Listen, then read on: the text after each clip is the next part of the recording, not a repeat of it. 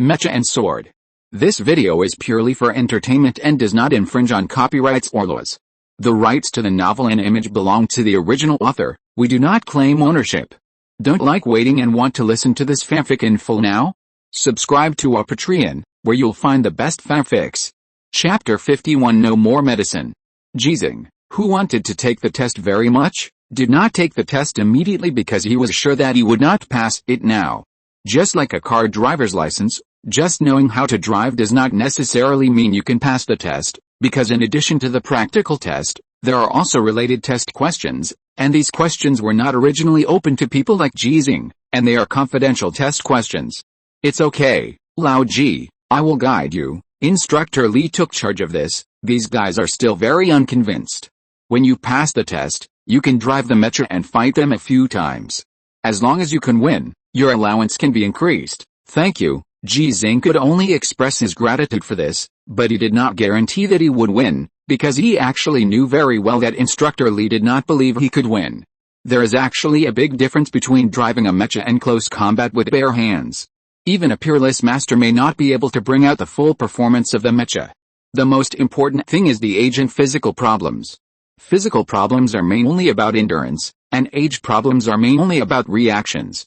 In fact, both of these are physical problems, and they will continue to decline with age, and both are very critical for driving mechas.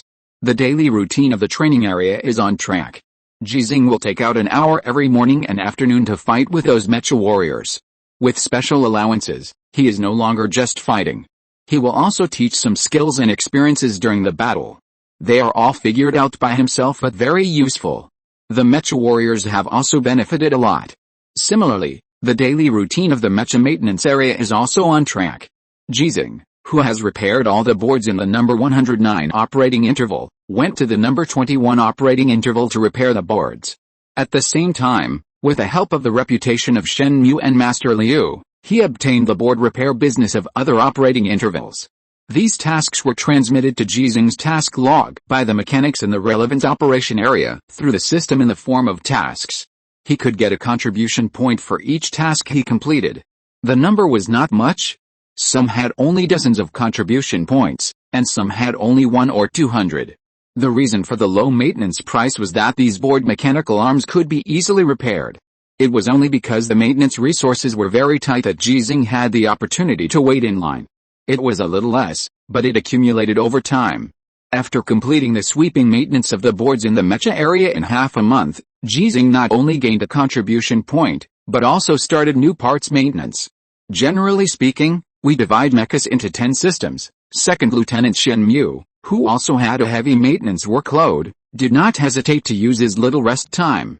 He started a cramming teaching mode, allowing Ji Xinghe to combine relevant information and absorb the knowledge related to mecha maintenance and driving. He had learned a lot of knowledge by himself before, but because of the authority issue, he could only see and learn some confidential information now. The engine system is similar to the engine of a car. We generally call it an engine on a mecha. There are two types of energy that allow the engine to exert its power, namely nuclear fuel cells and miniaturized nuclear reactors. At present, only the real exclusive mechas, that is, the mechas used by ace mecha warriors, can be equipped with nuclear reactors. It's not that they are reluctant, but the cost of that thing is really too high. The engines of the standard mechas of the 36th generation of the Federation are, the transmission system. The energy generated by the nuclear fuel cell cannot directly make all the engines of the mecha generate power, nor can it make all the positions of the mecha have power, so the transmission system is needed to transmit energy. You should have no problem in this regard, Lao Ji, that is, those energy transmission plates. Speaking of which, I always feel that that thing is a bit like some kind of magic rune, and the energy transmission plate is like some kind of magic material, and the engraved patterns are like enchantment. Lao Ji, if there is magic in this world, you must be a great magician, or at least a great alchemist. Ha ha ha. The skeleton system is mainly used to carry armor, plug-ins, transmission, energy, output and other subsystems, just like the skeleton of our human body. The difficulty in repairing this system lies in the joint system, which is the system that allows the mecha to turn, maneuver, and perform various tactical actions. Armor system, weapons system, there is no need to say more about these two. As the name suggests, our mechanics are generally only responsible for the armor system. The weapon system can even be regarded as another classification of mechanics. By the way, I will tell you a secret in secret. It is not a secret. It can be used on the mecha of the ace mecha warrior in a year at most. The Research Institute is studying energy field generators, which can give the mecha an energy shield. This is a new generation of armor system. The plug-in system cannot be installed inside the mecha, but can only be installed on some external auxiliary, and functional equipment mounting points. Perception system, radar, vision, hearing, communication, infrared, temperature, air pressure, etc. The master control system is the smart chip in the mecha. I am not very good at this. I am good at mechanical related things. You should be the same as Lao Ji. There is also a control system. Life support system. Ji Xinghe is constantly growing up. Shen Mu, a talented mechanic who is a professional, can be of great help to him, a mechanic who was born in a wild way. The knowledge he learned by himself gradually merged into one and blossomed with the light of learning by analogy. However, he did not think that Shen Mu was completely right. For example, Shen Mu was not very proficient in the master control system of the mecha, but he could be proficient, because he had previously taught himself programming and chip design related knowledge.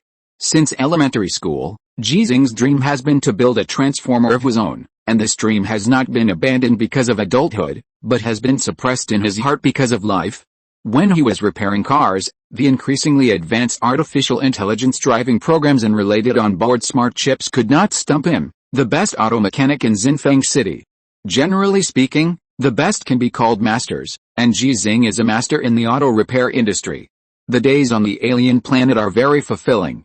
Ji Xinghe, who has 3 part-time jobs, still needs to learn to improve himself, but he does not feel tired, because he can clearly feel his own growth, and can also see that his contribution points are constantly increasing, getting closer and closer to the high medical expenses needed to treat his granddaughter. Yes, Ji Xinghe has 3 part-time jobs, and his qualification for the actual machine test in the mecha area has not been deprived, and he has a salary to get. Maybe it's because there were no problems in the previous tests, maybe it's because of the guarantee of Master Liu and Shen Mu, or maybe it's because Ji Xinghe's role in base number 6 is becoming increasingly important. There may be many reasons, but no matter what the reason is, his previous 2 violations and subsequent violations did not encounter any formal form of accountability. Lieutenant Colonel Chen soon did not stop or urge Ji Xinghe to take the exam, as if he acquiesced that Ji Xinghe could pass the exam in the final analysis. It's what he said to Ji Xinghe: people and things should be used to their full potential. Time passed unknowingly, and Ji Xinghe had been on the alien planet for a month. Ji Xinghe thought he could take care of his granddaughter like this until he sent her back to the blue planet, but he once again felt the injustice of heaven not fulfilling one's wishes. I'm sorry, Mr. Ji, we are out of medicine. The medicine is Xingxin's medicine, and also Ji Xinghe's life. Why? Because the war is intense, and this kind of medicine can only be produced at base number 3, and we are occupied by the empire between us and them. What about the individual starship? What about the spacecraft? Transport from space? Faced with Ji Xinghe's questioning, the doctors at the base remained silent, not because the doctors didn't know why these methods were not used, but because the answers were too cruel. Chapter 52, Instructor, I want to drive a mecha. The blind man finally saw Ji Xinghe, because he had installed a mechanical eye, which can be regarded as a kind of mechanical prosthesis. But what the blind man didn't expect was that he didn't see Ji Xinghe in the training areas he expected, nor did he see the Ji Xinghe who he heard from Wang Jiui and others, who was 65 years old and as powerful as a tiger and could fight 3 opponents alone. This was an old man who didn't have much energy and spirit.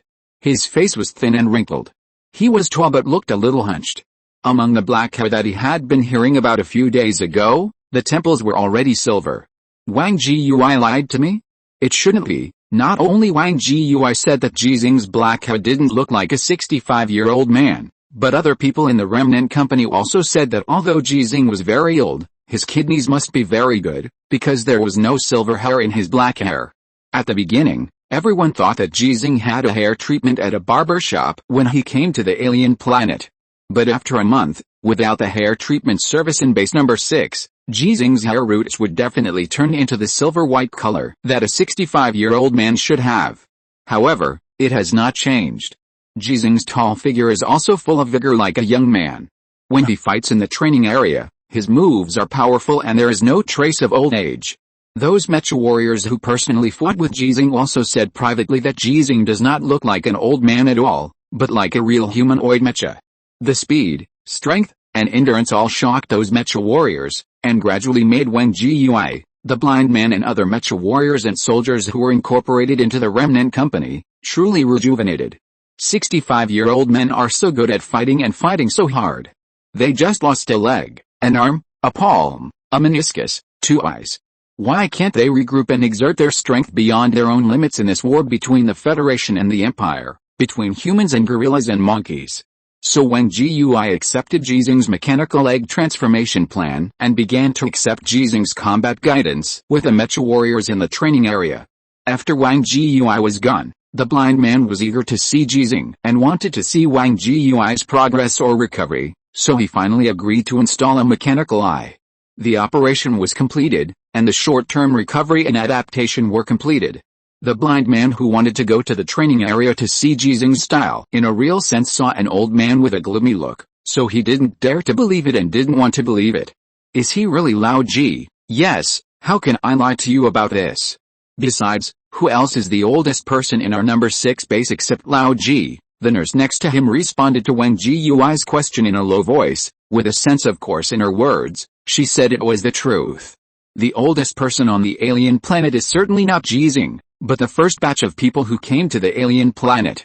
They have been on the alien planet for more than 30 years, from the age of 30 or 40 to the age of 60 or 70, and have witnessed the history of mankind on the alien planet. But these people are very few, and the few who are left are all in base number 2. Before Ji Xinghe arrived at base number 6, the oldest was only 50 years old, and he was the commander-in-chief of base number 6. It can also be said that Ji Xinghe raised the age limit of base number 6 by nearly 15 years by himself. Then why is he? The blind man didn't know how to ask. When he really saw Ji Xinghe, he felt too disappointed because his expectations were too high. The nurse was stunned for a moment and then understood. After sighing, she continued to answer in her low voice, "It's all because of poor Xinghe. Sister Rong wanted Xinghe to return to the Azure Star as soon as possible, so she had been giving Xinghe non-standard treatment. After Sister Rong left, Lao Ji also liked Xinghe very much. I don't know where he got the contribution points to give Xinghe non-standard treatment, but now there is no medicine." The blind man was a little confused. He seemed to understand what he heard. Sister Rong? Non-standard treatment? No medicine. The nurse hesitated for a moment and then spoke. Well, there is nothing to hide. Many people in the base know it. Xinghe is Lao Ji's granddaughter and the daughter of my colleague Sister Rong. She had congenital problems after being born on an alien planet and could not return to the Azure Star to live. You should know this. You have been trained and you are asked to take care of yourself. The blind man did know that the management of the Federation was actually very humane. Even for the military camp is actually a combat base, and those that are generally called bases are living bases. Soldiers in the barracks, whether they are mecha warriors or regular soldiers, actually have holidays. They can come to the base to rest during non-war time. Compared with the Blue Star, the living and entertainment facilities of the base are not worth mentioning, but they are precious on alien planets. Soldiers and base personnel can fall in love freely, which is not prohibited. The only thing that is prohibited is infertility. To be more precise, infertility is prohibited on alien planets. Without saying too much, the blind man has already understood the reason why Ji Xinghe suddenly became like this. So he also asked the question that Ji Xinghe has been asking these days. Where are the medicines? They're all used up. Have someone send them over. Aren't there supplies sent from Azure Star every month? What's a little medicine? How much transportation space can it take up? But this medicine is not sent from Azure Star, but from base number 3. Azure Star doesn't have it, but base number 3 does. You can apply for Azure Star to produce it. A little medicine doesn't require a production line. It can be prepared in the laboratory, and it won't take up much transportation space, but the problem is time. If you apply now, it will take at least 3 months for it to be delivered. Although the base has supplies and personnel every month, the voyage from Azure Star to the alien planet is about 3 months, which means that the supplies for the next 2 or even 3 months have already departed from Azure Star, and no one has submitted relevant applications before that. The blind man has served on the alien planet for 5 years, so he understood it as soon as he heard it. He also knew that the facilities in base number 6 were not complete, and each base on the alien planet had its own specialty. What's going on with base number 3? Base number 3 is fine for now, but there is something going on between us and base number 3. We can't get through on the ground and it's hard to get through in the air. There are no planes on alien planets. Drones can fly but there are communication restrictions. There are no planes on alien planets because the atmosphere is very, very thin. Helicopters are ruled out first. There is not a single helicopter on alien planets. All jet planes and fighter planes are also not good. Their principle is that a large amount of high temperature and high pressure gas is produced after the air and kerosene are burned in the combustion chamber. The force of the backward ejection forms a reaction force with the external air. The reason that propels the aircraft forward is also because of the thin atmosphere of the alien planet. The air intake cannot be normally inhaled or pressurized. The kerosene cannot be fully burned, let alone release high temperature and high pressure gas. It is useless to release it because the thin atmosphere cannot provide enough reaction force. It's like a person on land will not generate propulsion by drawing his hand through the air, but can swim in water. Where's the single soldier starship? Where's the spaceship? There are only 2 types of transportation that can fly on alien planets, and these are the 2 types the blind man asked about. The former is what Ji Xinghe once tried to steal, and the latter is what Ji Xinghe has taken.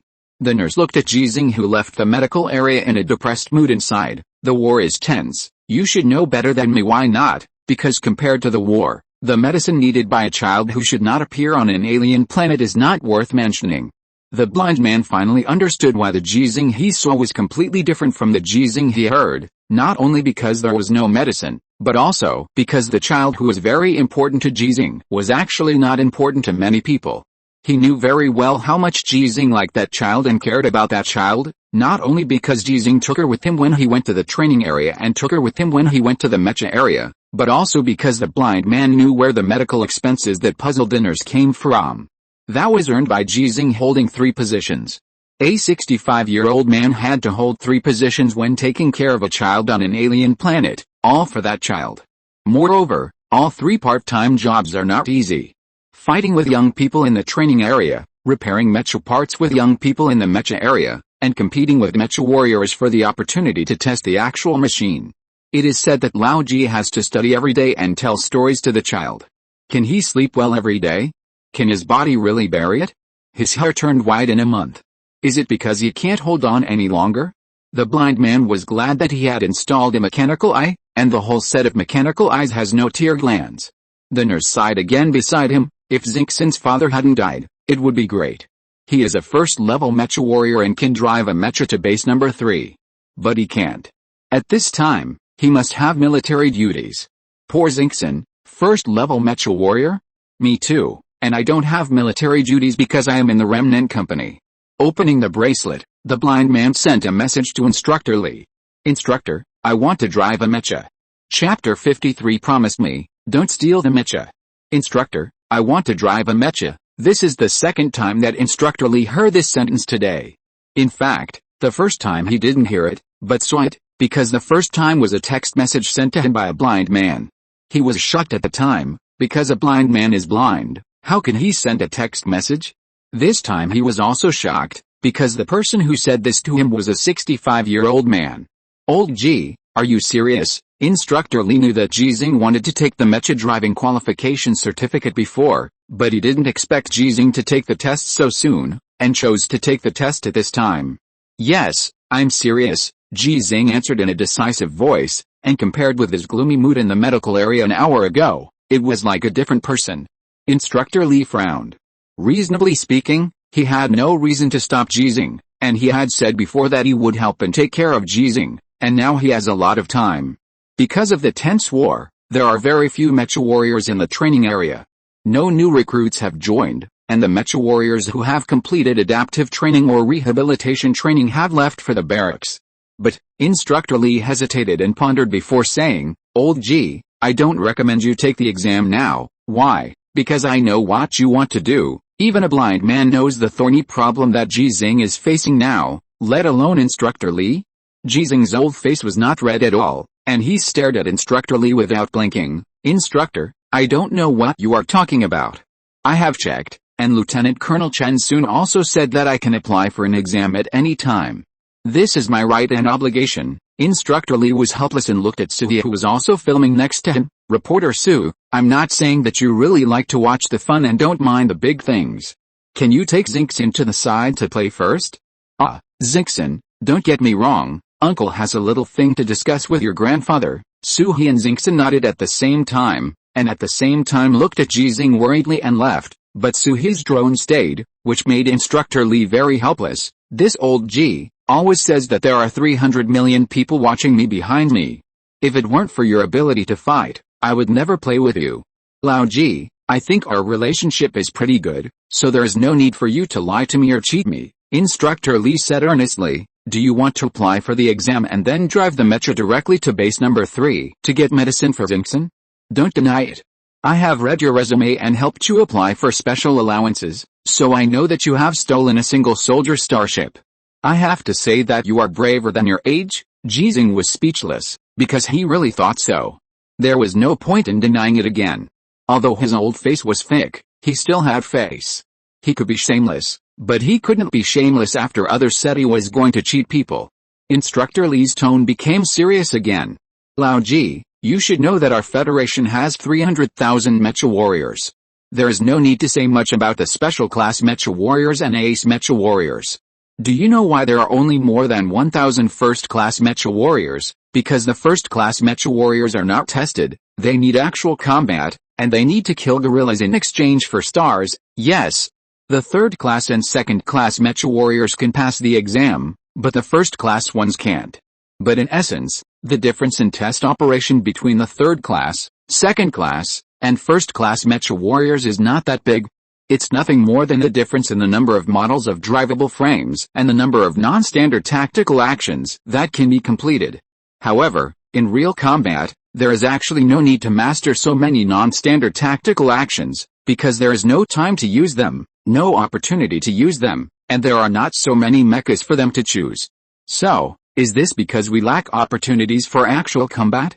No, it's because we don't have so many mechas for 300,000 mecha warriors to use. I think you should be very clear about this, and you are deeply touched now, right? As a mechanic, Ji Xinghe certainly felt deeply touched. Parts such as energy transmission boards must follow the standard of repairing them instead of replacing them. Robotic arms and machine tools need to be lined up. The Federation is actually very short of resources for manufacturing mechas. 50,000 mechas. We only have 50,000 mechas in service now, but we still have 300,000 mecha warriors. Instructor Lee sighed. If a mecha is broken, it can be repaired, but a dead person cannot be resurrected. And if a person is broken, it's not that they can't be repaired, but just like when GUI and the others, they basically lose the possibility of driving a mecha.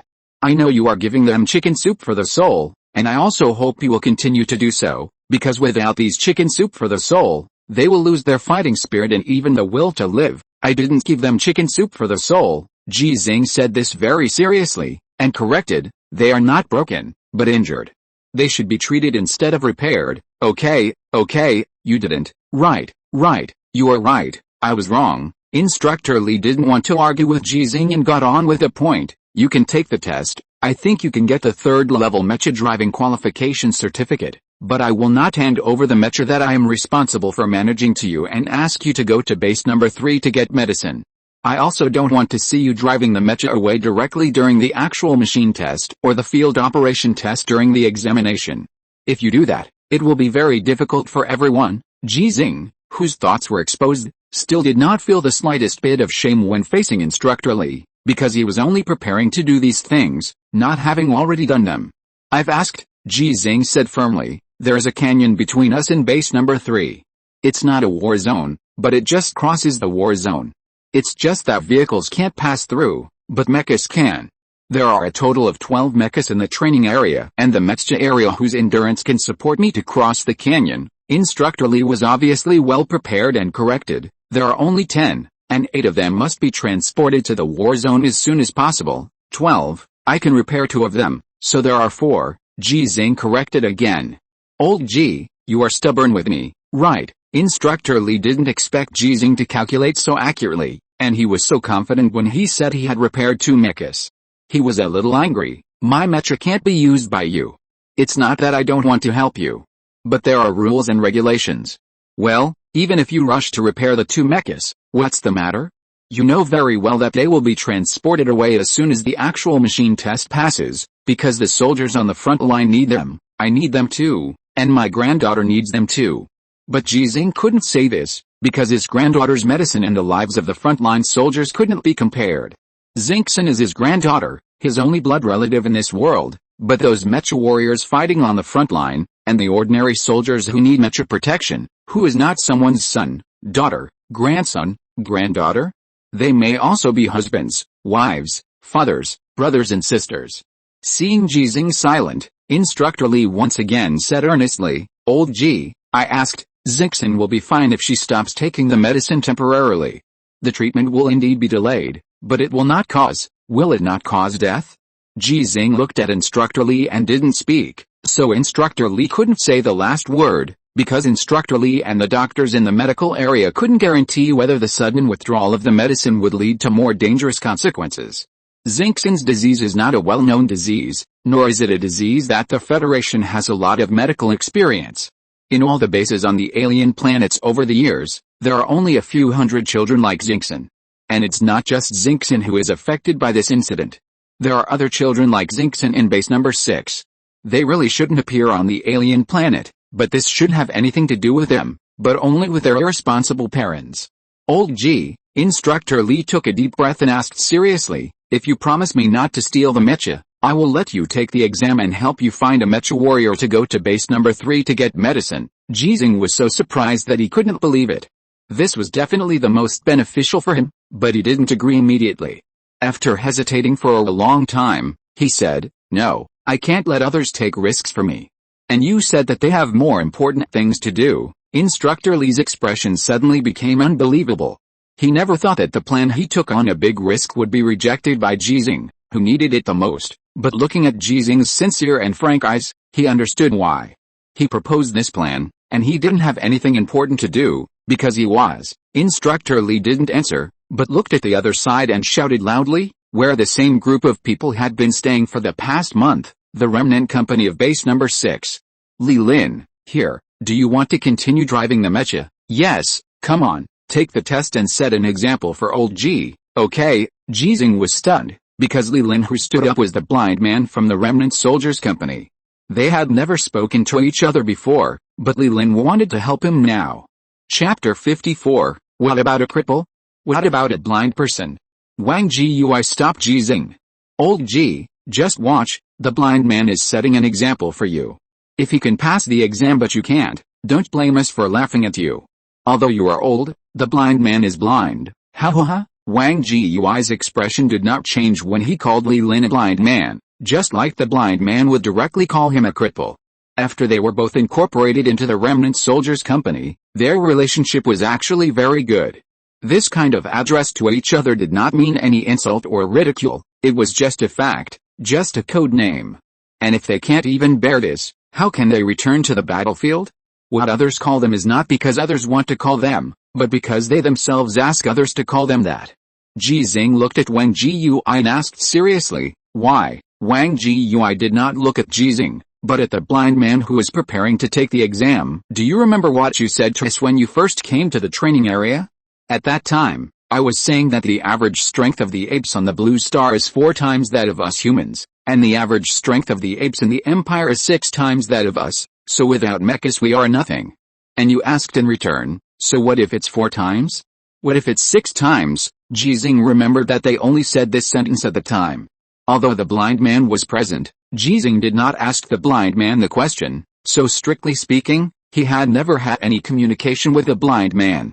If you hadn't run so fast, I would have definitely refuted you, because you have never been to a real battlefield, and have never fought against the imperial apes, so you don't know how terrifying they are. Of course, I wasn't afraid of them, and I didn't argue with you afterwards not because you were fighting 10 people alone. It's just that after the blind man listened to our description of your battle, he asked us 2 questions. What questions? The first question was, are you really 65 years old? We said yes. The second question was, did the 10 people who fought with you let you win? We said a little, but it wasn't really that much. Then what? Then the blind man got excited. His original words were, "How about 4 times? How about 6 times? How about a cripple? How about a blind man?" Wang Ji paused and added, "From that time on, he asked us to call him blind, and he insisted on calling me cripple. The brother who lost his meniscus was called cripple by him, and the brother who lost an arm was called brother left hand." We had no objections, not only to the name, but also to his words. Ji Xinghe understood, but Wang Ji didn't know that Ji Xinghe understood, or he didn't care whether Ji Xinghe understood or not, and continued to say what he wanted to say. "We are all useless people, Lao Ji. You are the same as us. Your age problem is actually bigger than our physical problem, but you can beat them to give you special allowances. You really didn't help the blind man, but what you did is the greatest help to us. Your help to me is also the help to the blind man and others. If I hadn't failed the exam yet, I would definitely go. Although the blind man is blind, his mechanical eyes are still good. He is the most confident person among us, so he has to go. Not only for you, but also for himself. He wants to prove that he can continue to drive the mecha and continue to fight. So Lao Ji, don't stop him. You can't stop him." Ji Xinghe was silent, looking at the blind man who had disappeared in the mecha. He really didn't know what to say. Because he was the only one in the world who knew best that he was not only helping these people in the remnant company, but also helping himself, and his starting point was actually selfish. And now, his selfishness made a blind man choose to drive the mecha again, and he was about to choose to accept a dangerous mission to go to base number 3 for him. Yes, the Grand Canyon is indeed not a war zone, but who can guarantee that the Empire's mecha will not appear there? Moreover, there are too many places on alien planets that have never been set foot by humans, and these areas are full of unexpected crises. If it is really just to drive the mecha to base number 3, why didn't anyone let him go, and no one let those intact mecha warriors go, or let the mecha warriors from base number 3 go to base number 6? The guilty Ji Xinghe did not stop the blind man. As the lame man said, he couldn't stop the blind man at all, and the blind man was indeed not just to help him. With the sound of clicking, the blind man drove the mecha in the training area and began to complete various standard tactical actions. Compared with the actual machine test after the mecha was repaired, the order of these standard tactical actions will be randomly disrupted during the test, and there will be certain time limits. The difficulty lies in that the assessment of the mecha driving qualification certificate requires the completion of non-standard tactical actions and on-site assessment, so it is not only a practical assessment in the base training area, but also a practical assessment in the alien surface environment. The blind man who changed his mechanical eyes had a very perfect assessment in the training area. The mechanical eyes, which were not as good as human eyes in terms of pixels and dynamic vision, did not affect his completion of the basic assessment. Both standard tactical actions and non-standard tactical actions were completed nearly perfectly. 699 points, passed the test. A mechanical electronic sound rang out in the training area. This was obtained by combining the intelligent program capture scoring with the manual scoring of instructors such as Instructor Li, with a full score of 750. Alice, Wang Ji sighed. The blind man's score was 709 before, but it doesn't matter. 699 is already very good, because 600 points can pass. After 700 points, it is difficult to improve every point. Old Ji, you must get more than 600 points, otherwise there will be no test after that. Ji Xinghe nodded and gave Xinghe, who didn't know what happened, but was still very worried, a smile. Lao Ji, it's your turn, Instructor Li reminded. Lao Ji, you two will each drive a mecha to the surface. Lao Ji, don't be impulsive. This is also one of the reasons why Instructor Li did not let Ji Xinghe take the exam before. If Ji Xinghe, the old thief who dared to steal the single soldier starship of the Xinfeng City Police Department, was really allowed to drive a mecha on the almost unlimited surface, it is very likely that he would just drive away. Okay, Ji Xinghe did not see the blind man get off the mecha, and he got into another mecha and started the assessment. After many actual machine tests in a month and the completion of theoretical knowledge, he was no stranger to driving a real mecha. One after another. Standard and non-standard tactical actions were completed by him, and Instructor Li and others who were responsible for scoring, as well as Wang Ji and others who had sufficient driving experience, nodded frequently. 699 points, passed. When the mechanical sound rang out, everyone was stunned for a moment. It was the same as the blind man? It was a bit of a coincidence, but no one thought much about it. It was not impossible to control the score accurately, but no one believed that Ji Xinghe could do it. Even Han Li was here, but not everyone believed that Han Li could control the score accurately. Everyone thought it was a coincidence. Beautiful old Ji, you can still get 699 points at the age of 65. You should have been allowed to take the test earlier to show those new recruits, Instructor Li said happily, and then looked at Su He and asked, Reporter Su, you took the picture, right? Edit this part and send it to me. I will show it to all the new recruits in the future. The 65-year-old old Ji can get 699 points, and Li Lin can also get 699 points. If they can't get it, how can they have the face to tell me that they want to drive a mecha? Okay, Su He smiled and responded, and Xinghe, who was following him, also smiled and clapped, whispering that Grandpa was awesome. This time, she didn't need others to applaud or cheer to give her courage, because she knew that she was no longer the unwanted child. She had a grandfather, a very powerful grandfather. Xinghe's applause led to the applause of the crowd. 699 points is indeed a very good result. Those with more than 700 points can be called geniuses. There are only a handful of people who can get more than 730 points every year. There was no problem with the subsequent surface practical test. The blind man and the old man did not have any problems, and their scores were also up to standard. And this time it was not exactly the same score. The blind man scored 3 points higher than Ji Xinghe, and no one was surprised, because the blind man had many practical experiences after all, while Ji Xinghe was driving a mecha in an alien surface environment for the first time. The exam is over, but only the blind man's exam is over. Ji Xinghe still has to take the written test. The blind man who had his certificate before does not need it. He just has some problems with his eyes, not his brain. And compared to Ji Xinghe, who is about to get a third-level mecha driving qualification certificate, the blind man still got a first-level mecha driving qualification certificate. He is still a first-level mecha warrior, because the mecha he drives can be sprayed with 11 gold stars, and limbs such as eyes can be damaged, and people can die, but the merits are indelible. I got it back, keep up the good work. The blind man looked at Ji Xinghe and said, Old Ji, don't say anything. Stay strong and wait for me to come back and fight you.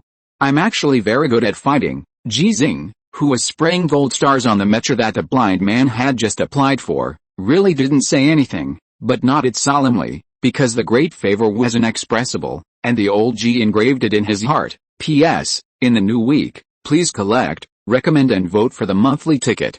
There are very few collections, only more than 2,000, and very few follow-up readings, only more than 100. Please help the bosses to support more. Love you. If you're listening to this novel on a channel other than Fanfic World, it means they downloaded and uploaded it without effort.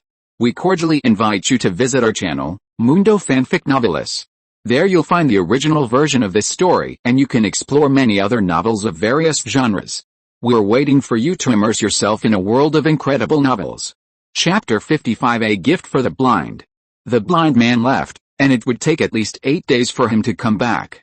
Ji Xinghe's life seemed to have returned to normal. He repaired the mecha when he needed to, did the actual machine test when he needed to, and went to the training area when he needed to. Although there were fewer mecha warriors in the training area, there were still some, and the people from the Remnant Company were also there.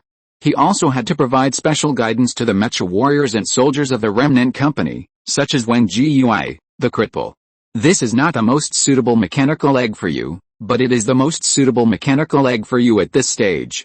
You don't have to get used to it, but you should control it as much as possible, just like controlling a mecha. Ji Xinghe once again made a subtle modification to Wang Jiyue's mechanical egg based on Wang Jiyue's training progress and results.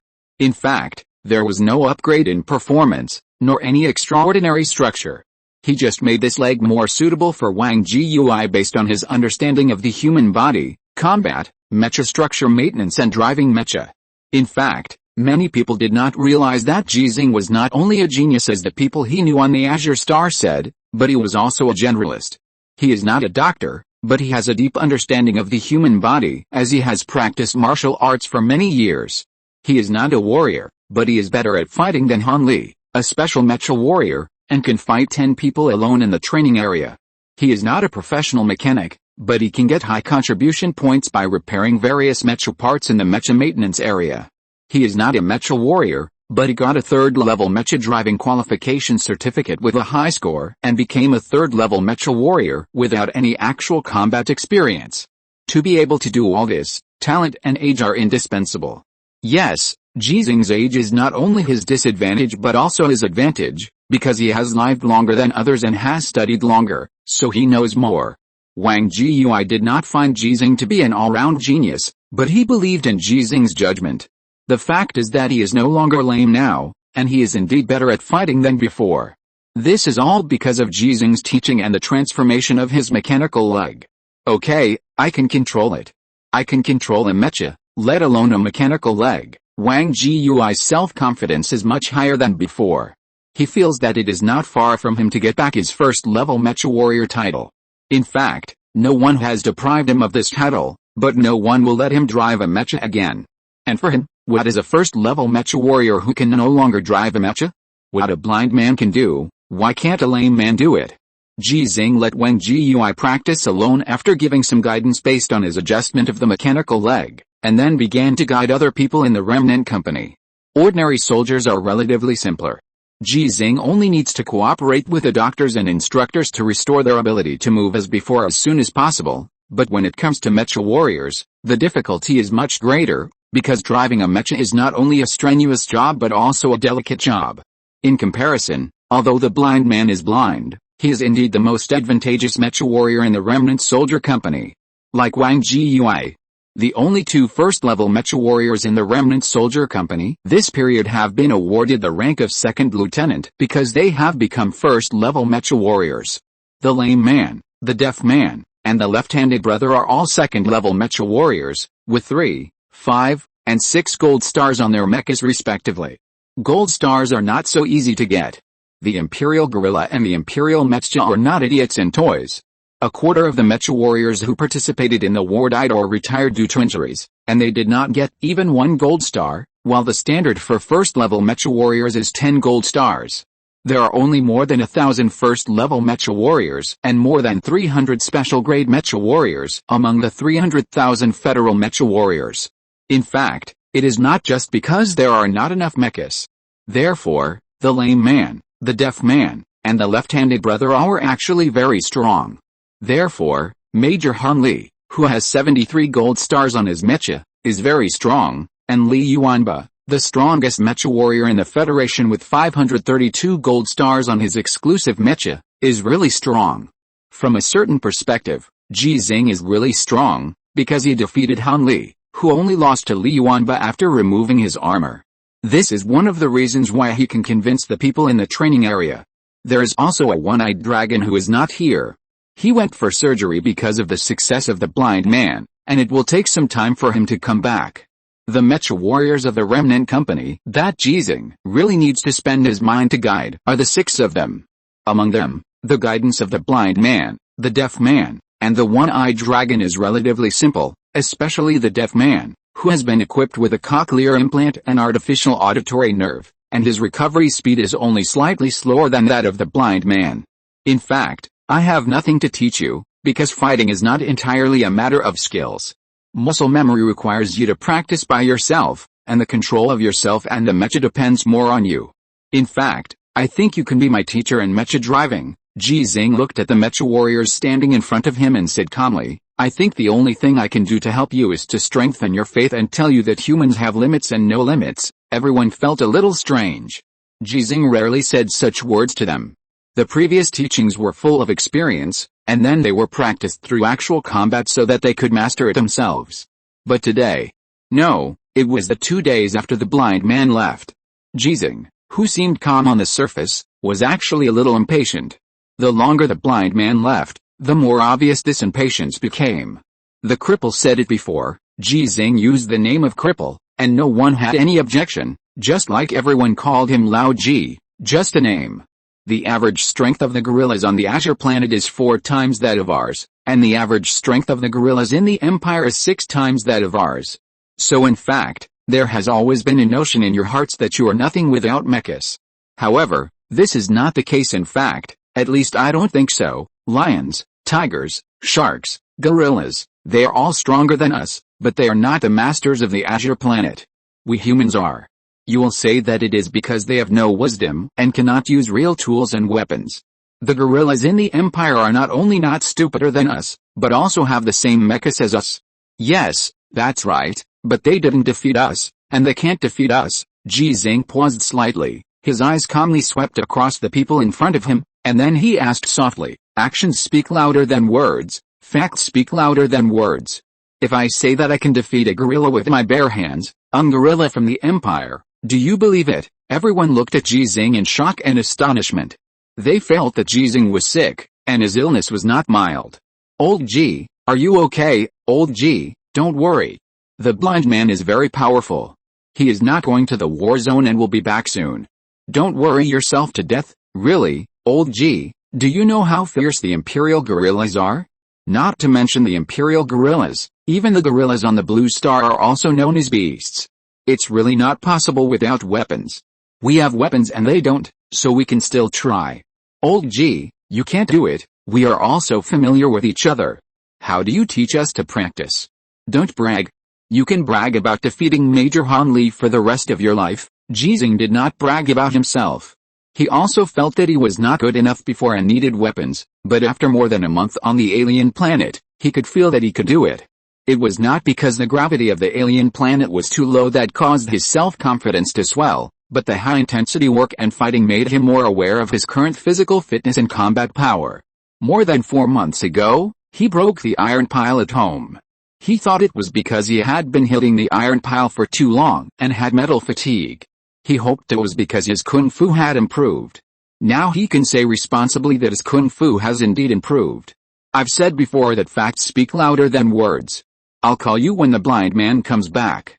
Please help me these few days and talk to Instructor Li and others to get his consent and help apply. Ji Xinghe's expression was calm. This is my gift to the blind man, and it's also my gift to you.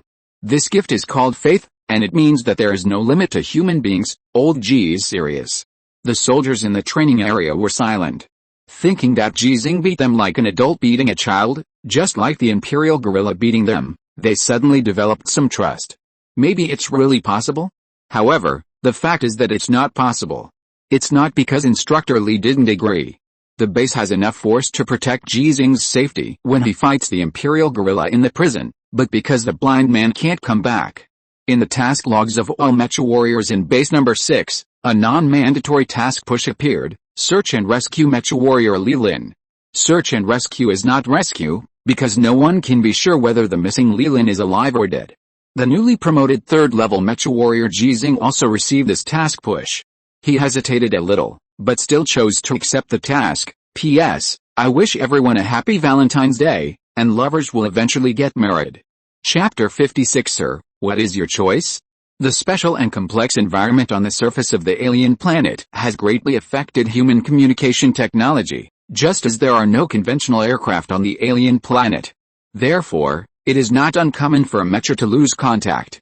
It is not just a single mecha that loses contact, but sometimes even an entire team loses contact. It may be because of the magnetic field movement of the alien planet. It may be because of various minerals that can release electromagnetic waves. It may be because the atmosphere is too thin to block the electromagnetic radiation generated by solar flares. But this time the blind man's loss of contact is somewhat rare. The high-altitude reconnaissance satellite did not capture any traces of the Imperial Army, and no Imperial mecha was found to appear in the Sanliu Canyon area for the time being.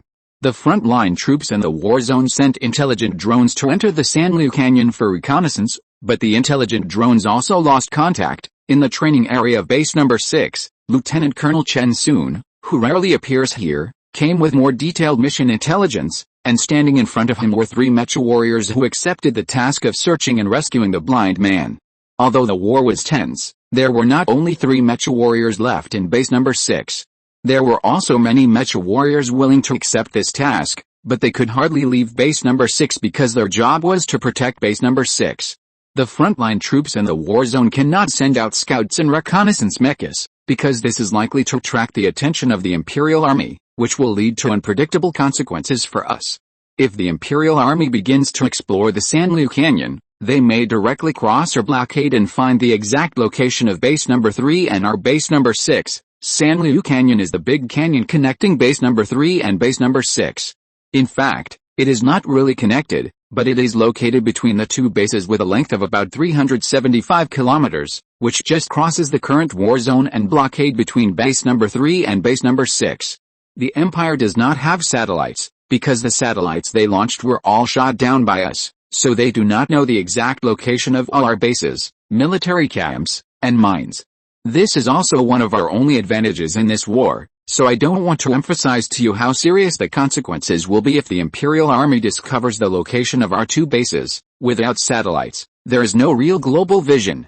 Ji Xinghe, who was at the scene, knew this very well, just like the panoramic map when he was playing games. The Federation, which has high-altitude reconnaissance satellites, is in a sense like a player who has activated a full map vision plugin, while the Empire, which has no reconnaissance satellites, can only rely on unmanned intelligent reconnaissance aircraft that have a short flight distance and are easily lost. Just like ordinary players, they can only see the illuminated areas on the small map. If the Empire's unmanned intelligent reconnaissance aircraft is shot down and the relevant reconnaissance and detection equipment is unplugged, the areas they could originally see will return to darkness. Lieutenant Colonel Chen soon focused his eyes on Ji Xinghe, with a blank expression and a stern tone. From this point of view, the mission goal this time is not only to search and rescue Lieutenant Li Lin and his mecha, but also to find out what abnormal situation has occurred in the 36 Canyon. If there is really an Imperial mecha that evades our high-altitude reconnaissance satellite and appears in the 36 Canyon, this mission will not only be very dangerous, but also related to the safety of the lives of more than 75,000 people in the two bases of base number 3 and base number 6, and the safety of all our blockade soldiers in this area, and also related to our strategic layout in the entire alien planet, and even the form of war between our Federation and the Empire. Ji Xinghe understood why Lieutenant Colonel Chen Soon said so seriously and why he looked at him, but he looked at Lieutenant Colonel Chen Soon without looking away. His posture was upright like a javelin. And his mental state was so good that people even suspected that Ji Xinghe had already taken the medicine, and suspected that he did not understand the great risks that this mission might have. After Lieutenant Colonel Chen Soon stared at Ji Xinghe for a while, his sight shifted to the two mecha warriors next to him. These two people were first-level mecha warriors, one of whom was a mecha warrior who is responsible for guarding the base and shifts and was transferred over, and the other was Wang Jiyue. I hope this mission is risk-free. It is because of the abnormal environmental interference in the Sanliu Canyon and the damage to Lieutenant Li Lin's mecha. The General Staff believes that the probability of this non-imperial factor is 93%, but there is still a 7% possibility. In the case that the front-line troops cannot send troops to the Grand Canyon, we can only send two mecha warriors to perform this mission. I hope it is you too. The deaf man in the distance clenched his fists, and his newly repaired nails were embedded in the flesh of his palms. There was a trace of blood but no one noticed. He failed the re-examination. He had more hope than the lame man and the left-handed brother, but he still failed. In the remnant company, only Wang Jiyue passed the re-examination except the blind man, and Wang Jiyue passed the exam half an hour ago, which was the third time he had re-examined in more than a month. Ji Xinghe also clenched his fists. If there were someone who could perform this mission, he should not have recommended himself, but just as he did not want a blind man to go for him at the beginning, he felt that this was his business, and he felt that he was stronger than Wang Jiyue and the first-level mecha warrior. But I can't decide which two of you go. This is not a combat mission in the pure sense, so it can't be decided by your strength. In a sense, this is actually a mission that relies on luck. As a soldier, I don't believe in luck, but many times we have to believe in luck. So, let's draw lots. Ji Xinghe's clenched fists loosened. He was not surprised that such a thing had to be decided by drawing lots. He had already inquired about it when he accepted this task, just like the death squads in ancient military formations were mostly decided by drawing lots. This actually has nothing to do with luck, but I just don't know how to choose. Instructor Li came over with a metal box in his arms. He was the first to walk in front of Ji Xinghe and whispered, "Old Ji, I admit that you have good test scores, better than Wang Jiyue, but this is not a joke. Think about your granddaughter. Don't reach out." Okay, Lieutenant Colonel Chen Soon, who was standing behind, frowned, but said nothing. Wang Jiyue and another first-level mecha warrior did not change their expressions, and they didn't want Ji Xinghe to go either. But Ji Xinghe stretched out his hand without any hesitation and put it into the metal box, grabbing 3 metal balls and feeling them. "It's for my granddaughter," so I must go. Ji Xinghe didn't say this in his heart, but silently took out his right hand and unfolded it. It was a round black ball, which was almost the same as the other two balls in size, weight, shape and color, but there was a very short red line on it, which was painted with paint. No, do it again. Wang Jiui was the first to disagree, because the red line represented that Ji Xinghe was going. Shen Yu in the distance hadn't seen the ball in Ji Xinghe's hand yet, but he understood what Wang Jiui said, and the second one to disagree. Lao Ji cheated, he is an 8th level fitter, he can feel the difference between the 3 balls. Really, believe me, although it sounds a little incredible, but Lao Ji can really feel it. Do it again. Let Lao Ji touch it last. 3 metal balls, 2 represent participation in the action, and 1 represents non-participation. The probability of the person who touches first not participating in the action must be the highest. Another first-level mecha warrior also said, I think, we are in the era of intelligence, there is no need to be so primitive to draw lots. Let the central computer of the base draw randomly. The central computer can be completely random or controlled manually. Instructor Li turned his head and looked at Lieutenant Colonel Chen Sun. He was the only one who could make a decision, but Lieutenant Colonel Chen Sun, who is always cold and ruthless, hesitated this time. Ji Xinghe was afraid of this kind of hesitation. When he was on the Blue Star more than 4 months ago, he also witnessed this kind of hesitation and rejection for various reasons, and his choice at that time was to use paging. Although Suhi is next to him now, Suhi cannot play a key role in such occasions. The difference is that paging was live at the time, while Suhi was recording. Ji Xinghe suddenly spoke up, and his temper that was willing to sacrifice his life after his son died appeared again. In 1 second, I can break both of their legs, don't force me. Everyone was shocked. If there were no last 3 words, Ji Xinghe was just stating a fact, but with the last 3 words, this is a threat. Wang Jiui, who had been beaten by Ji Xinghe many times, and the first-level mecha warrior who had also been beaten by Ji Xinghe in the training area, naturally believed in Ji Xinghe's strength. The two jumped away without hesitation and wanted to stay away from Ji Xinghe. However, before they could feel the extraordinary jumping height and distance in the low-gravity environment of the alien planet, they suddenly felt their necks tighten. Ji Xinghe, who is 1.92 meters tall, stood there with 2 first-level mecha warriors in each hand, looking at Lieutenant Colonel Chen Sun as if he was holding 2 little chickens. Sir, what do you choose? Chapter 57 Worshipping God is not as good as becoming a god. Ji Xinghe finally has his own mecha, although it is only temporarily his. This is a Federation's 16th generation standard mecha, and it is also the model of the mecha that Ji Xinghe drove during his first actual test. Like that mecha, this one has also just been repaired. The 4.2 meter high mecha is actually not that high, because Ji Xinghe's height has recovered from 1.9 meters to 1.92 meters, but when Ji Xinghe stands next to this mecha, it still gives people the feeling of a child standing next to an adult man, because the mecha has not only height but also width and thickness. Just like a 4.2 meter long car can also seat 5 adults, and the trunk can be squeezed to fit things. In fact, the Federation's first mecha was only more than 2 meters high. It is better to say that it is an exoskeleton armor than a mecha, which is an upgraded version of a conventional spacesuit. The average weight of a spacesuit that can protect humans from surviving on the surface and in space of an alien planet is as high as 60 kilograms. The weightless environment of space is better, but in the low-gravity environment of the surface of an alien planet, an overweight spacesuit will affect human mobility. Exoskeleton armor can provide protection and also provide a power system based on the mechanical structure itself. The Federation's mecha is also derived from exoskeleton armor. The mecha is not Gundam but mobile armor. A single soldier mecha that exceeds 5.5 meters can be called a heavy mecha. The firepower and armor thickness of heavy mechas are indeed far superior to conventional single-soldier mechas, but their flexibility will be greatly reduced. When facing artillery fire, they can only treat themselves as targets and resist them, and their end is often miserable. Just like those imperial mecha formations, after their precise location was discovered, they began to encounter fire coverage from space. Their air defense system could not completely block all firepower. Compared with the Federation mechas, many of the Imperial mechas, which are taller and heavier than the Federation mechas, were damaged in such fire coverage attacks.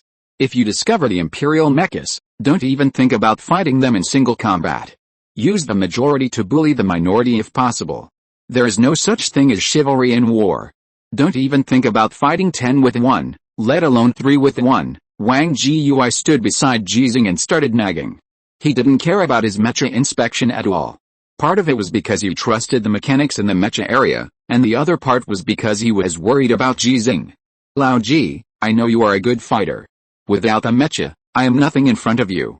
Even 10 of us cannot beat you. I am even willing to believe that you can fight the unarmed imperial guerrillas in a duel with your bare hands, but it is not certain with a mecha. Not to mention Major Han Li. Even Major General Li would find it difficult to fight 10 alone, because the real battlefield and battles are very complicated, and it is easy to lose sight of one thing while focusing on another. So, if we really encounter the Imperial mecha, you must not be impulsive. The most important thing for us to pass on the information is to pass on the intelligence, and saving our lives is the second most important thing. This time it is not a mission to fight to the death, and we have no positions to defend. The Major General Li mentioned by Wang Jiyui is Li Yuanba, the only mecha warrior who can get the rank of general. The other 8 ace mecha warriors in the Federation have the highest rank of colonel, and the rest are colonels or lieutenant colonels, because mecha warriors are just soldiers after all, and they are just good at fighting. To become a general, you need more than just the ability to fight, or even the ability to fight, such as Major General Tu Yuan, who Ji Xinghe once said he wanted to beat 10 of them. There is also the choice of weapons. Newcomers usually believe in bullets and shells, and will choose to carry machine guns or gun barrels on their mechas. But the effect of both bullets and shells is actually not good. The armor defense of the Empire mecha is very strong, and so is ours. It can also evade. It is very difficult to use the guns on the rack to hit the vital points. Moreover, driving a mecha to fight is generally a close-range battle, and using more powerful weapons may also hurt yourself. The most important thing is that if the bullets and shells are empty, the machine guns and muzzle pendants will become a burden. While Wang Jiyui was talking, Ji Xinghe had already chosen the weapons of his mecha, not the weapon system but the weapons, because Ji Xinghe only chose 2 knives. What kind of knife is this? Why haven't I seen it before? Is it a little too short? Wang Jiyui was stunned for a moment. The knife that he, a first-level mecha warrior, had never seen in battle was naturally designed and made by Ji Xinghe himself. Judging from the length of the 2 knives, compared with a mecha that is as high as 4.2 meters, the 2 knives look a little too short. 8-cut knife, Ji Xinghe gave the answer, but it was not the correct answer, because the 8-cut knife is actually a kind of knife technique rather than the name of a certain knife. The knife itself can also be called a palm-shaped knife. It is composed of 2 knives of the same size, usually only the length of an adult's arm. After separating them, they look like a butterfly when laid flat and crossed, so some people call it a butterfly knife or a butterfly double knife. Some people also use a long and short double knife. After reaching a certain level, it doesn't matter if there is a knife in hand or not, because what is practiced is the law, that is, the knife technique is the law of the 8 methods of Yangtze, so it is named the 8-cut knife. After accepting the task and confirming that he was driving the 16th generation standard mecha of the Federation, Ji Xinghe personally built 2 8-cut knives for mecha in the mecha area. Because they are too simple, they are not difficult to make. The length of the blade and the handle is only 1 meter. Because of its width and handguard, it is considered a bin knife for humans, but it is too small for mecha. Lao Ji, I was wrong. I shouldn't have told you that mecha battles are all close combat. Wang Jiyui looked at the 2 knives and felt a little flustered, although he didn't think he would encounter a battle this time when he went to Sanliu Canyon. In fact, it's not that close. You are a martial artist. Don't you know the principle that an inch longer is an inch stronger? And there is no need to use 2 knives. You can equip an alloy shield.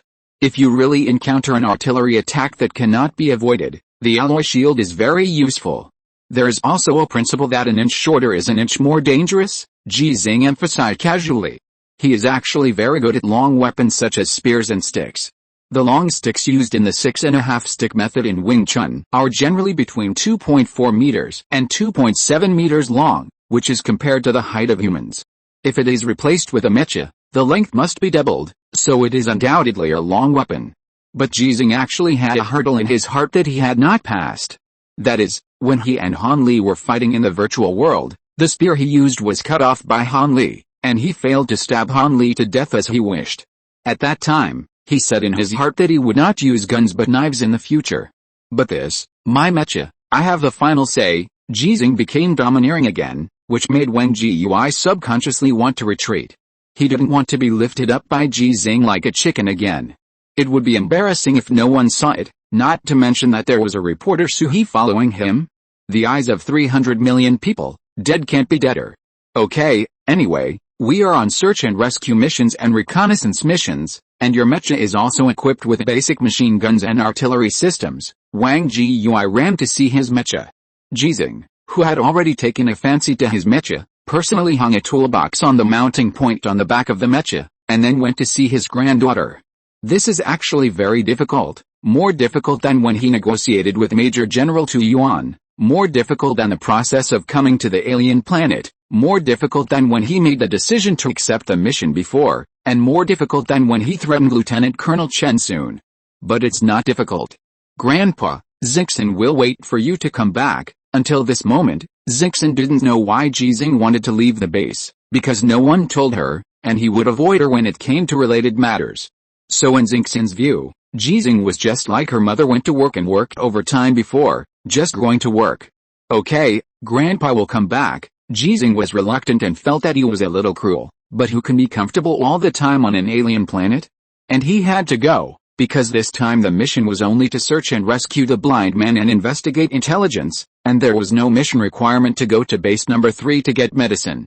Wang Jiyui would be willing to help him, and the blind man would also be willing to help him, but he couldn't always count on others to help him, and the blind man now, he remembered the blind man's kindness. Shen Mu, who was not far away, was eavesdropping, and after hearing Ji Xinghe's words, he couldn't help but slap his thigh. So he next to him frowned. What's wrong? It's over. Lao Ji has set a flag, just like a blind man. People usually say this kind of things in TV dramas and movies. What bullshit. Blah blah blah. Ah. Oh, sorry, I'm wrong. I was a bad mouth. Blah blah blah. Sui sighed. Actually it's okay. Lao Ji doesn't care about this. Why? Aren't older people very superstitious? Because Lao Ji is a mechanic like you. Because, do you know what Lao Ji said when I advised him not to go and said that I could ask Lieutenant Wang Jiyui to help get medicine from base number 3? What did he say? He said, it's better to rely on yourself than to ask others. And it's better to become a god than to worship God. P.S. I wish all the bosses a happy Lantern Festival and good health to your family. Chapter 58. Did you see the gold star on my mecha? In the Grand Canyon with an average depth of 3,500 meters, the blind man was running desperately without looking back, but he could still clearly see the 3 imperial mechas chasing him, because he was no longer blind, and there was a camera behind his mecha's head. The sight brought by the mechanical eyes was still a little unfamiliar. When he saw things, it was like watching a video with people through an ancient mobile phone screen, but he would never mistake the 3 mechas for imperial mechas. The imperial mechas originated from the Federation mechas, because the imperial guerrillas did not need to wear bulky spacesuits on the alien planet before. Relatively speaking, the much lighter spacesuits made them, who were already amazing in combat power, increase their combat power again on the alien planet in the low-gravity environment. When they ran, the bullets fired by heavy machine guns could not catch up with them. It was not because they ran faster than bullets, but because they ran faster than the federal soldiers who fired the guns, and faster than the aiming and moving speed of the muzzle. In this case, when the combat distance was shortened, the strong physical fitness of the imperial guerrillas combined with the weapons formed a crushing slaughter of the federal soldiers. So the Federation had mechas, recovered the resources of the occupied bases and rebuilt new bases, as well as military camps, mining areas, blockades, etc. But in addition to guerrillas, the Empire also had very smart monkeys. According to the intelligence obtained by the Federation, the guerrillas in the Empire were all warriors, while the monkeys were all technical monkeys such as scientists and mechanics.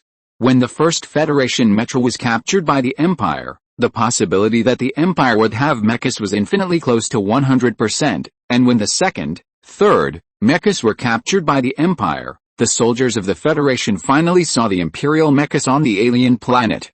The first generation of Imperial mechas were very similar to the Federation standard mechas, and the structure was more crude, but this simplicity did not affect the combat effectiveness of the Imperial mechas, because the physical fitness of the Imperial guerrillas far exceeded that of the Federation humans. The mechas they drove might be weaker than the Federation mechas in performance, but they were generally stronger than the Federation mechas in combat effectiveness.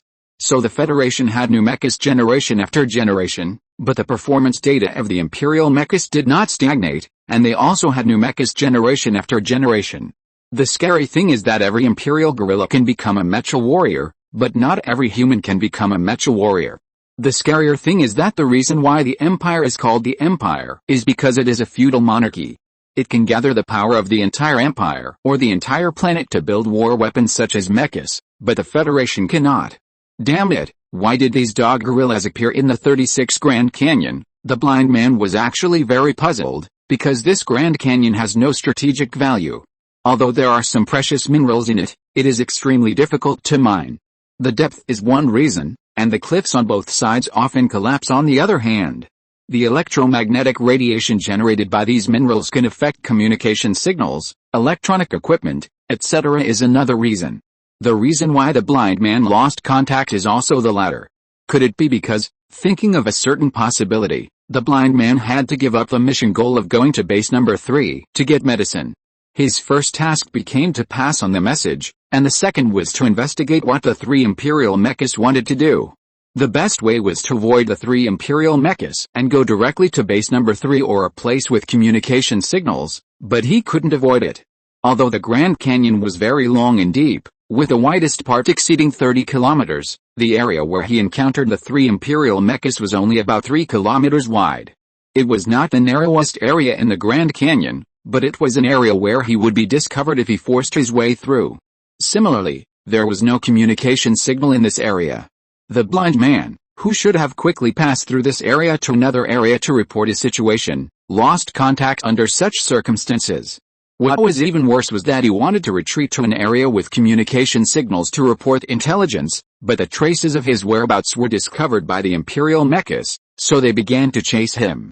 The blind man could actually run away, because he was far away from the Imperial mechas when he was discovered, but he did not choose to escape at full speed, and even chose to keep teetering. Even if the distance between the two sides was constantly shrinking, he would do so, because no matter where he ran, he might bring the Imperial mechas to the Federation base. I can die, but the location of the base cannot be discovered. Well, this is my last words.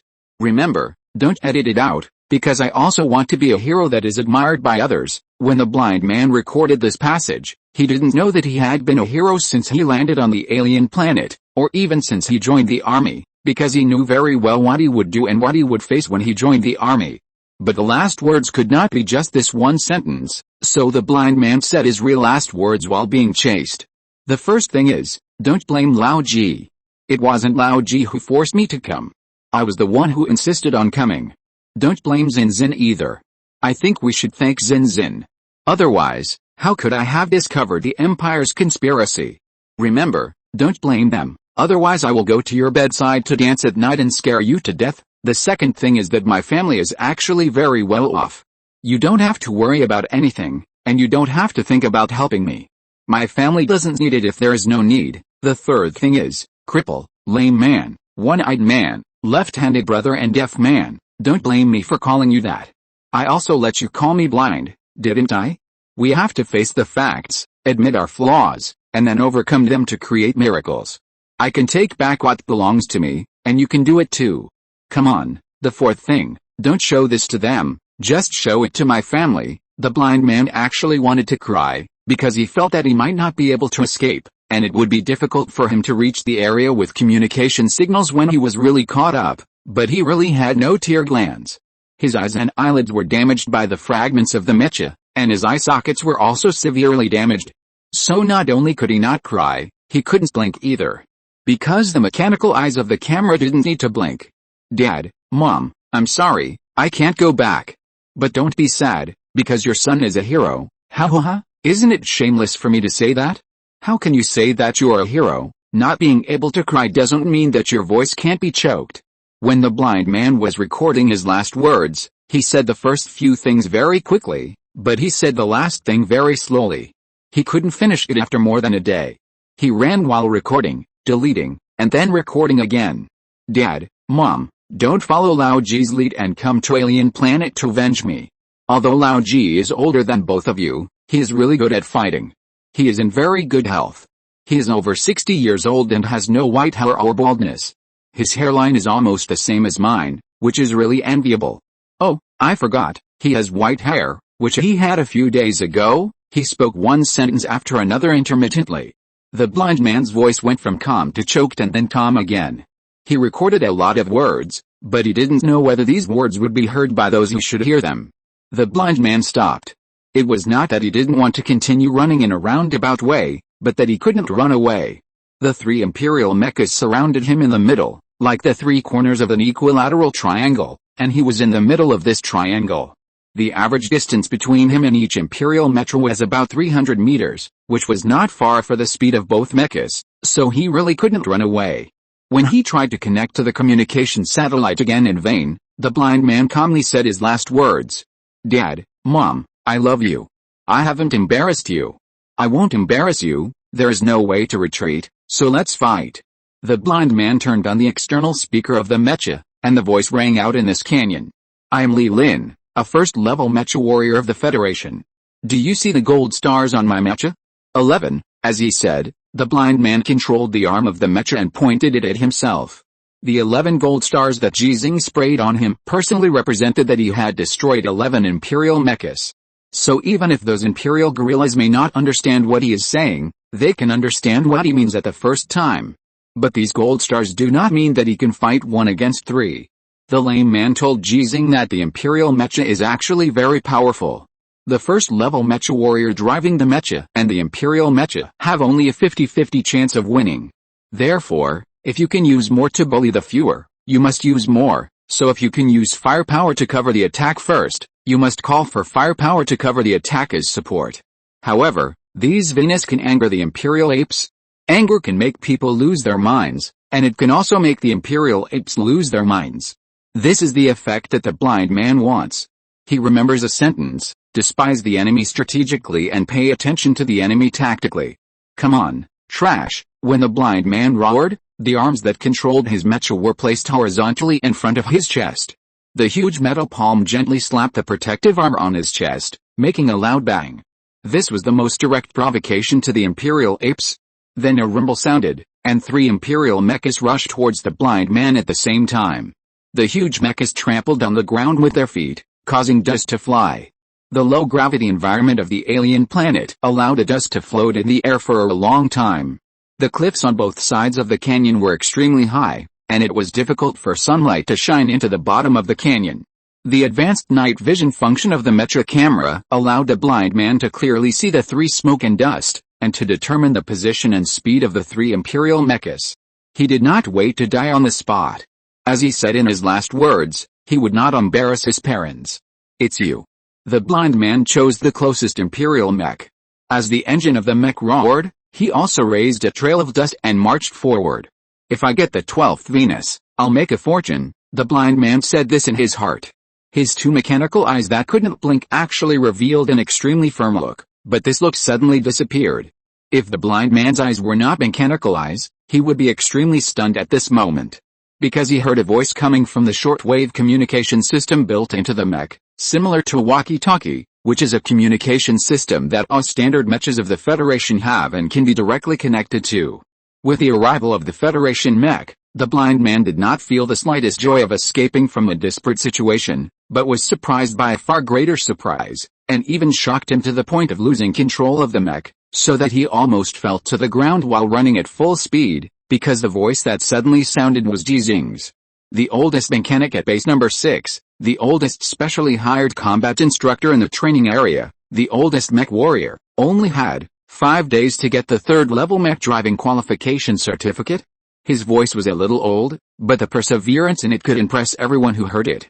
Ji Xinghe said, blind man, do you believe me? Thanks to a big white bear, 498 starting coins, for the reward. Thanks to book friend 201806070745474484, 3,000 starting coins, for the reward, and thanks to book friend 201802051749000767, 2 starting coins, for the reward.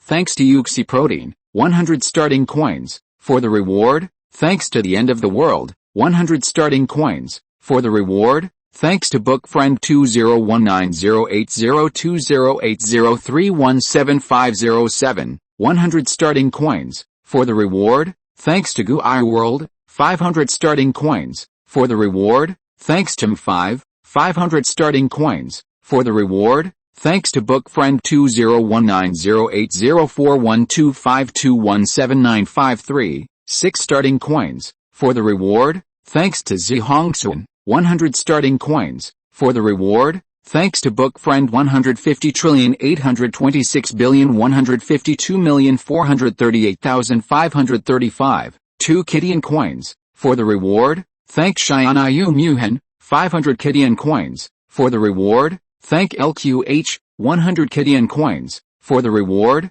thank you for the reward of Yao Miao Xinhua, 100 Kidian coins, thank you for the reward of Huagusheo Dongwa, 2 Kidian coins, thank you for the reward of K Zujia, 100 Kidian coins, thank you for the reward of book friend 202112195560137 100 Kidian coins, thank you for the reward of Guyu Fen, 100 Kidian coins, and thank you for the reward of Zhezian 40,000 years, 300 Kidian coins. Thank you all, I love you. Chapter 59 I am a mechanic. Lao Ji, we have also lost contact with the base, but don't worry, this is normal. We will be able to restore communication after passing the front section. The cripple's tone was very relaxed, without any tension. After all, he was a federal first-class mecha warrior with 12 gold stars on his mecha. And he had to appear relaxed and calm, because he was accompanied by the oldest recruit in the Federation.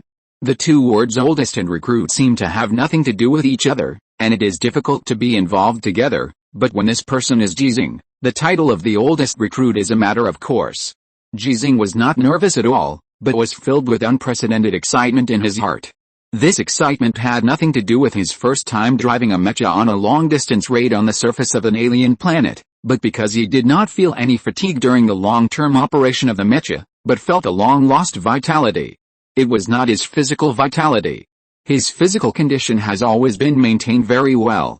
Except for that period of time, he has never lacked vitality. It is not the vitality of the mecha itself. The mecha has no vitality without an operator because it cannot move on its own. Even if the most advanced artificial intelligence program is used to operate the mecha, it can still be considered as having an operator. It is the vitality generated by the gradual integration of the two in the process of his body operating the mecha. As a mechanic, he has a familiarity with all the parts of the 16th generation standard mecha he is driving, just like observing the lines on the palm of his hand. In addition to the core engine, auxiliary operation intelligent chip and other parts, he can even responsibly say that he can build all other parts by himself. He couldn't do it before coming to the alien planet, and he couldn't do it when he came to the alien planet. But after more than a month of study and practice, his more than 40 years of mechanical repair experience and knowledge have produced a kind of evolution similar to sublimation on the alien planet. Don't make noise. Ji Xinghe did not use the automatic driving mode like a cripple, but personally operated the mecha to rush over a distance of more than 200 kilometers, including more than 100 kilometers at the bottom of the Grand Canyon. The road environment in these areas is very complex, and it can even be said that there is no road at all. If it were on the Azure Star, the mecha weighing several tons would have fallen countless times, but on the alien planet in the low-gravity environment, the weight of the mecha has also been greatly reduced. In the case of no decrease in power, the travel ability and off-road ability have been greatly improved. The lame man had no idea that Ji Xinghe was so hard-working. Although the physical energy consumption of the driver when driving the mecha in the regular travel mode and completing standard tactical actions is very low, which is actually similar to driving on the Azure Star, but because of the complex environment, there will definitely be a lot of extra energy loss. Okay, I won't make a noise, don't follow too closely. The lame man led the way. He did not relax his vigilance when using the automatic driving mode. From time to time, he manually intervened in the automatic driving based on his driving experience to avoid some areas that might cause the mecha to fall. This was to clear the way for Ji Xinghe behind him. In his opinion, the reason why Ji Xinghe asked him not to make a noise was that Ji Xinghe needed to take the trouble to remember his route, and that the oldest recruit in the Federation needed to concentrate on driving the mecha in the automatic travel mode, because Ji Xinghe was very nervous. But the facts were completely the opposite. Ji Xinghe is very strong, and is becoming stronger. Be quiet, sneak. The cripple who was walking in front suddenly spoke and put the mecha into stealth mode, which actually reduced the power of the engine and slowed down, so that the roar of the mechanical rotation and the sound of the metal mecha stepping on the ground could be as low as possible. After completing these operations, the cripple looked at the view behind him with some worry.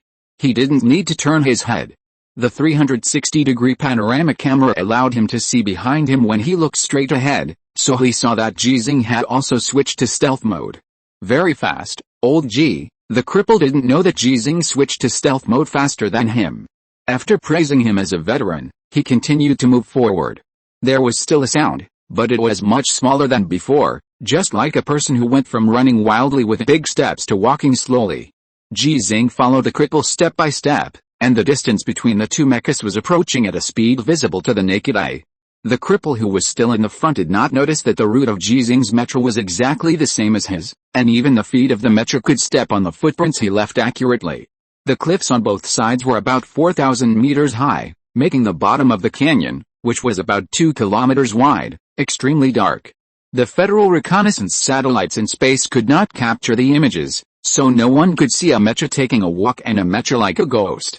It's an imperial mecha. The cripple's tone suddenly became very serious, because he saw 3 imperial mechas and the federal mechas surrounded in them. It's the blind man. He's fine, but he's surrounded. The cripple suddenly became a little anxious, because he couldn't fight 1 against 3, and the chances of winning with a blind man against 2 against 3 were also very low. Considering the distance between the two sides, when he rushed over, the blind man was likely to have been destroyed and killed. Lao Ji, listen to me. You turn back immediately and report the situation as soon as you get to the place with communication signal. If you don't know what to say, just send them the image from your mecha's built-in recorder. The mecha driven by Ji Xinghe has appeared next to the cripple, standing side by side with him and hiding on the side of a huge rock. Looking at the 4 mechas about 1,000 meters away from them in his sight, he was not nervous at all, and asked calmly, "What about you, me? Of course I'm going to kill those 3 imperial gorillas. Don't worry, Lao Ji, the blind man and I are both first-level mecha warriors, and the mere 3 imperial gorillas are not worth mentioning, but you didn't say that before. You said that if you can use the majority to bully the minority, you must do so. This is a war, don't talk about martial arts. I was just trying to scare you. In fact, I'm very strong. It's no problem for me to fight 10 against 1. These 3 are not enough for the blind man and I to share. So, go and report the situation quickly. Intelligence is very important. If the first-level mecha warriors are really that strong, why do the Federation only have more than 300 special-grade mecha warriors? The gap between 10 gold stars and 20 gold stars is actually very big, so big that when GUI with 12 gold stars became a cripple, Lilin with 11 gold stars became a blind man, and my son Ji Xinghe. Ji Xinghe did not speak his mind. His ability to distinguish allowed him to be sure that the cripple was lying, but he did not argue but whispered, "Actually, I am very strong. I know, you are strong if you can beat 10 people alone. I mean, I am also very strong when I wear armor." Old Ji, don't talk nonsense. This is an order, Private Ji Xinghe. The cripple's mecha turned his head and looked at Ji Xinghe. His tone was as stern as Lieutenant Colonel Chen Sun. Immediately, right now, turn around, sneak mode 700 meters, and then move in full power mode. The cripple is a second lieutenant, and his rank is much higher than Ji Xinghe, a private. The cripple is a first-level mecha warrior, and his level is also higher than Ji Xinghe, a third-level mecha warrior. There are 12 gold stars on the cripple's mecha, while Ji Xinghe's mecha only has an alien earth color similar to camouflage, which is the color of the special anti-radar paint. So this is an order, so Private Ji Xinghe cannot disobey it, but I am Li Lin, a first-class federal mecha warrior. Do you see the gold stars on my mecha? 11. The roar of the blind man came from a distance. I don't know if the 3 imperial mechas can understand it, but the cripple and Ji Xinghe can understand it. The cripple was angry. "Get out of here, Ji Xinghe. Did you hear me telling you to get out?" Ji Xinghe did not get out, but controlled his mecha arm and took down the toolbox on the mounting point behind his mecha with a metal palm with only 1 thumb. "Sorry, I'm a mechanic." When the metal toolbox landed, 3 smoke and dust appeared in the distance, actually 4. But because of the distance and night vision function limitations, the cripple and Ji Xinghe could only barely see three for the time being, which meant that the three imperial mechas had rushed towards the blind man who was alone at the same time. So Ji Xinghe moved, and he was faster than the cripple, not because the cripple didn't dare to rush forward, but because the cripple wanted to drive Ji Xinghe away first. A rookie, a level 3 mecha warrior without any actual combat experience, a 65-year-old old man, a mechanic, what were they doing here, to be a burden? Ji Xinghe, when the cripple roared again, his mecha also moved with a bang, but what shocked him was that he couldn't catch up with Ji Xinghe's mecha. They were both in stealth mode. Why was his speed slower than Ji Xinghe's? Wasn't Ji Xinghe using stealth mode? No, Ji Xinghe was using stealth mode, and there was no smoke and dust while he was running. Was it because Ji Xinghe's mecha only had 2 daggers? The shortwave communication channel prompted that a new mecha had been connected. It was Ji Xinghe who took the initiative to connect to the blind man's mecha. Then he whispered to the blind man who was launching a death charge, "Blind man, do you believe me?" In fact, he asked not only the blind man, but also the lame man.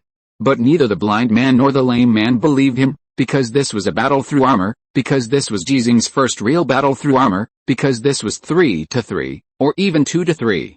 Lao Ji, are you crazy, lame man? Don't look for me. Lao Ji doesn't listen to orders. Lao Ji, stop it for me. Actually, I controlled the scores in those 2 exams. The suddenly chaotic shortwave communication channel suddenly became quiet because of Ji Xinghe's words, and the blind man and the lame man instantly remembered which 2 exams Ji Xinghe was talking about. The first and second subjects of the Mecha Driving Qualification Certificate are both practical exams, with a full score of 750 points. Ji Xinghe scored 699 points in the first subject, the same as the blind man, and 700 points in the second subject, 3 points lower than the blind man's 703 points. In the third subject of the theoretical exam, Ji Xinghe scored a full score of 750 points. What are you talking about? What the hell are you talking about? The blind man and the lame man were a little out of control because of anger, because Ji Xinghe's behavior is likely to make all 3 of them die here, and die here without any value. There is a high probability that 2 against 3 will not be able to win, and with Ji Xinghe who needs them to worry about, how can they have a chance to win? I said, forget it. Ji Xinghe said forget it, but he didn't forget it. Instead, he suddenly turned on the full power mode, the roar of the engine increased sharply, and the mecha with increased speed made a loud bang while running. The 3 mechas that rushed towards the blind man discovered Ji Xinghe at the same time, and also discovered the cripple behind Ji Xinghe. The radar lost its function due to the special environment and anti-radar coating, but the cameras on their mechas were not affected, and their hearing was not affected. It's over. The blind man gave up the death charge without hesitation and turned to charge. He knew that saving Ji Xinghe was not the most appropriate choice. He should seize the opportunity to try to defeat them one by one while Ji Xinghe attracted the attention of the imperial mechas, but he still had to save him because Ji Xinghe, who did not obey military orders, was his comrade in arms. This is a woman's kindness that should not exist on the battlefield, but it is an important factor in why humans are human. The cripple also turned on the full power mode without hesitation. He also had a woman's kindness, even though he was full of anger towards Ji Xinghe now. But he was already behind Ji Xinghe, and he turned on the full power mode 1 step later than Ji Xinghe. How could he catch up with Ji Xinghe? Moreover, apart from the one that was supposed to bear the most brilliant blow from the blind man before his death, the other 2 of the 3 imperial mechas had already completed a sharp turn, smashing the smoke and dust they had raised before and rushing towards Ji Xinghe at the same time. They knew that they could be defeated one by one, but what they knew even more was that there was no Venus on Ji Xinghe's mecha, so this mecha must be the weakest of the 3 federal mechas. Boom, boom, boom. Amid the roar of the 6 mechas running wildly, the blind man and the lame man could only look at Ji Xinghe's mecha with despair, getting closer and closer to an imperial mecha until they collided with each other. Can Ji Xinghe survive? He can't survive, even if he avoids the fatal attack of this imperial mecha, because the distance of the other imperial mecha is also very close. You can escape the first day, but you can't escape the 15th. Lao Ji, Ji Xinghe, the shortwave communication channel did not hear the exclamations of the blind man and the lame man, because they were exclaiming in their hearts. They were afraid that if they really exclaimed, Ji Xinghe would be distracted, although they felt that it made no difference whether Ji Xinghe was distracted or not. In fact, there was really no difference, because Ji Xinghe could not be distracted. The mecha in full power state was manipulated by him like an arm. When it was about to collide with the imperial mecha, the two mechanical legs suddenly stopped running wildly. The huge inertia did not make the mecha fall, but continued to charge forward, just like a person sliding on the ice. The difference was that there was no ice here, so Ji Xinghe's mecha plowed a deep groove on the ground. The imperial mecha's special lance attacked, and the 4.2-meter high mecha could not avoid it at this speed, so Ji Xinghe did not choose to avoid it. The bending of the mecha's knees has a limit. It is not a limit of the bending itself, but the mecha warrior's control of the mecha's balance when the knee joints are bent. Therefore, it is impossible to avoid the powerful lance of the imperial mecha by squatting. But fortunately, Ji Xinghe's feet plowed a deep groove on the ground. After running for more than 100 kilometers in the Grand Canyon, he had a deep understanding of the hardness of the ground in the Grand Canyon, and also had a deep understanding of the mecha he was driving. Moreover, the imperial mechas are generally taller than the federal mechas. The height of the mecha Ji Xinghe faced was 4.9 meters, so the two sides were originally one high and one low, and now they are even higher and lower. He raised his arms with both swords and struggled to raise his arms. The lance held by the double swords brushed the top of Ji Xinghe's mecha. The harsh metal friction sound sounded when the sparks flew, and then was interrupted by a bang. That was the sound of the two mechas finally colliding with each other. This kind of collision is often the most common and the most deadly. Mecha warriors have extremely high requirements for physical fitness, not only because of the high load caused by non-standard tactical actions, but also because of the fierce collision between mechas. Mechas are not cars. They don't have airbags. They can't stand a collision. What if the protective armor of the mecha is hit by a shell? Ji Xinghe is very good at fighting, but this does not mean that he can take a beating at the age of 65. He can fight because he has knocked down others when others can't hit him. The blind man and the cripple thought so while running wildly, but they did not stop, even though they had already determined Ji Xinghe's death in their hearts, not only because of this collision, but also because another imperial mecha will rush to Ji Xinghe's side within 7 seconds, faster than both of them. They continued to charge not to rescue Ji Xinghe, but to seize the opportunity that Ji Xinghe created for them with his life. The imperial mecha suffered such a fierce collision and would definitely be affected. It would take time for the mecha behind the blind man to catch up. So the blind man and the cripple had a 2-on-2 opportunity, or even 3 2-on-1 opportunities. If they could seize this opportunity, Ji Xinghe should be able to stay with his body intact, right? Old Ji. When the cry of grief in his heart just appeared, the blind man and the cripple who were running wildly saw a scene that made them feel unbelievable, but overjoyed. Ji Xinghe's mecha turned around and looked at another imperial mecha. There was only one knife left in his hand, and the other knife was missing. But the imperial mecha that had just collided with him did not take the opportunity to stab Ji Xinghe in the back. What happened to it? It turned into gold star on Ji Xinghe's mecha. To put it in a cliché way, this is Ji Xinghe's first gold star, but it is definitely not his last gold star. In fact, it is not cliché because the second gold star is about to appear in front of Ji Xinghe. Within 5 seconds. This chapter has more than 5,000 words. The previous chapter had 3,400 words. Today, I have updated more than 8,000 words, which can be regarded as an extra update, because I want to thank all the bosses for their rewards, monthly tickets, recommendation tickets and comment support with practical actions. The rewards and thanks are placed at the end and do not count in the updated word count. Thanks to book friend 161,216,111,556,290, 100 starting coins, for the reward. Thanks to Ming Ming, 500 starting coins, for the reward. Thanks to Yishia Ochasui, 100 starting coins, for the reward. Thanks to Krazaperson, 100 starting coins, for the reward. Thanks to MDJS 147, 100 starting coins, for the reward. Thanks to Pourjian Zhi, 100 starting coins, for the reward. Thanks to Wisewan, 500 starting coins, for the reward. Thanks to Jiuli Jian Sheng, 600 starting coins, for the reward. Thanks to Zizian 40,000 years chasing updates, 100 starting coins, for the reward. Thanks to book friend 20180708143409325, 100 starting coins, for the reward. Thanks to Chen K. Thanks to the book friend 20180224092124021, 100 starting coins, for the reward.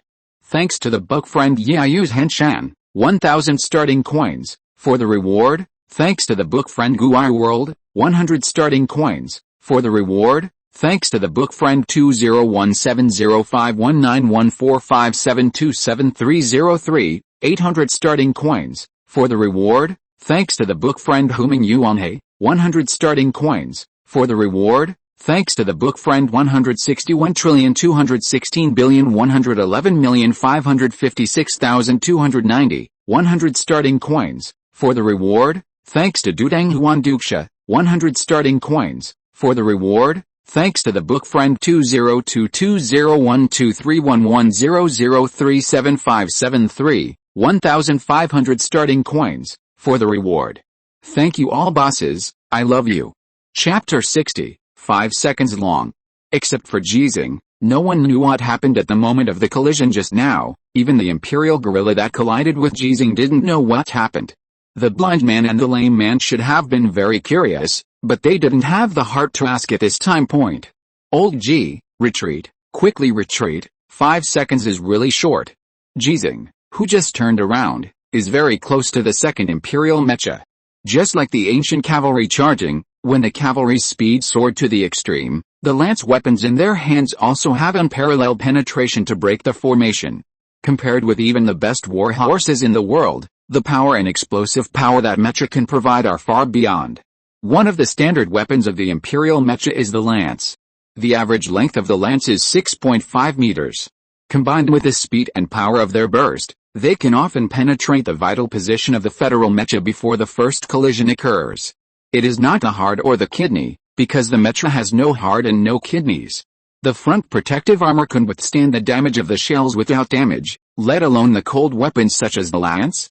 The real key is the neck of the mecha, where the armor is very weak. Generally speaking, if the various precision electronic components integrated in the head of the mecha are damaged, the fate will be like the imperial mecha behind Ji Xinghe at this time. There is no chance to backstab. The most dangerous thing for the mecha warrior is that when the neck of the mecha is penetrated, the oxygen inside the mecha will leak. Even if the induction operation helmet of the mecha warrior has the function of supplying oxygen, and the portable protective clothing worn when driving the mecha can also provide a certain degree of protection, the federal mecha warriors exposed to the surface environment of the alien planet can't hold on for long. 5 seconds is not the time for the second imperial mecha to collide with Ji Xinghe's mecha, but the time for the second imperial mecha's spear to hit Ji Xinghe. When the blind man and the lame man shouted at the same time in the shortwave communication channel, there were only 3 seconds left, which can be said to be a hair's breadth of time. Ji Xinghe, who had just turned around, had some dents on the protective armor on the front of the mecha. It was not serious, but the exterior had obvious damage. Could the various parts inside also be damaged? The first-level mecha warriors, the cripple and the blind man, knew very well that this kind of collision was very luck-dependent. If you were lucky, you could continue to fight after 5 or 6 collisions, but if you were unlucky, a single collision would limit the function of the mecha. Just like the car accidents that were already very rare on the Azure Star, before the intelligent driving program was truly popularized, some people could have dozens of car accidents in their lifetime, so many that insurance companies were unwilling to take their money, while some people only had one chance of having a car accident in their lifetime. Can Lao Ji retreat? Can his mecha retreat? After and during such a collision, can his body still allow him to control the mecha to retreat? Ji Xinghe could of course retreat, as he said to the cripple when he violated the military order. He was a mechanic. So he knew very well how to impact to minimize the damage to his mecha and minimize the load on his body, so he and his mecha could be said to be intact. But he did not retreat, because he could not retreat. Exposing his back to the enemy was the most dangerous thing, especially when the two sides were so close. He knew very well that the time required for his mecha to accelerate again was enough for the imperial mecha, which had reached its maximum speed, to catch up with him. He also knew that it would be difficult for the cripple and the blind man to rush over to help him in such a short time. If he retreated and dodged according to the instructions of the blind man and the cripple, he would not die, but his mecha would be really damaged. The chances of the cripple and the blind man in a 2-on-1 situation were very high, but there was another imperial mecha rushing over, so the cripple and the blind man would not have much time to fight 2-on-1, and they would face a 2-on-2 situation, and the chances of winning 2-on-2 would drop significantly, plus their own mecha damage. Compared with the cripple and the blind man who had rich combat experience, Ji Xinghe made his own judgment from the perspective of a mechanic based on the performance of the mecha, from the perspective of a peerless master with sufficient confidence, and from the perspective of a combat instructor with his understanding of the combat effectiveness of the cripple and the blind man. He did not retreat, because he did not want to retreat. He never forgot the real purpose of coming to the alien battlefield, nor did he forget what he had said to Major General Tu Yuan, if there is a chance. Son, are you looking? Ji Xinghe saw the narrow and bright sky above his head through a panoramic perspective. Everyone would call it a line of sky, but he seemed to see his son's eyes, as bright as the morning star, a treasure between the galaxies. Do you believe me? When Ji Xinghe spoke, he had already grabbed the imperial mech that could no longer move. Amid the roar of the engine, the lines he had carved out by hand on the energy transmission board inside the mech he was driving lit up with a faint light that could not be seen from the outside world. It was the surging energy of the nuclear fuel cell in full power mode. The lame and the blind man who heard this question again did not respond immediately, not because they did not believe it, nor because they believed it, but because they had no time to answer, and they had to rush to Ji Xinghe's side as soon as possible.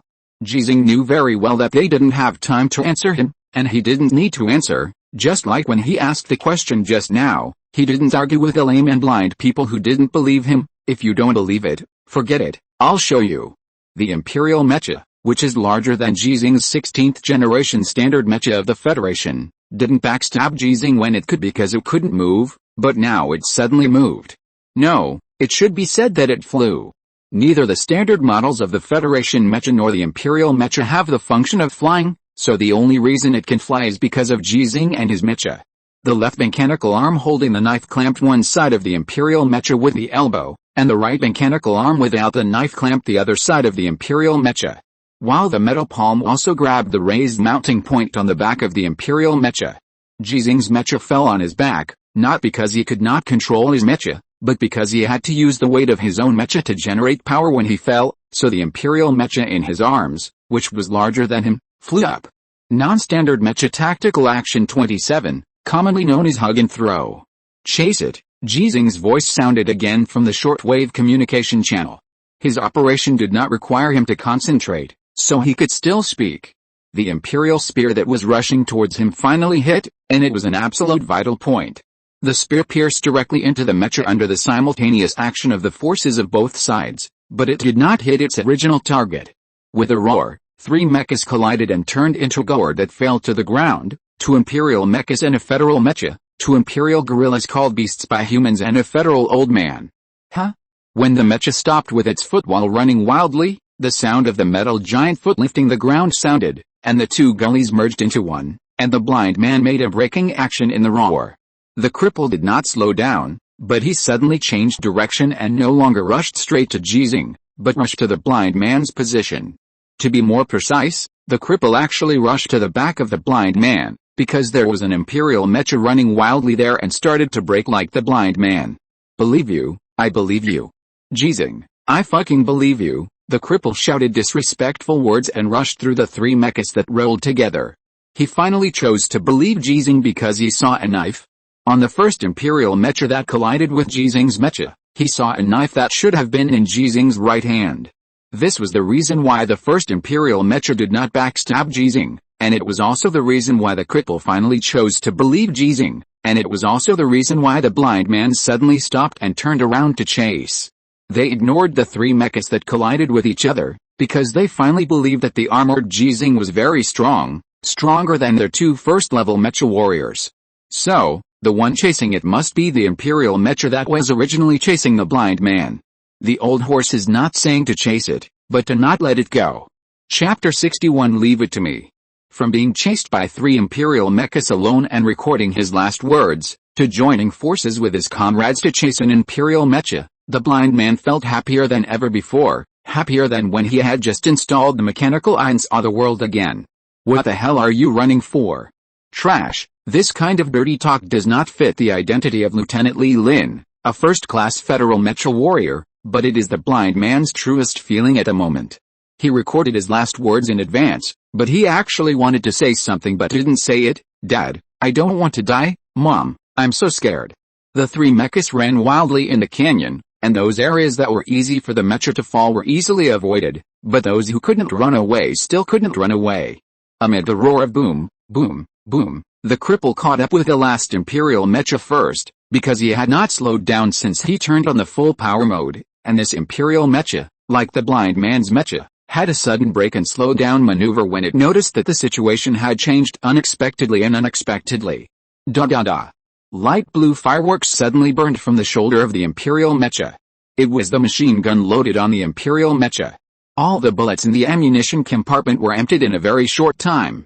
The dense bullets shot at the cripple's mecha like a curtain. As a first-class federal mecha warrior, even if the cripple had a mechanical leg, when he was able to pass the exam again, the mecha he was operating could easily avoid the machine gun fire at this distance. He was not as fast as the bullet, but he was faster than the machine gun muzzle that the imperial mecha suddenly raised and aimed at. Amid the roar, the speed of the federal mecha that made the maneuver slowed down for only a few seconds, and then it started to charge forward again, without worrying about encountering the imperial mecha first. Although the chances of winning a duel were not very high, there were still many chances of winning, and the cripple had the blind man behind him. Amid the roar of dong dong dong, the shortwave communication channel inside the mecha was very quiet. The cripple and the blind man did not need to communicate about tactics. Their experience allowed them to complete highly efficient cooperation. And now they are all waiting for a voice to sound. It was the voice they least wanted to hear in this situation, but now it has become a voice that will not let them down. Leave it to me, okay? Ji Xinghe's tone was very calm, but the blind man and the lame man were overjoyed, and they could no longer suppress their inner excitement. Old Ji, are you okay? Done? Yeah, done. I'm fine. I'm chasing you. The blind man kept repeating the same word excitedly. Fuck, Niupai. The sound that the lame man shouted excitedly was the sound of these two words. It's not that he can't say it, but because he was too excited that his voice broke. The two federal first-level mecha warriors wanted to ask Ji Xinghe how he got it done, not only the second imperial mecha, but also the first imperial mecha. They didn't see how Ji Xinghe's right-hand knife appeared on the imperial mecha, and why he only used one knife to solve the imperial mecha. There are too many questions they want to find answers to, but now is obviously not the best time to ask questions. And they know they won't miss the most exciting scene. In addition to their perspectives being automatically recorded and replayed, all perspectives of Ji Xinghe's mecha, or all the images that Ji Xinghe can see in the cockpit of the mecha, will also be automatically recorded and wait for playback. The cripple and the blind man can already imagine that when the three of them return alive, the people at base number 6 will exclaim and cheer when watching the combat record video of the mecha, and even the constant temperature system of base number 6 will be affected because everyone starts to take a breath. Old Ji, you are too greedy. You already have 2 gold stars in your first battle, and you still want a third one. That's right, Old Ji, do you understand that everyone who sees it has a share? Is it easy to encounter 3 imperial mechas in a place like this? It's not easy. You have 2 by yourself, and we have 1 for 2 people.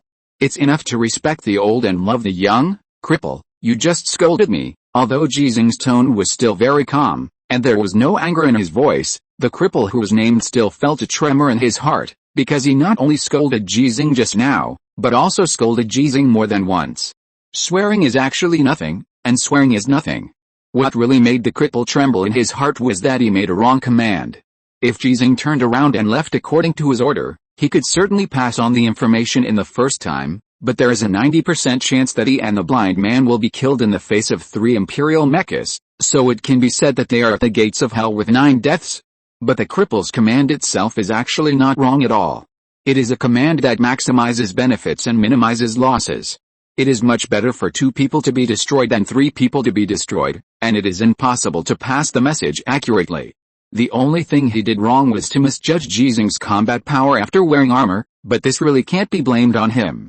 Who would have thought that Ji Xinghe, who is already 65 years old, would be so powerful after wearing armor? Then, I'll leave this to you. How about it? The cripple who had caught up with the imperial mecha did not launch an attack, but instead began to slow down according to the maneuvers of the imperial mecha. He really wanted to leave this imperial mecha to Ji Xinghe, but the reason was definitely not what he said. The blind man knew this very well. They had all been in the remnant company for such a long time, and he knew the cripple better than Ji Xinghe. So he did not choose to attack when he caught up with him. He cooperated with the cripple to suppress the imperial mecha, just like the 3 imperial mechas cooperated to chase him and finally surrounded him. It's not impossible to leave it to Lao Ji, but Lao Ji has to treat us. No, Lao Ji has to help us to modify the mecha. We are too envious of the exclusive mecha modification of those special mecha warriors.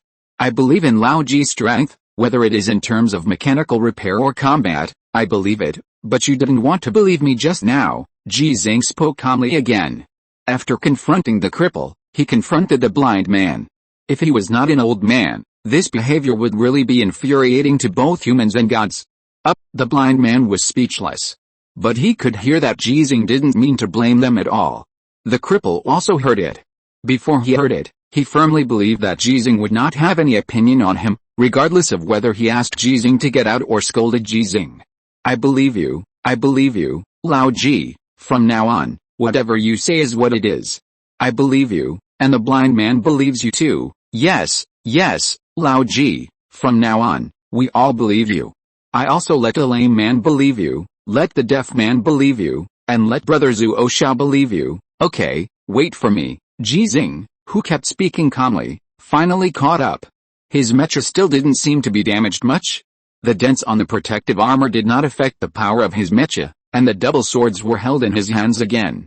If this was not the bottom of the dim canyon, the lame man and the blind man could clearly see that there were blood stains on the 2 swords. It was obviously just produced, but it dried up as if a long time had passed. This is the environment of the alien planet. Liquid water cannot exist in nature at all. It will either evaporate quickly or turn into a lump of ice due to the low temperature. The same is true for blood. The frantically fleeing imperial mecha finally stopped. It was like the blind man before, ready to drag someone down with it before dying, so it rushed directly to the lame man who was closest to it after observing the situation. The cripple said to stay, and he retreated without any intention of fighting. So the imperial mecha rushed towards the blind man who was chasing him, but the blind man also chose to retreat and avoid the battle. In a one-on-one duel, the chance of winning is only 50-50. But avoiding the battle under this advantageous situation makes it impossible for the imperial mecha to touch the mechas of the blind man and the cripple, and it cannot escape. Then, Ji Xinghe came. The 4.2-meter high mecha carried 2 swords, brought a trail of smoke and dust, and rushed over with a loud bang. He actually didn't want any gold stars at all. 2 or 3, 20 or 30 were meaningless to him. Ji Xinghe explained to the blind man and the cripple who were robbed of their credit, their gold stars are all yours. I don't want them, I just want to kill them all. The mecha and the sword ran for several miles after 2 battles, and finally slashed out again. There was no brilliant sword light, only simplicity. Just like Ji Xinghe did not need a glorious military exploit, he only wanted revenge. If you're listening to this novel on a channel other than Fanfic World, it means they downloaded and uploaded it without effort. We cordially invite you to visit our channel, Mundo Fanfic Novelis. There you'll find the original version of this story and you can explore many other novels of various genres. We're waiting for you to immerse yourself in a world of incredible novels. Chapter 62, Snatch an Old Man and Have Fun. Blind man, why are you in a daze? I know that Lao Ji fought very handsomely, cleanly and crisply, but now is really not the time for you to be shocked and dazed. The reminder of the cripple made the blind man, who was deleting his last words, move faster. He was even a little glad that there was no satellite communication signal here. If his last words had been sent back and he was not dead. This is actually not shameful, but a little embarrassing. Weren't you also in a daze just now? You were scared silly by Lao Ji, right? Single-handed, second kill, did you see it? Single-handed and almost second kill that can only be done by special mecha warriors. As a first-class mecha warrior, the blind man was still amazed at the battle just now. After Ji Xinghe caught up, he wanted to help with the cripple, but Ji Xinghe did not give them the opportunity to help at all. He had already occupied an absolute advantage, so the 2 of them stupidly watched Ji Xinghe complete the second kill again. This is the 3rd time. The first second kill is indisputable. Both the cripple and the blind man saw it clearly. It was a real second kill. Although I didn't see the entire second battle, I can refer to the time it took Ji Xinghe to catch up. After the 3 mechas fell together, Ji Xinghe must have completed the kill within 10 seconds after he stood up, and this time it was also within 10 seconds. In a battle between mechas, a kill within 10 seconds can be considered an instant kill. After all, Mechas are not fragile human bodies, and the defense of metal far exceeds that of human flesh and blood. Yet, it's an instant kill that only special class mecha warriors can accomplish. The cripple's voice was full of envy, as if he was talking to himself, and as if he was talking to Ji Xinghe. We, the first class mecha warriors, are said to be covered with the gold stars, but when we duel with the imperial mecha, we cannot guarantee victory, let alone an instant kill. We can only look for opportunities in group battles. Only special class mecha warriors can do it. Only special class. The blind man, who had deleted his last words, chuckled twice. Cripple, you just scolded a special class mecha warrior, you scolded our master, and I won't bother you if Lao Ji doesn't, but if I edit out what you said when you scolded Lao Ji just now, I saved your life, okay. Although I didn't really make a move just now, you think the 12 gold stars on my mecha are fake? That's the face of a first-class mecha warrior like me, and my deterrent power. Do you understand? I don't understand. I just know that you scolded Lao Ji. If you don't buy it, I will edit the record when I go back. Not only will I let everyone in the base see it, but also let our fellow apprentices see it. I will also give it to reporter Sue for 300 million people to see. Blind man, you are so cruel. The cripple didn't take the blind man's threat seriously, but he acquiesced to something the blind man said. Their master is Ji Xinghe, a 65-year-old mechanic, a third-level mecha warrior who has never been on a real battlefield, and the oldest recruit in the Federation who has only 3 gold stars but is more likely to become a special mecha warrior before them. The saying about master and apprentice was originally just a joke in the training area.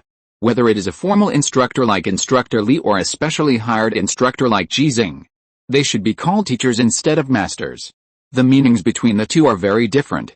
But now it is different. Even the blind man and the cripple will still call Ji Xinghe Lao Ji. Ji Xinghe also acquiesced to the blind man and the lame man's statement. He was a master, so he was a master. He had been a master to many people. He was the undisputed master in the auto repair industry in Xinfeng City. At this time, he was concentrating on looking at the imperial mech standing still in front of him. This was the third imperial mech he had solved, but the mech whose driver had died did not fall to the ground. Instead, it stood steadily on the ground at the bottom of the canyon like the first imperial mech. The edge gap of the front protective armor should have been so tight that air could not escape. At this moment, a gap had been opened, and sparks flashed from time to time. The oxygen-generating equipment inside the mech was still running, and the air necessary for the survival of the imperial gorillas and humans continued to overflow from it. The bloodstains dried up as if many days had passed. Through this gap, Ji Xinghe could clearly see the imperial gorilla in it, and he could tell at a glance that it was a gorilla, not a human. It didn't even wear a spacesuit, and Ji Xinghe felt disgusted by the black hair all over its body. Even with the physical fitness of the gorilla, it is impossible to survive in the alien surface environment for a long time after leaving the protection of the mecha, so this is a very confident imperial gorilla. It firmly believes that its mecha will not be broken, but now it is dead. Old G, is this the first time you see a real imperial gorilla? The cripple came over. The camera on the mecha could not show his eyes full of amazement. After he saw this gap, he understood how Ji Xinghe broke the imperial mecha. Although the outer layer of the mecha is all made of metal, it still has some weaknesses. Pure humanoid metal is like a statue and it is impossible to move. If you want to move, there must be some weaknesses. Yes, it's the first time I've seen it. Ji Xinghe hesitated for a while before saying, they are weaker than I thought. I mean the mecha, the cripple and the blind men were speechless at the same time. Who is Lao Ji mocking? Ji Xinghe continued to add, I mean, there are too many weaknesses in their mechas, but they don't care much about these weaknesses when they fight. With this, the cripple and the blind man felt better. The lame man explained, because they are not afraid of death, and even if they have weaknesses, it is difficult for us to hit them accurately during the battle. There is a saying? Offense is the best defense, and they have strong offensive capabilities. The blind man also came over and added, another point is that the Empire does not care about the lives of these apes, because except for monkeys, the Empire can even be said to have soldiers among the people, but we can't. Ji Xinghe looked at them for a while and asked again, then why did they appear here? Should I have left one alive for interrogation? Leave one alive? Interrogation. The mechas of the lame man and the blind man looked at each other. They both thought of Ji Xinghe's ruthlessness in the face of the imperial apes, so they instantly thought of what Ji Xinghe meant by interrogation. But they didn't think Ji Xinghe was cruel. They knew Ji Xinghe's story. If necessary, they could actually be more cruel than Ji Xinghe. It's meaningless. They can't say anything, and we can't understand them even if they do. The automatic translation function is actually very limited, unless we can restore communication and get in touch with the relevant experts at the base. The blind man seemed to have completely forgotten his previous shouting to the apes, and reminded, now we need to dismantle their mecha communication modules as soon as possible, clean up the battlefield, leave here and communicate with the base. Yes, the lame man's tone suddenly became relaxed. With Lao Ji here, the blind man and I will not participate in cleaning the battlefield. After all, he is a professional mechanic. So, blind man, you continue to move forward, pay attention to safety, report intelligence immediately after communication, and then scout and explore the way. We will go to base number 3, the blind man responded and left without hesitation. He was not dead, so he had to go to base number 3 to get medicine. The lame man stayed to help Ji Xinghe clean up the battlefield. Ji Xinghe was also willing to clean up the battlefield because the 3 imperial mechas had what he wanted, and he never gave up the goal of building his own mecha. Just as his elementary school classmates said in the first official episode of The Old Man and the Sea of Stars, Lao Ji's initial dream was to build a transformer himself, but he found that it was technically impossible, so he just caught a transformer. When Ji Xinghe came to the alien planet, he wanted to use the resources in the base to build the Lao Taoli he designed. But when he found that resources were very scarce and the contribution points he earned were needed to treat his granddaughter's illness, he knew that Lao Taoli might never be built. However, now he has an opportunity. Grab what you need, grab it from the Imperial Mecha, kill first and then grab.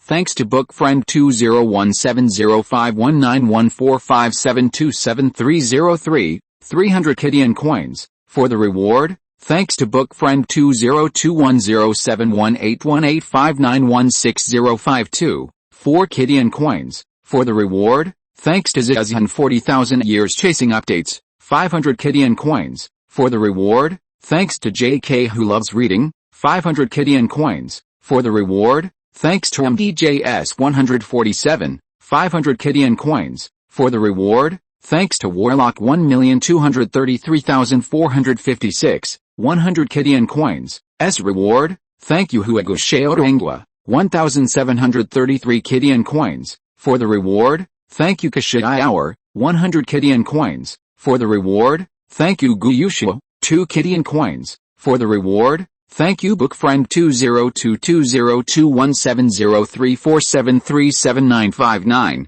1,000 Kidian coins, for the reward. Thank you Saizi 4444, 600 Kidian coins, for the reward. Thank you Teo Teo de Bai, 100 Kidian coins, for the reward. Thank you all the bosses, I love you. Chapter 63 about Venus. With a click, the hatch of Ji Xinghe's mecha opened. Because the air in the cockpit had been removed in advance, there was no airflow fluctuation. He had already put on a protective helmet and had an hour of activity time. Oxygen supply was one aspect, and the thin and light protective clothing specially used for mecha warriors was another aspect, which provided relatively weak protection. The more than 10 kilograms of protective clothing was as light as a feather on Ji Xinghe's body. He didn't even leave obvious footprints when he jumped out of the cockpit. The green indicator light on his body represented that he was in very good condition now, and when the indicator light turned red, it meant that there was a problem with his physical condition, or that his activity time was running out. The cripple drove his mecha to help, and turned on the lights on the mecha, allowing Ji Xinghe to work at the bottom of the dim canyon. Old Ji, how about I tow that imperial mech over here? This way you don't have to put on the armor and then take it off again, which is quite troublesome. But can you dismantle 3 mechas in an hour? It's just a small toolbox, no need. Ji Xinghe's toolbox is actually not small. The lame man said it was small because he was driving a mech. If it was really small, Ji Xinghe would not have unloaded the toolbox from the mounting point on the back of the mech before starting the battle. Originally, he prepared the toolbox to repair the mech of the blind man whose mech might be damaged, but the blind man's mech is now intact and naturally does not need to be repaired. Although his own mech has some damage, it does not affect its use, so the toolbox that was supposed to be used to repair mechas has become a toolbox for disassembling mechas. Ji Xinghe, whose height has returned to 1.92 meters, is still agile when wearing protective clothing. He doesn't look like a 65-year-old man at all. After taking out the special tools from the toolbox, he stood on the cripple's hand. The two metal palms are very stable, allowing him to steadily reach the right height and disassemble the hatch of the standing Imperial Mecha. The Imperial Mecha, which was born based on the Federation Mecha, maximized the ability of Ji Xinghe, an informal mechanic of the Federation. After the hatch was opened, the Mecha was completely controlled by Ji Xinghe. He grabbed the corpse of the Imperial orangutan and threw it out casually. He not only hated the living Imperial orangutan, but also the corpse of the Imperial orangutan. He didn't even want to look at it for a few more times and went straight into the cockpit. The only thing that made him pay more attention was the four hands of the orangutan, which is one of the reasons why orangutans are better at driving mechas than humans. Their feet are also hands. Wow, this is a noble orangutan, the cripple exclaimed and explained to Ji Xinghe. The strength of an ape and its status in the empire are usually judged by their height. Ordinary imperial ape soldiers are only 1.6 to 1.8 meters tall. Those over 1.8 meters are usually nobles. This ape is 1.9 meters tall, almost the same height as you. Ji Xinghe is very professional in mechanical repair and combat, but not very professional in the imperial apes, because a lot of information is not public. He asked while disassembling important parts, "Why? How would I know?" Anyway, that's what the scientists said. It seems like it's some kind of genetic lock or some other mess. The imperial apes are of different classes, so there are innate restrictions on their height, and very few can break through this restriction. Not only height, but also physical fitness and strength are also restricted. Nobles are often stronger than ordinary ape soldiers, so, the most powerful person in the empire is their ape emperor. Yes, otherwise why are the 3 gold stars on General Li's exclusive metra so big? It's because the 3 imperial royal gorillas he killed were really strong. The lame man hesitated for a moment before continuing. Let's talk about the imperial prince gorilla. The corpse is 2.2 meters tall. I'm not sure how many times stronger it is than ours, but, if it weren't for it, we should have 11 ace mecha warriors now. Among the mecha warriors of the Federation, there are always only 9 ace mecha warriors who survive. This is not a curse, but a sad fact.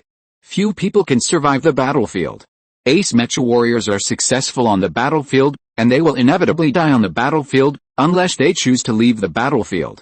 Fortunately, none of the ace mecha warriors of the Federation are willing to leave the battlefield, and this is also the unfortunate part. Ji Xinghe's action of dismantling the mecha paused for a moment. Why do you have to spray gold stars? Show the enemy weakness. Doesn't anyone understand this principle? The lame man sighed, and he thought of the words that the blind man shouted when he was ready to fight to the death.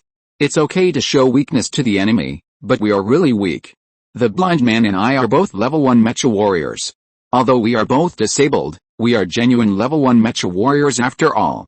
But even if the two of us join forces, we may not be able to defeat the 3 imperial mechas. If the two of us were not disabled, we would still have the strength to fight, but after being disabled, I really can't guarantee that we can win. So what? So, what about those mecha warriors who are weaker than us? The cripple's voice became very calm. We are stronger than them, so we must bear more firepower to give them a chance to survive and give them a chance to grow. But almost all of the mechas used are standard mechas, and the rare modifications do not mean anything. If the imperial mechas can't tell who is stronger and who is weaker among us, they will treat us all equally. Spraying Venus is not only an honor, but also a responsibility and obligation. Ji Xinghe was silent, but he did not stop the actions in his hands, because the air composition required for the survival of gorillas and humans is almost exactly the same, so the oxygen supply device inside the mecha is very valuable. The nuclear fuel cells that are almost the same as the Federation mechas are also very useful. It is said that part of the Federation's nuclear energy technology comes from the Empire. In addition, energy transmission plates, engines and other parts are also very useful.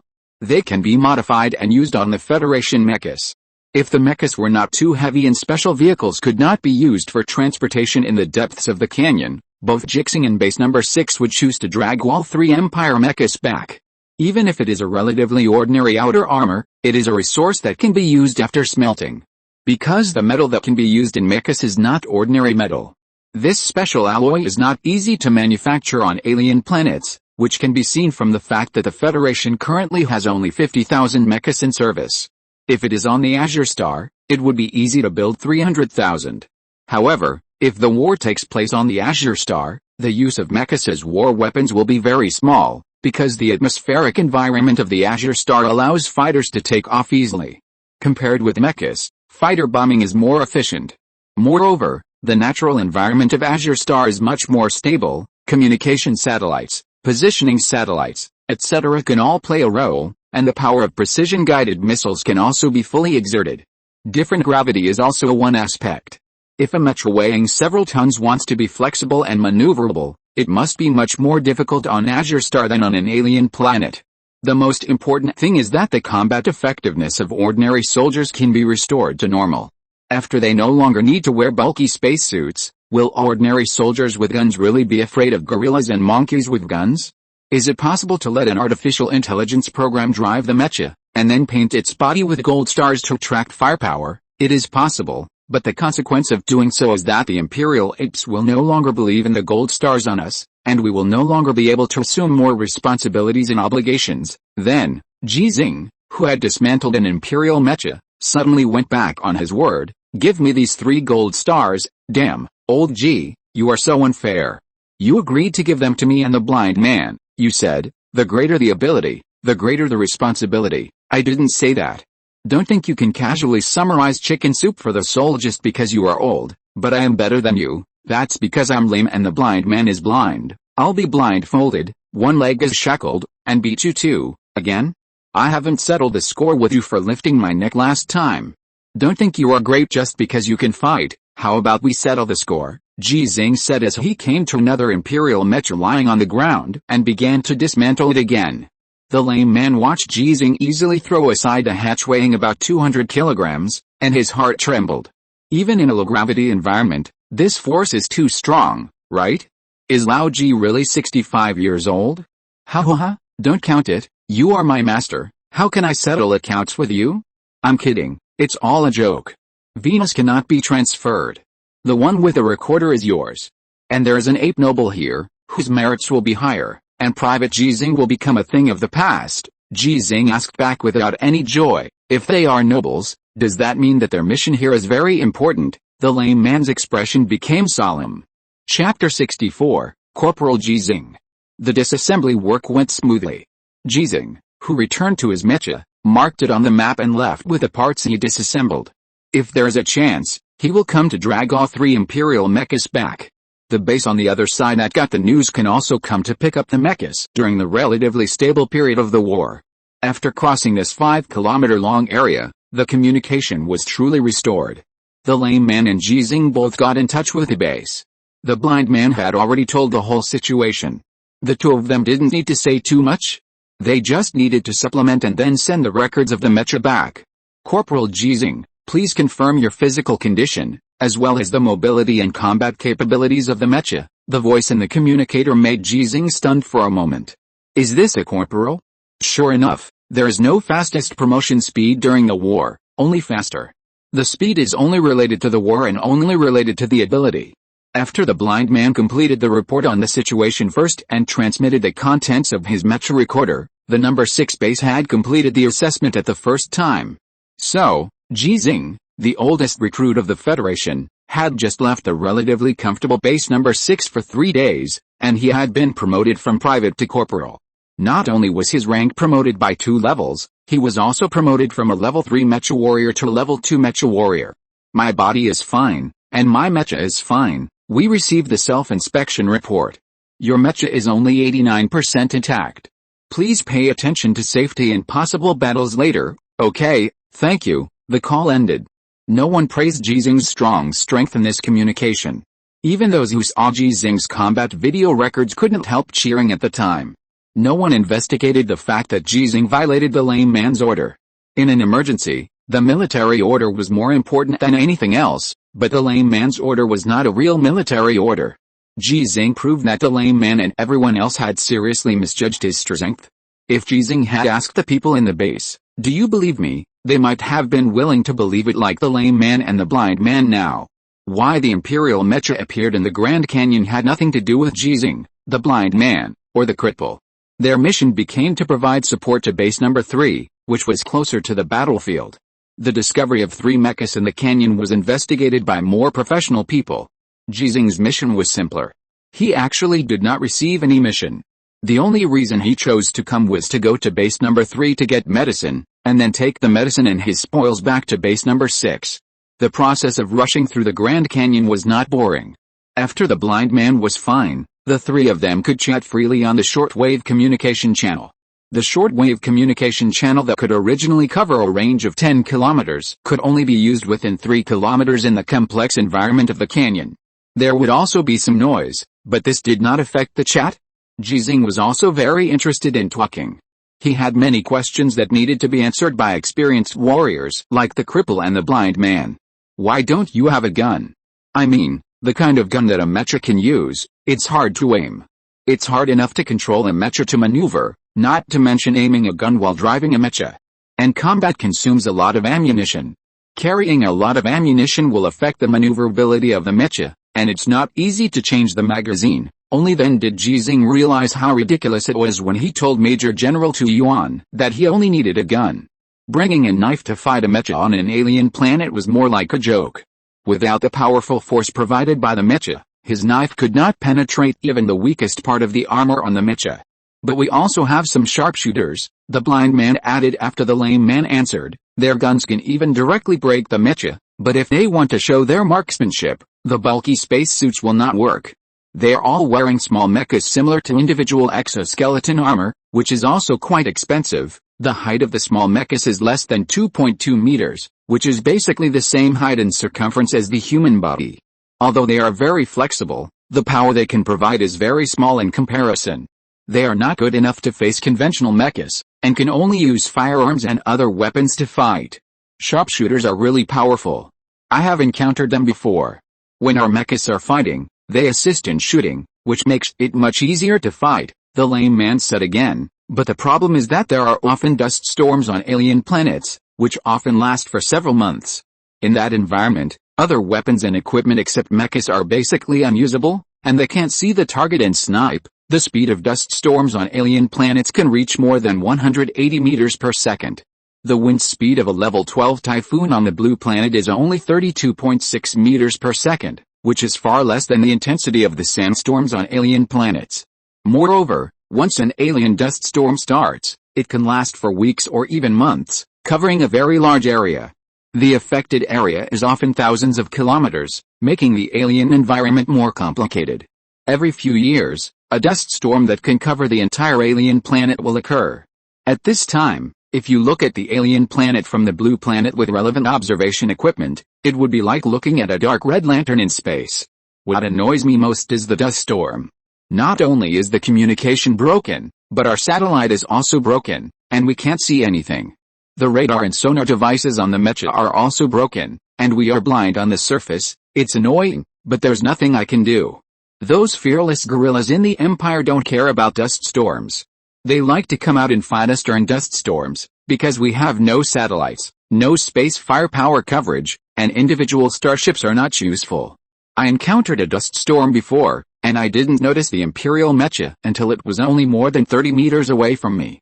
I was scared. The cripple and the blind man talked without stopping, not because they wanted to chat, nor did they want to show off their heroic past, but because they were very sure of one thing: Ji Xinghe couldn't just be a mechanic in the base. It's not just a matter of strength, but also a matter of character. Being able to disobey the cripple's orders at that time, and being confident to the point of being conceited and asking the blind man if he believed him, can already explain everything. If Ji Xinghe must go to the battlefield, the experience of the blind man and the lame man will be able to help Ji Xinghe in the future.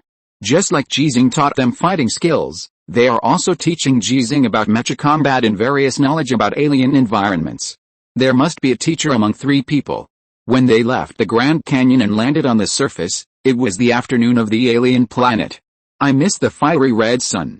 What a scattering makes the sun blue. I miss the moon more. I haven't seen it for many years.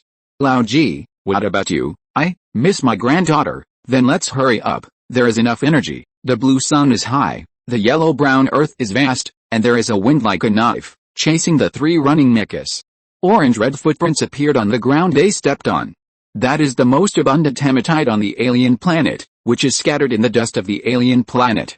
Hematite is like blood, and it can't block the way forward. When base number 3 was in sight, the old man, the lame man, and the blind man all laughed. Chapter 65, Challenge from the Special Class. Base number 3 is located in a mountain. The entrances and exits for spacecraft and other means of transportation are not visible from a distance. Optical camouflage technology combined with holographic projection technology allows the Federation's bases on alien planets to be hidden from the Empire's regular detection. From a distance, the 3 running mechas seem to have crashed directly into the mountain wall, but they all disappeared in the next second. The ground under their feet also became metal, like the deck on an aircraft carrier. This is a large area of apron-like area, which is almost exactly the same as the structure of base number 6. After passing through several metal gates, routine armor removal, cleaning, disinfection, and physical examinations, Ji Xinghe and the other 2 really entered base number 3.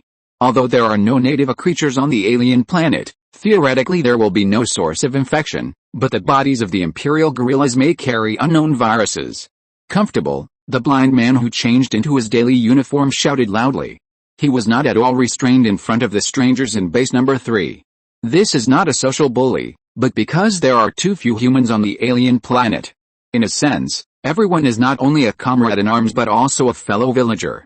In fact, the blind man was not familiar with the people at base number 6, but except for the period of depression when he became blind, he was able to get along with the people at base number 6 at other times. More comfortable things are still to come. We are just having dinner. Go quickly and have a good sleep after eating. The receptionist did not ask too much. After completing the routine work, he urged them directly. Eating is very important on the alien planet. He also knows that the 3 mecha warriors in front of him could not have eaten well and rested well in the past 10 days. This really needs to be done quickly. The blind man agreed subconsciously, but suddenly noticed that the receptionist's eyes were strange, because the receptionist's eyes were looking at Ji Xinghe, perhaps wondering why there was such an old mecha warrior. It may also be wondering why the identity information of the bracelet shows that he is still a corporal at such an old age. How can an old soldier of this age get by? It's not just this? Oh, excuse me, can we go to the medical area first? What's wrong? Is any one of you injured? Why didn't you report it just now? The physical examination didn't find anything. Who feels unwell? Although the receptionist was answering the blind man's question, his eyes were still looking at Ji Xinghe, and his eyes changed from curiosity to a little nervous. Because no matter how you look at it, Ji Xinghe is the one who is most likely to have physical problems among the 3 people, even though the other 2 are one blind and one lame. The blind man is no longer blind, and the lame man is no longer lame, but the 2 of them have to keep using this code name as a reminder of their own injuries on the battlefield. No, we need to get a kind of medicine. We have communicated with a base before. The blind man explained a few words, and the receptionist began to look up relevant information and got confirmation on the spot. Yes, but you can't go without eating to get the medicine. You have to eat and rest before going back. The blind man and the lame man were about to say something, but Ji Xinghe stopped them and said, let's eat first. There's no rush. He could drink the nutrient solution without eating or drinking water, or he could go back directly after getting the medicine, but he couldn't let the blind man and the lame man do the same. If he didn't go to eat, the lame man and the blind man might miss the meal because they had to accompany him to get the medicine, and to check and repair his mecha. Okay, let's go eat. The best thing about base number 3 is medical treatment, planting, and breeding. There may be real meat in the cafeteria. I've eaten artificial meat and artificial starch so much that I'm sick of it. Old G, you haven't eaten real meat for a long time, right? Canned meat and the like don't count. I'm talking about fresh meat. Yes, Ji Xinghe actually doesn't have much appetite. People of his age basically don't have much appetite. Whether it's artificial meat made from soy protein and animal stem cells, or artificial starch made from carbon dioxide combined with hydrogen produced by electrolysis, as well as the multifunctional nutrients provided after leaving the base, it doesn't make any difference to him. He just needs to be able to eat, be full, and have nutrition. The 3 of them soon arrived at the cafeteria of base number 3. Except for the different people they met, the structure of the area they passed through was almost exactly the same as that of base number 6. In fact, the internal structure of all federal bases on alien planets is carved out of the same mold, but because the technical focus will be different, the structure of some core areas will be very different. For example, the planting area of base number 3 is the largest among all the bases of the Federation, and the breeding area is the same. The development of the planting area and the breeding area has made the medical technology of base number 3 ahead of other bases. The special medicine that Xinghe needs can only be produced by base number 3. But Ji Xinghe didn't have any intention to visit. He had no interest in how the Federation planted and raised on alien planets. The only thing that could interest him was the mining area and smelting. Each base had a mecha maintenance area and training area, and the structure was almost exactly the same, but the only thing he was interested in was completely ignored. When he was at base number 6, he had never been to the mining area and smelting area. From childhood to adulthood, Ji Xinghe has a very strong self-control ability, not only for decades of martial arts and learning, but also for the self-control of his own interests. He has a scale in his heart to prioritize. The blind man and the lame man both had a full meal, but Ji Xinghe only ate 80% full. It was not a problem of appetite but a problem of self-control. His digestion ability was far ahead of his peers, but it was indeed incomparable to young people. After replenishing water and taking medicine, everything went very smoothly.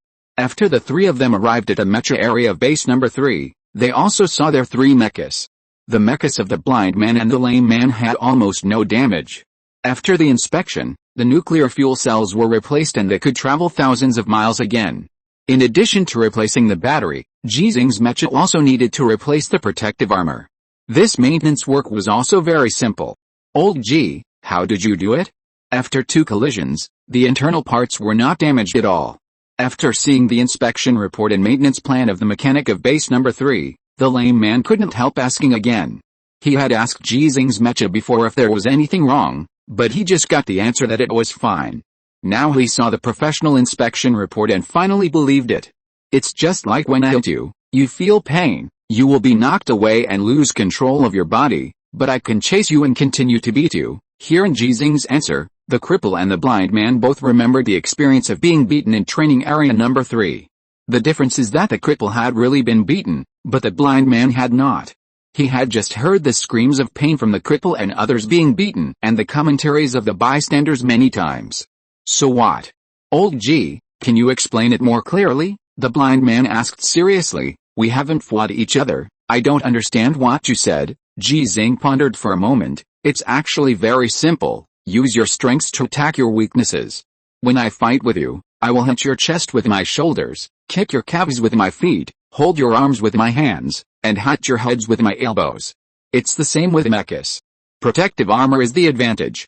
We have to make it fight like a human, because the mechas we drive are machines like humans, not people like machines. After the emergence of mechas, there have been 2 major research directions. Machines like humans are the existing standard mecha shapes, with heads, limbs, torsos and even fingers, advocating the idea that human limbs are omnipotent. People like machines are all kinds of weird-shaped mechas, with tracks on their feet, gun barrels on their hands, no head and only a cockpit-style torso, and can also be like animals with all kinds of weapons on their bodies like mobile turrets. In short, they are more like machines and animals than like humans. I understand what you said, Lao Ji. Mechas are like people, so they can fight like people. This is why we learned fighting skills, the lame man asked again, but what I'm asking is, how did you do it? Ji Xinghe pondered for a few seconds again. Is it possible that I have answered, but you didn't understand? The lame man was offended, and so was the blind man, because he didn't understand either. It is also possible that they have understood, but they don't know how to do it. Hello, are you Corporal Ji Xinghe, a second-level mecha warrior? Someone came to rescue. Yes, hello, hello, hello, can we fight with you? The lame man and the blind man both laughed. It turned out that someone didn't come to rescue, but someone came to get beaten. But when they saw the badge of the leader clearly, they couldn't laugh anymore. It turned out to be a special class mecha warrior. Special class challenge level 2, what's the point? Chapter 66, The Innocent Strong Man. Sorry, I don't have time. Ji Xinghe told the truth. He really didn't have much time. He planned to leave base number 3 directly after his mecha was overhauled. The first-level mecha warrior who had just spoken was stunned for a moment, and then looked at the special class mecha warrior next to him. Don't get me wrong, I don't mean to provoke you. I just heard that you defeated Han Li, and I also saw the video of your mecha battle against 3 people in the canyon, so I really want to give it a try. Jackson, who is 2 meters tall, is very strong, more like a bodybuilder than a mecha warrior, but the badge on his chest representing a special class mecha warrior shows that his strength is very strong and he is an undisputed mecha warrior. While speaking, he took 2 steps forward and stood in front of Ji Xinghe, looking at Ji Xinghe with a sense of oppression, which was not like what he said that he had no intention of provoking him. The cripple and the blind man frowned, and at the same time stepped forward and stood half a step behind Ji Xinghe. Ji Xinghe frowned. I have never fought 3 people alone, and I really don't have time, haha. Jackson laughed, but the smile quickly subsided, and he looked at Ji Xinghe expressionlessly. So, are you giving up? Ji Xinghe frowned even more. He actually couldn't figure out what was wrong with this man and why he provoked him like this. From the time he came into contact with the federal military to the 3-month journey on the spacecraft, and now he has lived on the alien planet for almost 2 months, he has never seen a fight between people, and he has never seen a real dispute. In fact, in base number 6, Ji Xinghe is the one who doesn't follow the rules, rebels against superiors, and violates military orders. But he is not a soldier in the strict sense. He can only be regarded as a recruit who has not received formal military training. A mechanic who does not belong to the military system in the strict sense, and the mechanics who belong to the military system are generally called mechanics. They will not repair mechas in the base. Their workplace is in the barracks and the front line. Are you Jackson? The cripple frowned and looked at Jackson for a moment and finally recognized him. There are only more than 300 special mecha warriors in the Federation. This size is not rare, but there are not many. It's me. Jackson nodded slightly, but his eyes did not look at the cripple who asked the question, but continued to stare at Ji Xinghe. The cripple suddenly laughed. Why, after being defeated by Major Han Li, you dare not go to Major Han Li, and bully a 65-year-old man here? Tisk tisk tisk, you are a special mecha warrior from Eagle Continent, amazing, really amazing. Jackson's eyes finally turned to the cripple, his eyes were cold. Second Lieutenant, report your number, name, and mission. The cripple had an angry look on his face, but he had to stand at attention and salute. Report to the commander, Wang Ji, a first-class mecha warrior of the 39th Mecha Battalion of the Federation Dragon Continent Space Marine Corps, has been ordered to come to base number 3 to perform a rotating garrison mission. It is the commander, because Jackson is a major, just like Han Li. At ease, Major Jackson stood at attention and saluted in return. It seemed like a businesslike act, but it could also be a very cliché and low-end revenge. Ji Xinghe sighed in his heart. The fame that Han Li brought him was indeed like everything else, with both advantages and disadvantages. But this could not be blamed on Han Li, because Han Li did not expect Ji Xinghe to leave base number 6 and come to base number 3, and he did not expect Jackson, a top-class mecha warrior, to come to the base when the war was tense. When Jackson's sight returned to Ji Xinghe again, Ji Xinghe asked naively. Why? Jackson did not use his rank and level to pressure Ji Xinghe, but answered seriously with a blank expression. What Lieutenant Wang Ji said is one of the reasons. I was really not convinced of losing to Han Li. At that time, I was not so strong, and I was not proficient in close combat. Now I have grown up, so I want to win back. But Lieutenant Wang Ji was wrong in 2 points. First, I am not that petty. The people of Yingzhou and Longzhou are both federals. The only enemies we face are the imperial gorillas and monkeys. On the alien planet, the unity of us federals is more important than anything else, so I am telling the truth, and this is not a provocation. Of course, I don't deny that we can compete, and we must compete, so this is competition. Second, I am not afraid to find Han Li. In fact, I have always wanted to meet him for another fight, but I didn't have the chance to meet Han Li, and I didn't even have the chance to meet him for a long time. That group of scientists said that the alien dust storm is about to begin. At that time, the communications and transportation of all our bases, military camps, mining areas, and blockades will be seriously affected. The imperial guerrillas will definitely take the opportunity to act. I may die, and Han Li may also die. Although I don't want to die, and I don't want him to die, but we may both die, and then I will never have a chance to win back. Jackson still had a blank expression on his face, even if what he said could move the people around him, just like Lieutenant Colonel Chen Soon, who always had a blank expression on his face. Professional soldiers like them would not be easily moved. Mr. G, you are very old, 65 years old, older than my father, but you are very strong. I can see that you are really strong. Han Li also said that you are a peerless master, and he also said that he did not let you go in the battle with you, So I want to give it a try. If I can beat you, it means that I can beat Han Li. If I lose, I think, as long as I can hold on longer than Han Li, then I can also be considered to have defeated Han Li. Please give me a chance. I don't want to use my power to suppress you, although I can do that. Ji Xinghe's frown brows stretched out, and his innocent question got an innocent answer. I can fight you, but, Ji Xinghe hesitated. He didn't know what to say, because he was worried that Jackson's psychological endurance was not as strong as Han Li's. What if he lost his self-confidence because of losing to himself? A special mecha warrior without confidence, that would be a loss to the Federation and even all mankind. Jackson misunderstood. I talked to Major Han Li, and he said you are short of money. It happens that I am very rich. If you lose, I will give you 5,000. If you are injured, all the medical expenses will be mine. If you win, Jackson hesitated slightly. It was not because he was reluctant to part with the money, but because he felt it was unlikely. But he still said, I will give you 50,000. I am talking about contribution points. Is there money to be made? Ji Xinghe's eyes brightened up. The special medicine he got from base number 3 this time was not for nothing. Because it was a special medicine and not a medicine required for conventional treatment, it was not free and was expensive. If it were not for the gains brought by the 3 imperial mechas, his savings would have been greatly reduced. But he did not agree immediately, but confirmed, are you really rich? Jackson misunderstood again. He thought Ji Xinghe was afraid that he would default on his debt. In fact, Ji Xinghe just didn't want to make money from people who had no money in this way. I'm really rich. My father is the 97th richest man in Eagle Continent, according to his ranking 6 months ago. Although I haven't been in touch with my family for 6 months, I don't think my family will go bankrupt so soon. A 2-meter-tall strong man brought up his rich father without hesitation, but there was no shame on his face, because he didn't need to be ashamed.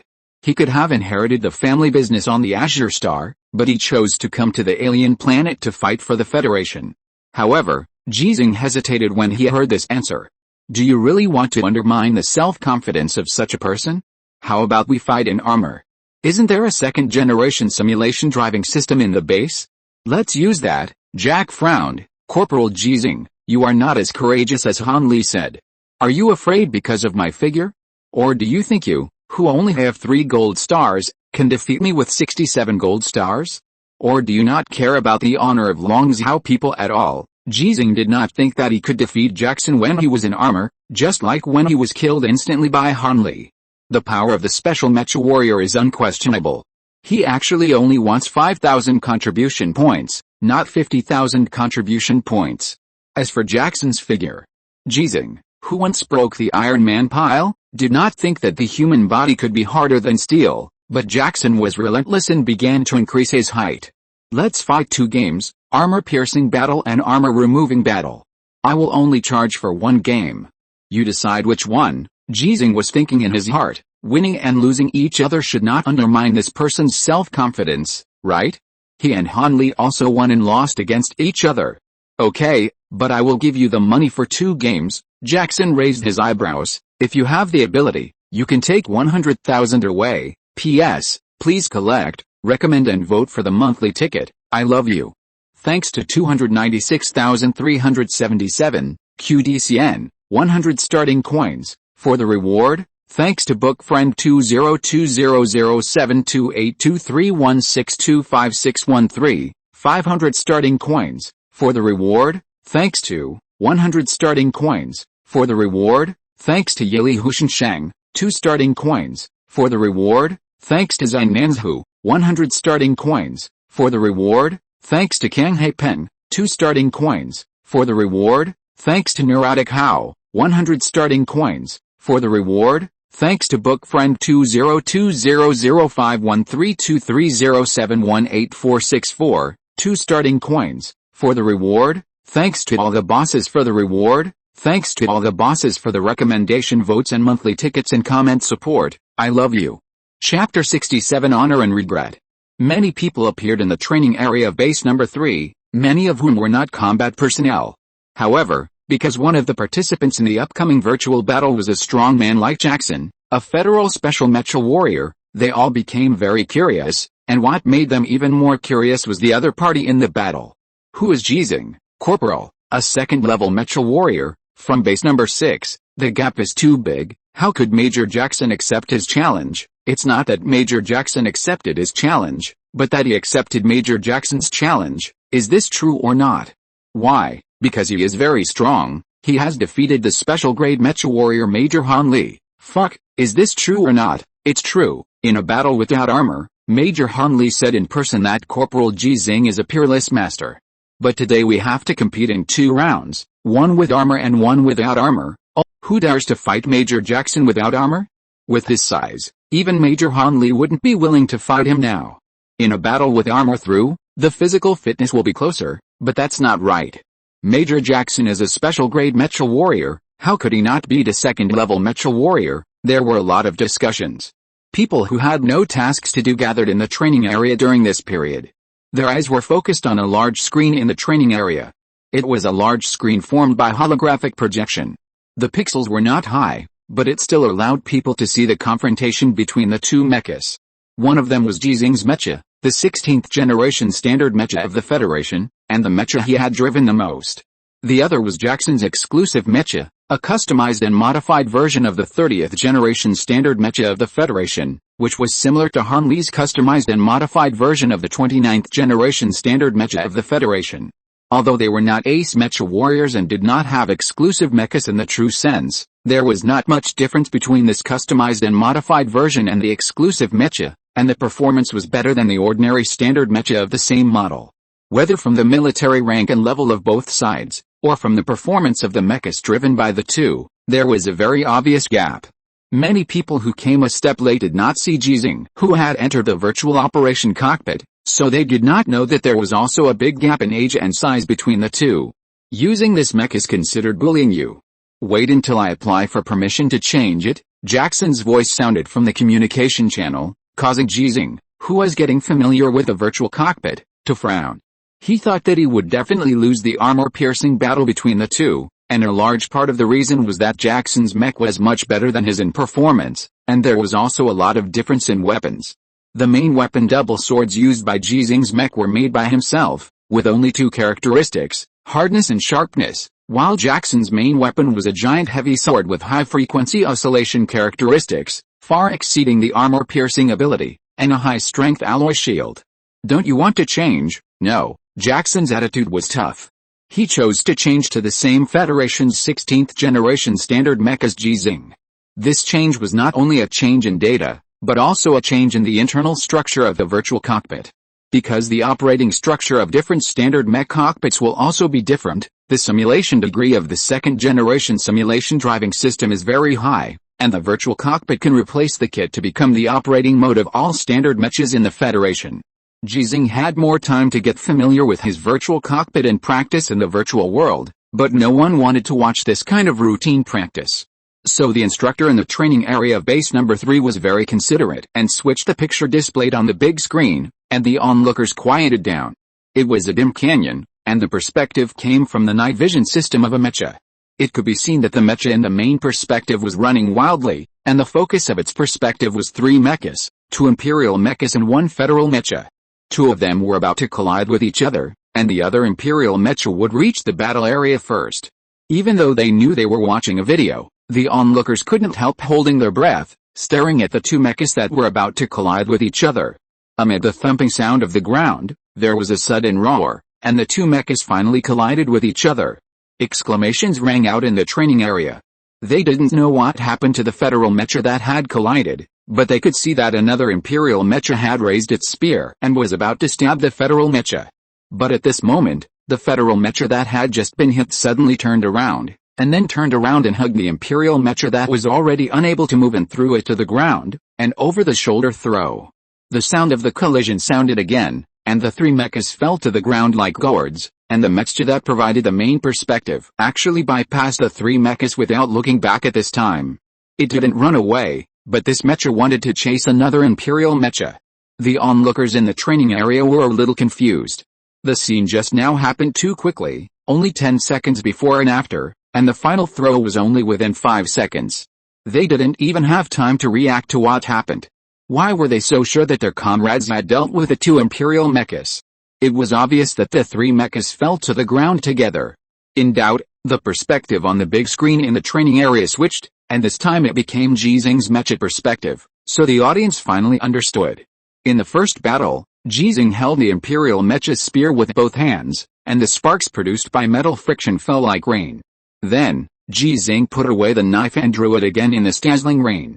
Before the collision occurred, he used the impact force of the mechas of both sides and the power of the mecha itself to let the blade avoid the protective armor of the imperial mecha and sink into it. In the second battle, when Ji Xinghe hugged and threw the imperial mecha, he not only used the imperial mecha as his shield, but also as his weapon. The three mechas seemed to have fallen to the ground, but Ji Xinghe was the first to get up. The sound of gunfire came from the second imperial mecha that fell to the ground, but Ji Xinghe used his own protective armor as a shield to block the muzzle. Amid the roar, Ji Xinghe's mecha fell down with a bang. It was not damaged but smashed down with all his strength. The sharpest part was the single knife in his hand, so the battle ended. Standing up and drawing two swords, Ji Xinghe began to run wildly. He caught up with a third imperial mecha. This imperial mecha was treated like a cat and mouse by the two federal mechas. It had already used up all its ammunition in the previous pursuit. It could only desperately rush towards Ji Xinghe who was chasing it.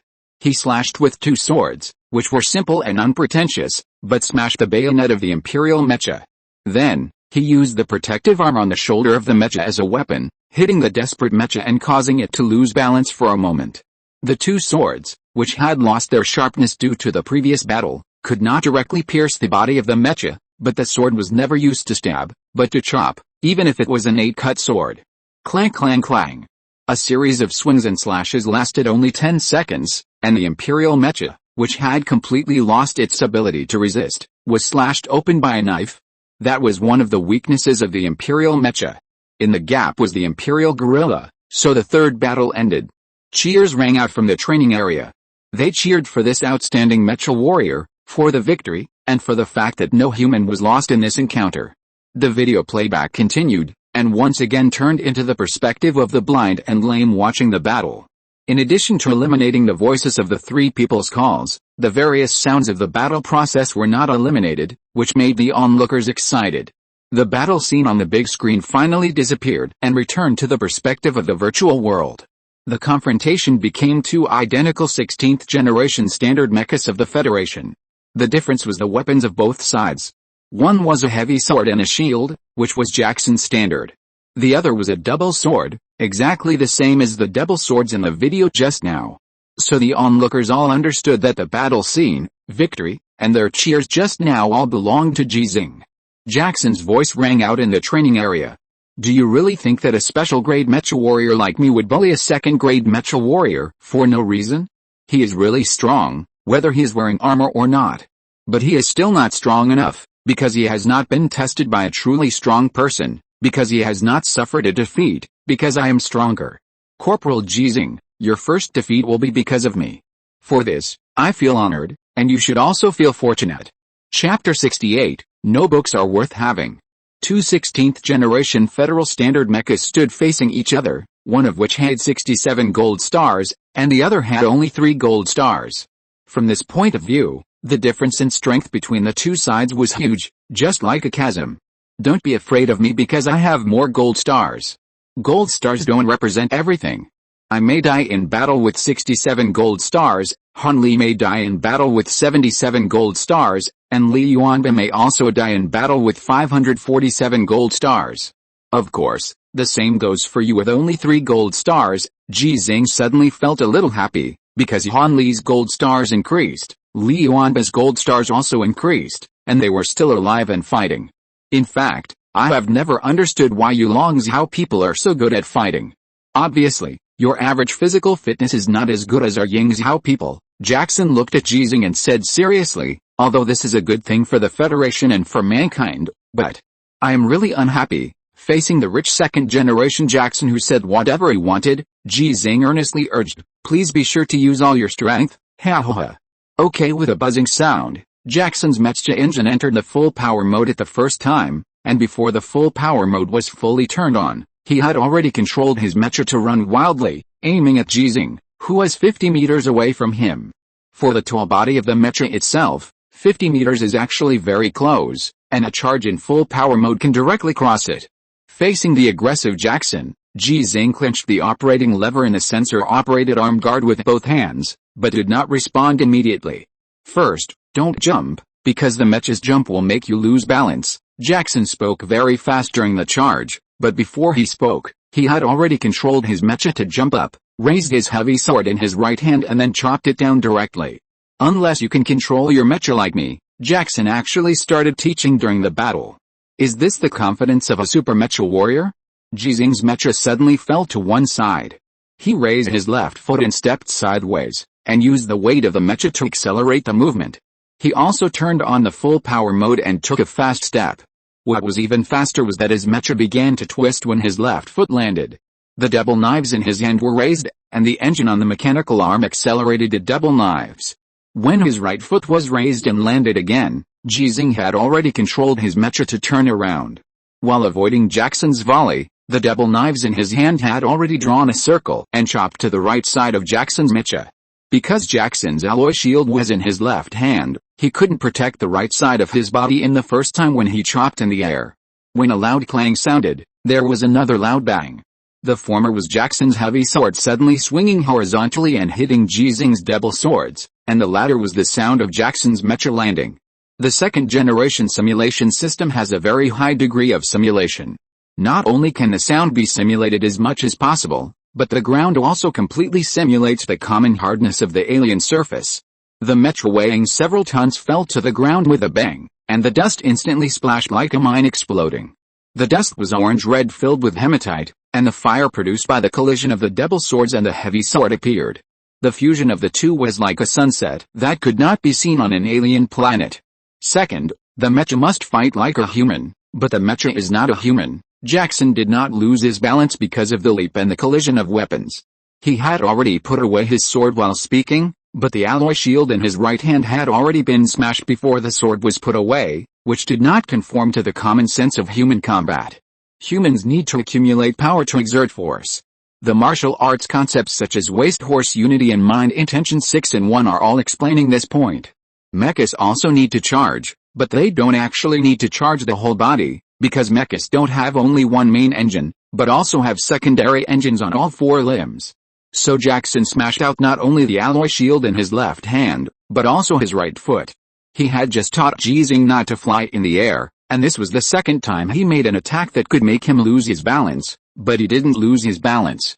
Instead, Ji Xinghe almost lost his balance. His double swords couldn't stop the heavy alloy shield, so he could only retreat to avoid a smash, but he was kicked in the knee joint by Jackson's right foot, and the knee with protective armor was not damaged. Third, don't always think about attacking weaknesses. They also know the weaknesses you know, so weaknesses may be traps. When Jackson finished this sentence, he had completely controlled the balance of the mecha, and slashed wildly with his right hand heavy sword, using the sword as a knife. Ji Xinghe could only dodge or parry with double swords, using the knife as a shield. Fourth, offense is the best defense, but those who are good at defense can often win the final victory. The mechas of both sides have similar performance. They also use virtual cockpits in the virtual world, and they did not encounter the impact force generated by real mecha battles. The high load simulated by the second-generation simulation system is actually not high. So Ji Xinghe was able to find an opportunity to counterattack, but his double swords were always easily blocked by Jackson's alloy shield. Every attack put him in danger, because Jackson also had a heavy sword, which could take into account both defense and offense. The strength of the special mecha warrior opened in front of Ji Xinghe like a new door. Fifth, unless necessary, do not exchange injuries for injuries, do not exchange lives for lives. There is almost no opportunity for single duels on the battlefield. A single duel in an instant is not a single duel. There are only enemies who keep coming one after another. Others saw that Ji Xinghe won the 3 battles cleanly, but Jackson saw the mistakes that could lead to the destruction of the machine and the death of people. It is not a mistake, but a mistake. There is a big difference between the two. The alloy shield blocked the double knives once again, and the heavy sword swung again. Even though Jackson saw that the double knives had disappeared on the alloy shield, he swung the sword as if he had completely ignored it. He just said not to exchange injuries for injuries, but he did not follow his own combat rules and experience at all. Ji Xinghe seemed to have not heard Jackson's words. He ignored the heavy sword and the alloy shield that was smashed again. He held the knife with both hands and penetrated the torso of Jackson's mecha from both sides with the potential energy of his own mecha. The crackling sound of metal friction and the roar of collision sounded at the same time, which was deafening and made people's scalp numb. The heavy sword slashed the neck of Ji Xinghe's mecha, and the sword body was stuck in the neck. Then Ji Xinghe's mecha was hit by the power of the alloy shield and fell to the ground. It seemed that he could not lose any more, but Jackson, who remained standing, could not control his mecha to make any movements. Is it because he has already won, so there is no need to do anything? The onlookers in the training area clearly saw the two knives on both sides of Jackson's mecha through the big screen. Compared with the mecha, these two knives are not long, but they are enough to penetrate the cockpit and the torso of the mecha. So, a tie. The result appeared on the big screen. This is because the second-generation simulation system determined that both sides had lost their combat capabilities. One was the driver who was stabbed to death, and the other was almost losing the head of the mecha, exposing the cockpit to the alien environment. The head of the mecha is generally integrated with the core intelligence system of the mecha. There are also some standard mechas whose heads are located at the same position as the heads of the mecha pilots. The heavy sword that is immersed in the neck of the mecha is enough to destroy the delicate components in it, and even kill the pilot, so the system's judgment is fine. Ji Xinghe felt that there were some problems, but he didn't say it. Jackson also felt that there were problems, but he didn't argue with the system. Instead, he opened the virtual cockpit and rushed directly to where Ji Xinghe was. Seeing his aggressive appearance, the cripple and the blind man greeted him at the same time, and the relevant personnel of the base also came forward. With a click, Ji Xinghe's virtual cockpit door opened and he walked out. It was not until this moment that many onlookers in the training area of base number 3 realized that Ji Xinghe was an old man with gray hair on his temples, so they were even more shocked. "Why don't you listen to me?" Jackson stopped and glared. He had a blank expression all year round, but now he used a very obvious expression to interpret his emotions, and his voice was also very angry. "I said not to exchange injuries for injuries, life for life. Don't you understand?" Everyone around was relieved. "It's okay if they don't want real-life PK. No, it seems that they will have real-life PK later." Ji Xinghe wanted to say that he was not exchanging his life for his life, and if the situation just now happened on the battlefield, it would be a necessary situation, but he couldn't say it after all. He chose to be more euphemistic. "Because, it's better to have no books than to believe in books," Ji Xinghe replied softly with a calm expression. "Your experience is yours, but I am not you, so I will listen and think, but I won't do it." The anger on Jackson's face gradually disappeared, and then turned into a smile. "Papa." He even applauded Ji Xinghe, not knowing whether it was because of the fight just now or because of Ji Xinghe's words. "You win, 50,000, I'll turn it over now, and we'll play the second game." If you're listening to this novel on a channel other than Fanfic World, it means they downloaded and uploaded it without effort. We cordially invite you to visit our channel, Mundo Fanfic Novelis. There you'll find the original version of this story and you can explore many other novels of various genres. We're waiting for you to immerse yourself in a world of incredible novels. Chapter 69. 1 second late. It would be great if reporter Sue was here, then we'd have more material for Lao Ji. The lame man sighed, and the blind man nodded in agreement. "Yeah, we can't let 300 million viewers watch us being beaten by Lao Ji all the time. The scene of Jackson being beaten should also be shown to 300 million people." The lame man frowned. "Have you been beaten by Lao Ji?" "It's easy to say. I remember you said before that you would fight with Lao Ji when you go back, but now we too can't go back for the time being. Otherwise after Lao Ji and Jackson finish fighting, you can go up and fight with Lao Ji. Don't worry, I guarantee that Lao Ji won't ask you for an appearance fee." "Ah. What did you say? Why can't I hear you?" It's over. I'm as deaf as a deaf man." "Bullshit, even a deaf man can hear it now." While the two were bickering, the training area had already been simply arranged. There was actually nothing much to arrange for the battlefield, because there were too many spectators, and the training area was flat and not suitable for spectators, so it was necessary to set up recording equipment and connect it to holographic projection equipment. Jackson had no opinion on this. Even though he had just admitted defeat after the system determined that the game was a tie, he did not feel ashamed at all, and did not mind that more people saw the second battle between him and Ji Xinghe. The psychological endurance of a super mecha warrior is much stronger than Ji Xinghe imagined. If he could not bear this little pressure, how could he become a super mecha warrior? So Ji Xinghe was just worrying too much before. In fact, although Jackson admitted defeat, no one really thought he had lost. On the one hand, it was because the second-generation simulation system was also a virtual system, and the driving load was very small. Many people, except for the lame and the blind, believed that Jackson's load resistance was not really brought into play. On the other hand, it was because Jackson was not driving a mecha he was familiar with, and the weapons he used were not his usual weapons. If he replaced it with a heavy giant sword with high-frequency oscillation, he could easily chop off the head of Ji Xinghe's mecha, and the protective armor could not block a few swords. The alloy shield just now was also not Jackson's usual weapon. His alloy shield not only had higher defense power, but also had a micro-engine on it. He once destroyed an imperial mecha with one shield. At this time, both sides were already in position. There were many onlookers, but only 2 people believed that Ji Xinghe could win, because there was a clear difference in the size of the 2 sides. I am 2 meters and 1 meter tall and weigh 125 kilograms, Jackson was full of confidence at this time, and he was not discouraged by the defeat just now. He emphasized, when I fought with Han Li before, I weighed only 109 kilograms. Mr. Ji, you should be very clear about the importance of weight in fighting competitions, right? Ji Xinghe nodded. Although he had no actual combat experience before, he had watched many videos of fighting competitions. The gap between weights is like a chasm for fighting players. Not only in fighting competitions, but also in basketball games, many professional players will choose to gain weight to cope with high-intensity collisions and blocking, but the flexibility will definitely decrease after gaining weight. This is a matter of pros and cons, and it mainly depends on what the demand is. My height is 1.92 meters and my weight is 93 kilograms. The data reported by Ji Xinghe is not in the same weight class as Jackson.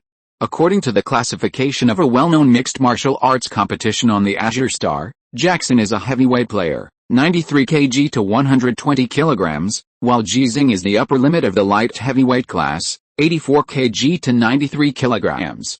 Compared with his height, he is a little thin, but considering Ji Xinghe's age, he is actually not thin at all. When he was young and middle-aged, he was also a heavyweight of more than 100 kilograms. Don't worry, I won't delay you, Jackson said and began to move his body. The tight uniform did not limit his movements.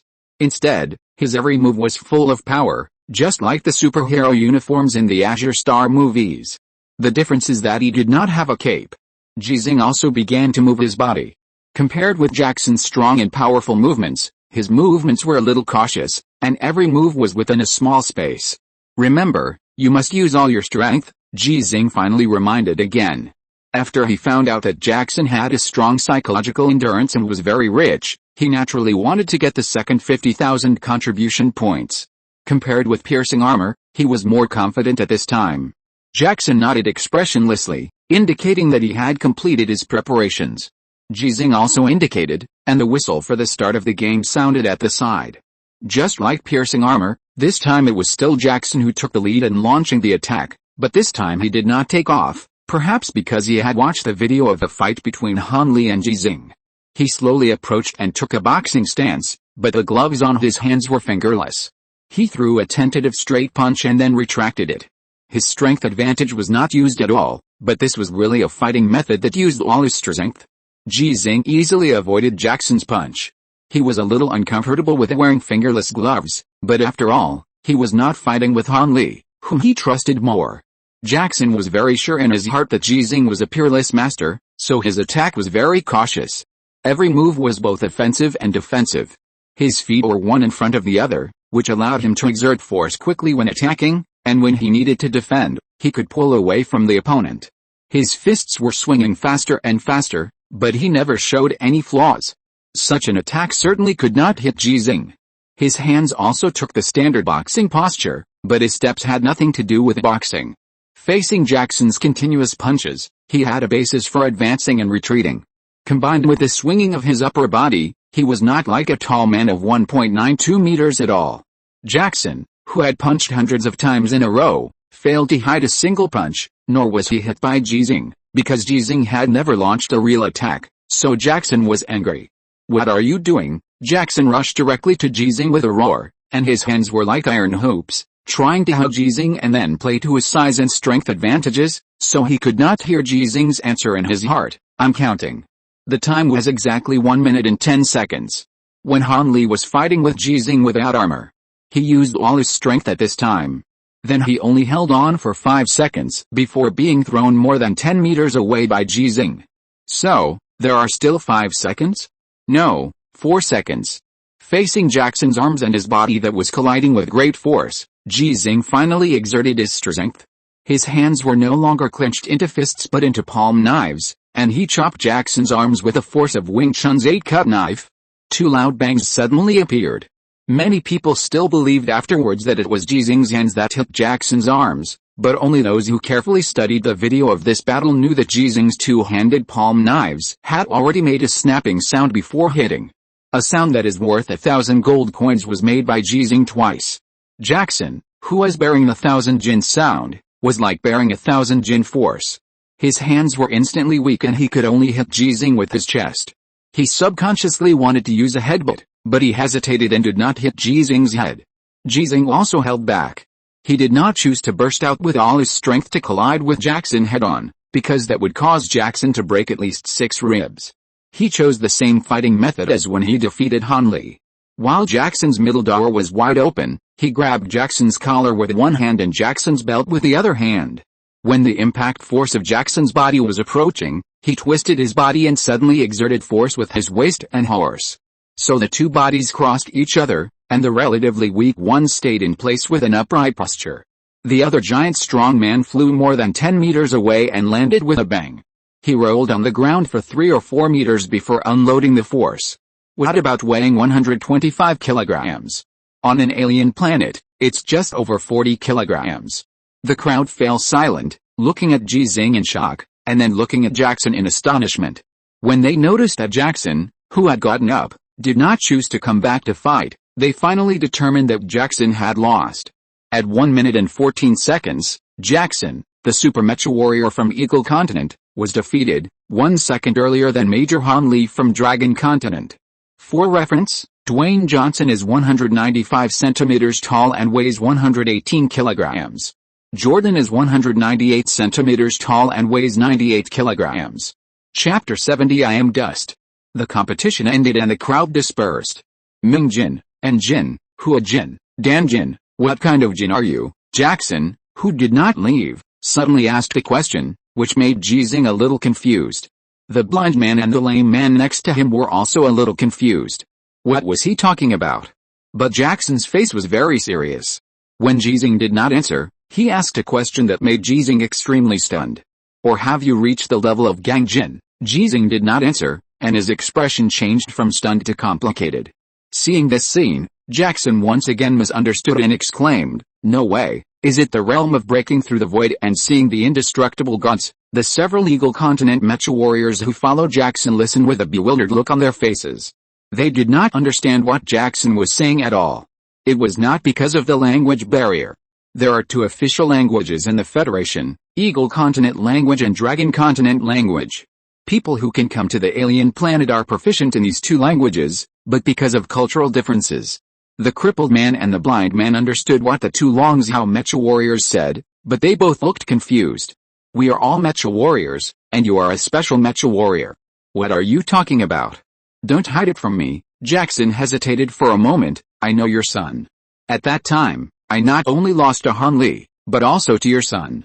It's just that your son and I fought privately, and he is a first-class mecha warrior, so no one knows. Sure enough, Ji Xinghe had guessed this when he heard Jackson ask the first question, and when Jackson asked the third question, he was extremely sure of this, because he told Ji Xinghe about these realms. Jackson may also learn about these realms through other channels, but combined with the behavior of giving himself fame and money like Han Li. Jackson continued, at that time, your son told me that you Longzhou people all know Kung Fu. I don't believe it, because I have seen many Longzhou people who can't fight me. I mean I was very weak at that time. But your son said that it was because their Kung Fu was not good enough. Only when they can practice Ming Jin can they be considered good. After Ming Jin, there are Jin, Hua Jin, Dan Jin, Gang Jin, and the highest realm that has never been seen before, breaking the void and seeing the gods indestructible. There is also a realm of the same level called the Way of Sincerity that can know the future. I am Dan Jin. Ji Xinghe interrupted Jackson because he was not in a good mood. Then can I worship you as my master? Jackson hesitated again after being excited and asked, "If you need me to be your son, I don't mind. Your son said that your family's kung fu is a family tradition and is not taught to outsiders." Ji Xinghe was silent. "Hey, what's wrong with you?" The blind man and the lame man were angry. They felt that Jackson was rubbing salt into Ji Xinghe's wounds. "I'm sorry, but don't get me wrong, I really don't mean any harm.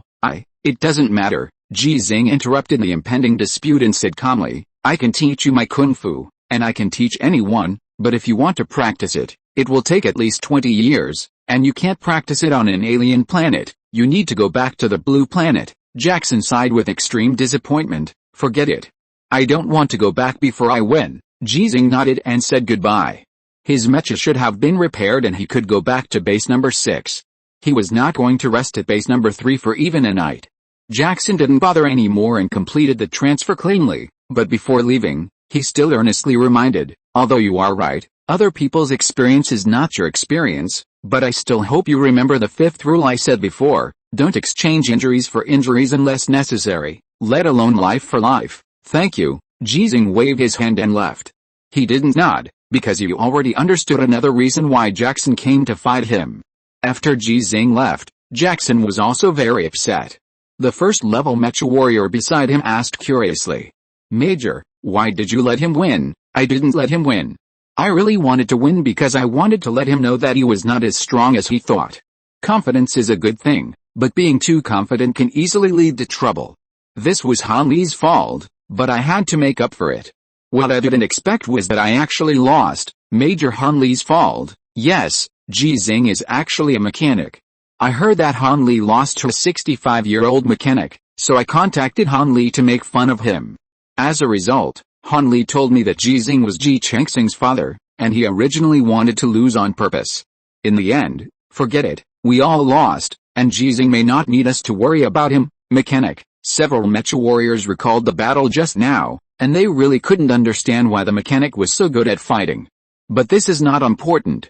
What is important is the words Jackson said just now. "Major, what exactly is Ganjin?" "Well, it's a long story." On the other side, the lame man and the blind man who wanted to persuade Ji Xinghe to rest for a night before leaving could only see him off after their persuasion failed, and they couldn't help but talk about Jackson in the process. "Old Ji, you are really amazing. You scared Jackson." Yes, not only Jackson, but also the mecha warriors from Eagle Continent around him were scared by old Ji. Ha, now it's good. The fact that everyone in Longzhou knows Kung Fu will spread again. "I am Dan Jin." The lame man imitated Ji Xinghe's tone and laughed. Ha. "Old Ji, you might as well say you are Gang Jin directly. Anyway, no one can beat you without armor. I also learned it. I will scare people like old Ji in the future." The blind man pretended to be serious. "I am Gang Jin. You are shitty Gang Jin. Old Ji can scare people because he can fight. No one will believe you if you say you are Ming Jin." The lame man and the blind man wanted to make a joke and wanted Ji Xinghe, who was in a bad mood, to laugh, but Ji Xinghe did not laugh, but responded calmly. "I didn't scare him." The lame man and the blind man stopped at the same time, watching Ji Xinghe's back approaching his mecha, with a look of astonishment on their faces. At base number 6, reporter Suhi, holding Xingxin's hand, came to the communication area in the base. The internal communication of the base relies on the local area network, and everyone can communicate freely.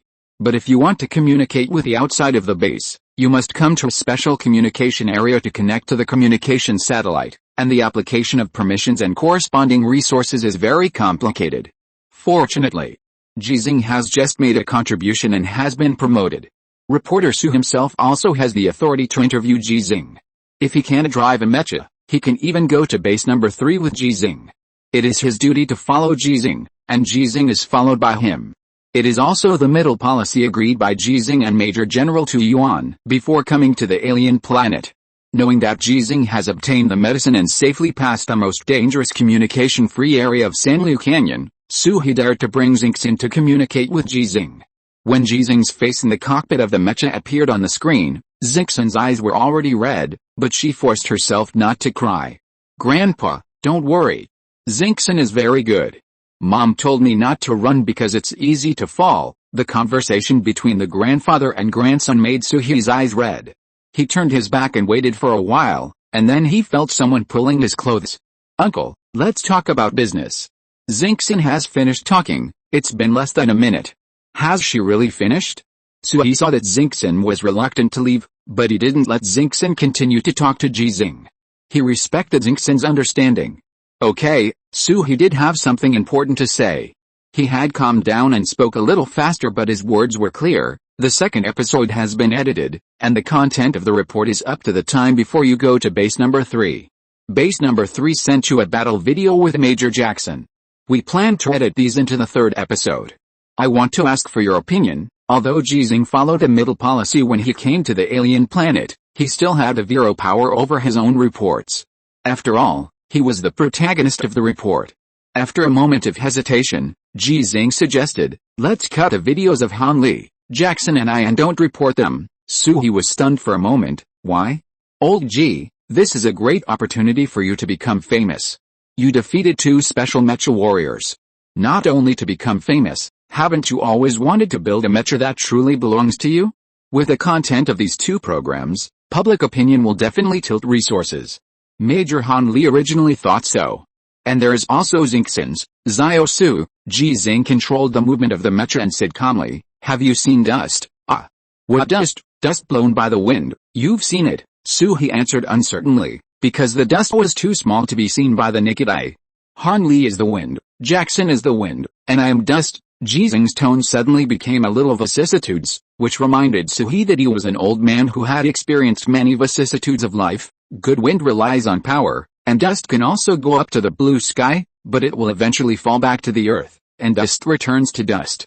I don't want to be taken to a height that does not belong to me like dust, because I may not be able to take on more responsibilities and obligations like them. More responsibilities and obligations often mean sacrifice, but is Ji Xinghe afraid of death? He thought of the beginning of Ji Xinghe's story. He answered in his heart that he was not afraid. He looked at Xinghe beside him and saw the reason why Ji Xinghe said so. I understand, I'll tell them. He asked again, what about you destroying 3 imperial mechas? This can be broadcast, because I did it myself and I want to do it. Dust has wings. Without the help of wind power, it can also swim to the long sky of Qingming and dive into the waves of Lushu. Chapter 71 Your Name. Ji Xinghe's safe return with 3 gold stars has become the most eye-catching news in base number 6 in recent days. But these are not important to Ji Xinghe. What is important is that he has brought back enough special medicines. There are Xinghe's and other children's. The total amount is enough for all the children who use special medicines in base number 6 for 6 months.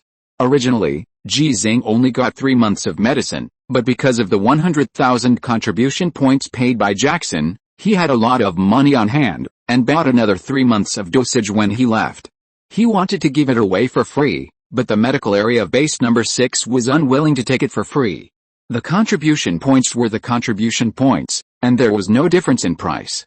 There were also parents of children who came to express their gratitude and gave gifts at the same time. Thank you, but I can't take it. This is a gift for the child, and it should be me who says thank you to you. After the courtesy, the woman who gave the gift did not leave. She looked at her daughter and Xinghe carrying the plate to the tableware recycling area in the cafeteria, and after hesitating for a while, she still said it. I know you may have an opinion about Nurse Wrong, just like many people have an opinion about me. In fact, we are very selfish. But when I could feel a new life growing in my belly, I really couldn't bear to abort her. I thought about going back and giving birth to the child, but I knew very well that I would not be able to leave my child at that time, nor would I be able to leave my husband who would definitely stay on the alien planet. This choice was very difficult for me, and it must be even more difficult for Nurse Wrong. My final choice was selfish. I wanted the child to grow up with me until she was about 8 years old, and then send her back to the Blue Star. Yes, the mortality rate of pregnancy and childbirth on alien planets is very high, but from another perspective, they have at least come to this world, at least seen this world, at least seen us. I think this is better than aborting them before they are born. In fact, both are very cruel, but cruelty is not what we want to give them. No one wants to see this kind of accident, and we have taken protective measures, but I have no objection. Ji Xinghe responded seriously when the lady was speechless. I have no objection to my daughter-in-law. I have no objection to you. I have no objection to all of you, because I know you don't want this, because I am a father, because it is human nature to have offspring. Thank you. The woman said nothing more. And when her daughter came back, she took her hand and left, and Ji Xinghe also took Xingxin's hand and left the cafeteria. But he did not go to the mecha area for maintenance work, but went to the logistics support area. After more than a month of application, Xingxin's personal bracelet and identity information finally passed the certification of relevant permissions, and she will soon have her own bracelet and name. The reason why it took so long is that it is necessary to collect fingerprints, blood type, pupils, DNA and other identities and transmit them to the federal database of the Azure Star, and not many people on the alien planet care about these. The children's full names are generally taken when they can return to the Azure Star, and the identity information will be officially registered. Ji Xinghe feels that people should not only have nicknames, and his granddaughter will definitely be able to return to the Azure Star. What kind of name does Xingxin like? Xingxin doesn't know. Then does Xingxin have anything she likes that can be added to the name? Can chocolate? Of course you can, but names usually only have 3 or 2 characters, and there must be a character in front of your surname. If it's 4 characters, it's not impossible. Ji Xinghe didn't say no directly, because Xingxin can change her name once when she grows up, and every federal citizen has the opportunity to change his name once. Although Ji Chocolate sounds funny, if anyone dares to laugh at Ji Chocolate, he will never laugh again. What's Xingxin's surname? Xingxin asked while walking and craning her neck to look at Ji Xinghe. She was not worried about falling because she was being led by Ji Xinghe, and she knew that Ji Xinghe would protect her. Xingxin can have the surname Ji or Wrong. Why can Xingxin have 2 surnames? Because your father's surname is Ji, and your mother's surname is Wrong. Dad's surname is Ji. Is it because your father's father is your grandfather's surname Ji? Yes, Xingxin is really smart. Then mom's surname is Wrong. Is it because your mom's surname is Wrong? No, it's because your mom's father's surname is Wrong, which means your grandfather's surname is Wrong. In most cases, people take their father's surname. Xingxin no longer has grandparents, and Nurse Wrong only has a younger sister on the blue star. Then why can Xingxin take mom's surname Wrong? Because you are very important to your mom. She loves you very much. Because Xingxin means thriving and prosperous. Then can I have both surnames? Mom said that Dad and Grandpa will love me too. I know you love me very much, Grandpa. Sure, as long as you like it. Xingxin, Ji, Wrong. There is still 1 character left. Xingxin likes the character Xin, because Xin is Xingxin's Xin. Xingxin also likes, what else does Xingxin like? I also like the moon. Xingxin wants to see the moon, but we can't see it here, we can only see it on TV. Mom said the moon is beautiful as Xingxin, but it already has 3 characters, and adding the moon will make it 5 characters, then give it a 4-character name. Xingxin can use the character U, which means moon. U means moon. Great, great. Xingxin cheered and jumped for joy. Ji from Grandpa and Dad, Wrong from Mom, Xin from Xingxin, and U from moon. Xingxin's name is Ji, Wrong, Xin, and U? Yes, Jiren Xinayu. This is your name. Ji Xinghe, who was born in 2022, would be called an antique in this era, but he was a new generation in the era when he was born, so he didn't really care about these things, and he always thought that his son was sorry for his daughter-in-law. There is a 6-year-old girl who doesn't know, she hasn't fulfilled any responsibility, and she only cares about being a hero. If the surname is meaningful, he accepts Xingxin to continue her mother's surname, and the word Wrong can also be placed in front of the word Ji, but the premise is that Xingxin chooses it herself. So one day in the future, when Ji Wrong Xinayu, who has become an adult, wants to change her name, Ji Xinghe will never stop it. When registering her name in the logistics support area of base number 6, Ji Wrong Xinayu, encouraged by Ji Xinghe, wrote her own name by hand, and she can write these characters. The most difficult character to write, Ji, is actually one of the first few characters she learned, and she learned it before Wrong, because her father is called Ji Xinghe, and her mother taught her. The customized bracelet is adjustable in size and fits perfectly on the arm. Ji Wrong Xinayu laughed happily, making a sound like wind chimes, just because she finally had her own bracelet and name. She didn't know that from this moment on, she had truly become a legal citizen of the Federation. Ding, ding, ding. Xingxin, who had just used the bracelet, received 1 transfer message after another from Ji Xinghe. This is the New Year's money that Grandpa owes you, and the 5 birthday gifts he owes you. Ji Wrong Xinayu, what gift do you want? I want Grandpa to teach me Kung Fu, to repair mechas, and to drive mechas. The multiple physical examination reports over the past month have shown that Ji Xinghe's body has recovered very well. Perhaps in less than 2 years, with the help of special medicines, he will be able to return to the Blue Star, and Ji Xinghe can rest assured to teach Ji Xinghe to practice Kung Fu. The essence of Kung Fu has always been to strengthen the body. Okay, Grandpa will teach you. Chapter 72 I Lost a Move. Azure Star. The second episode of the documentary The Old Man and the Sea of Stars was officially broadcast, and the number of views in the Federation climbed to more than 300 million in a short period of time, of which 90% of the clicks came from Longzhou. The program time is not long, only 1 hour, and different audiences see completely different focuses. After learning from the first episode that Ji Xinghe is an amateur high-end player, many people who are keen on the game Star Glory expect Ji Xinghe to be able to play his various skills in the game world when driving a real mecha, so they saw Ji Xinghe's failure. It was in the spaceship to the alien star, the first battle between Ji Xinghe and Han Li. The specific battle location was the virtual world. Han Li, the new combat hero of the Federation, the special mecha warrior, killed Ji Xinghe indisputably after letting Ji Xinghe use the game skills. This is a basin of cold water, poured on the hearts of those players. They are dissatisfied. We are here to see the old man kill all around, and we are going to see the old man being killed in seconds? But this may be the reality. Ji Xinghe is already 65 years old. His ability to pass the physical fitness test for conscription does not mean that he can kill all sides on the battlefield. If fighting and winning are easy, why hasn't the Federation landed on the Empire Star yet? However, The Old Man and the Sea of Stars is actually a theme documentary for the purpose of conscription. If there is only failure, then this documentary has no meaning. Ji Xinghe's first failure is just a prelude. The Federation just wants to tell everyone that war is not as easy as they imagined.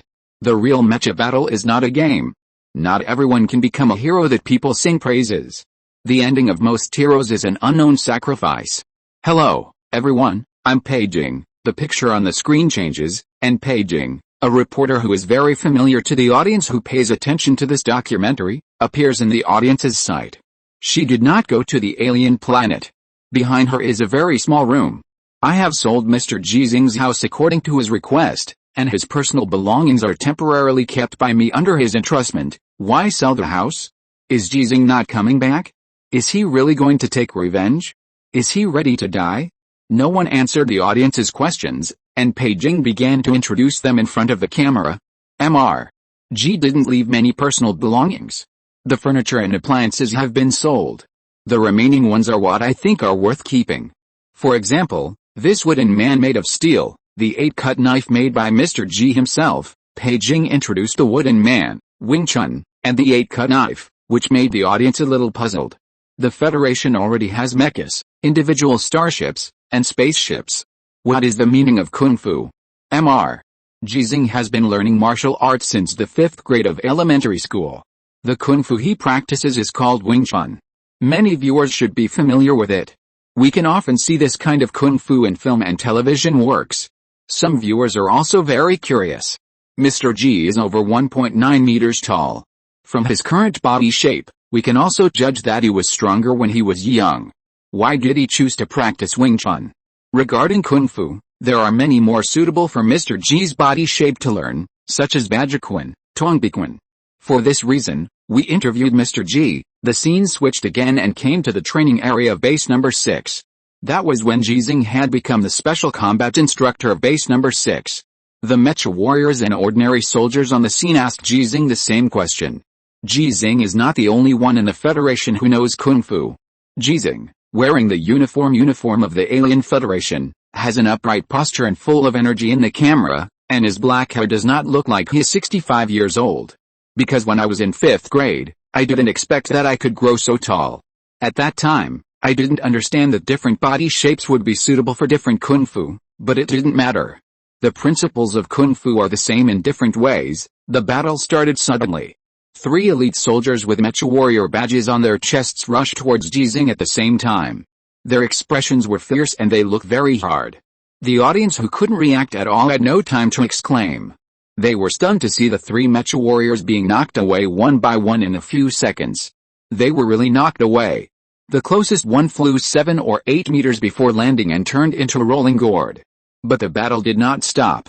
3 people rushed towards Ji Xinghe at the same time, and then the previous scene reappeared. They were also knocked away or fell to the ground. Wave after wave, it only took 1 minute for Ji Xinghe to defeat 15 federal elites, shocking all the audience speechless. Isn't Ji Xinghe a car repair master? Did he go to the alien planet to be a mechanic? The screen switched, Pei Jing appeared again, and when the audience saw the iron pile next to her again, their inner feelings were completely different. I think everyone should understand why Mr. Ji can run 10 kilometers in 35 minutes at the age of 65. He has never stopped practicing martial arts or exercising after work. In fact, his work itself is very physically demanding. As Pei Jing introduced, the screen switched again, turning into a shaky mobile phone shot. The protagonist in the camera was still Ji Xinghe, who was wearing the work clothes of the auto repair shop at this time, but the audience was a little surprised, because this Ji Xinghe looked very young. "Master, please start your performance," the voice of the photographer sounded, and there was a noisy sound next to him. It sounded like there were many onlookers, and Ji Xinghe, who was called the master, reached out expressionlessly, grabbed a single car door on the ground, lifted it up and placed it steadily where the car door should appear. Someone next to him immediately started to install it, and cheers rang out. There were many beeping sounds, which should be muted because someone said swear words because of excitement. This scene didn't seem strange, because the car door itself was not heavy, and most car doors weighed only a dozen kilograms. The scene switched to a middle-aged man in his 40s. He looked at the camera with some excitement and said, "That car door really weighs more than 90 kilograms, heavier than I was at the time. Because we added a special anti-collision alloy plate in it, my master lifted it up easily by himself. There was another time before, the vehicle lost control and crushed our colleague's legs. My master rushed over and lifted the front of the car by himself, and my colleague climbed out by himself." Excuse me, how old was Mr. Ji at the time? About 45 years old, I can't remember clearly. Mr. Sue, do you remember that Mr. Ji has ever had a conflict with anyone? No, I really haven't. My master has a very good temper, and we didn't know that our master was good at fighting before. If you hadn't said it, we would have thought that our master was just strong. But, are you telling the truth? My master, did he really drive a mecha to destroy 3 imperial mechas? It's true, oh my god, it's really awesome. My master is really in good shape even at his old age? Really? The audience who saw this video for the first time thought they had misheard. What was going on? They were just talking about Ji Xinghe's martial arts training and how strong he was, but how come they suddenly talked about Ji Xinghe destroying 3 imperial mechas? Shouldn't the editor of this documentary be fired? He edited it so badly. The audience didn't know that it was not the editor's fault, but Ji Xinghe's. The originally edited documentary video had to be edited overnight before the show was to be broadcast because Ji Xinghe disagreed to release the battle video between him, Han Li, and Jackson, as well as the cause and effect. The camera switched again, but there was no mecha battle that the audience was most curious about. There were only scenes of Ji Xinghe repairing mecha parts in the mecha area of base number 6, some were just scenes of Ji Xinghe learning mecha knowledge from Shenmue, and some were just scenes of Ji Xinghe conducting actual machine tests. Pei Jing's voice sounded as a narration. Mr. Ji is worthy of respect. His decades of martial arts training have given him great strength, but he has never fought with anyone, so that people who know him don't know that he knows Kung Fu. After graduating with excellent grades, he did not choose a better working environment and city, but returned to his hometown city to work for his parents, but he never gave up his love for mechanical repair. He studied on the Blue Star and he was still studying after he went to the alien planet, when the war on the alien planet was tense and a first-level mecha warrior lost contact somewhere because of a mission. Mr. Ji Xinghe, who could only repair mechas in a relatively safe base, chose to wear armor and compete with 2 other first-level mecha warriors for this dangerous mission. Pei Jing's narration disappeared, and the screen reproduced the scene of Ji Xinghe's exam. The appearance of the cripple was moving, and Ji Xinghe's voice was also moving. "Sir, what do you choose?" When Ji Xinghe asked this question while holding the cripple and another mecha warrior, 300 million viewers were moved. Then, the federal audience finally saw the battle between mechas. With the help of 2 first-level mecha warriors, the armored Ji Xinghe single-handedly destroyed 3 imperial mechas. Who can ask? Lianpo is old, can he still eat? Pei Jing's voice-over became excited. The answer is, an old horse in the stable, with 1,000 miles to go. In a luxurious villa in Xinfeng City, Xinfeng 13th young master, who had been beaten by Ji Xinghe, was just cursing the federal legal system. He was detained for 6 months for racing a few times, but after watching this 1-hour documentary, he was silent for a long time and got up and left the villa and his luxury car. He was going to join the army. Ji Xinghe is 65 years old and can join the army, so why can't I? Who is only 23 years old? Do you have a criminal record? Ji Xinghe also has a criminal record. He has stolen a single soldier starship and has been detained. How do I know? Haha. The 13th young master of Xinfeng City held his head high in the conscription office, full of arrogance. Do I have to tell you that Ji Xinghe and I are cellmates? Do I have to tell you that Ji Xinghe and I have fought each other? To be honest, I lost one move at that time. The people at the conscription office were in order. They had all seen the old man and the sea of stars. So, is he another peerless master who is hiding in the city? The key is that he is still very young, and it is not surprising to lose one move. But when they got the relevant video of the detention center, get out if I want to, the 13th young master of Xinfeng City said he would get out. In order to go to the alien planet, he threw a tantrum at the conscription office. Chapter 73 Dust Storm and Moon and Stars. Ji Xinghe also saw his documentary. There are failures, victories, talents, efforts, learning, and growth. He introduced at the side. The authorities do not want everyone to join the army. They cannot afford so many soldiers, nor do they want everyone to be too inflated and think that the imperial mecha is weak and can be bullied. Introducing your talent and hard work, and letting people see that your failure is because of this. Therefore, the battle video between you and Major Han Li and Major Jackson was not played, especially the words of Major Han Li before the battle with you were edited out, which is actually good. Ji Xinghe remained silent, and Sui said again, we will also ask you to record an interview about Kung Fu. What do you want me to say? Just say that everyone should not be too superstitious about Kung Fu. It is better to spend more than 10 or 20 years practicing Kung Fu to learn knowledge and practice mecha driving skills. Not everyone can be as talented as you, and can take into account other aspects of learning while practicing Kung Fu. Losing one thing while taking care of the other is like losing the watermelon and picking up sesame seeds. Okay, Ji Xinghe began to record a fact expressionlessly.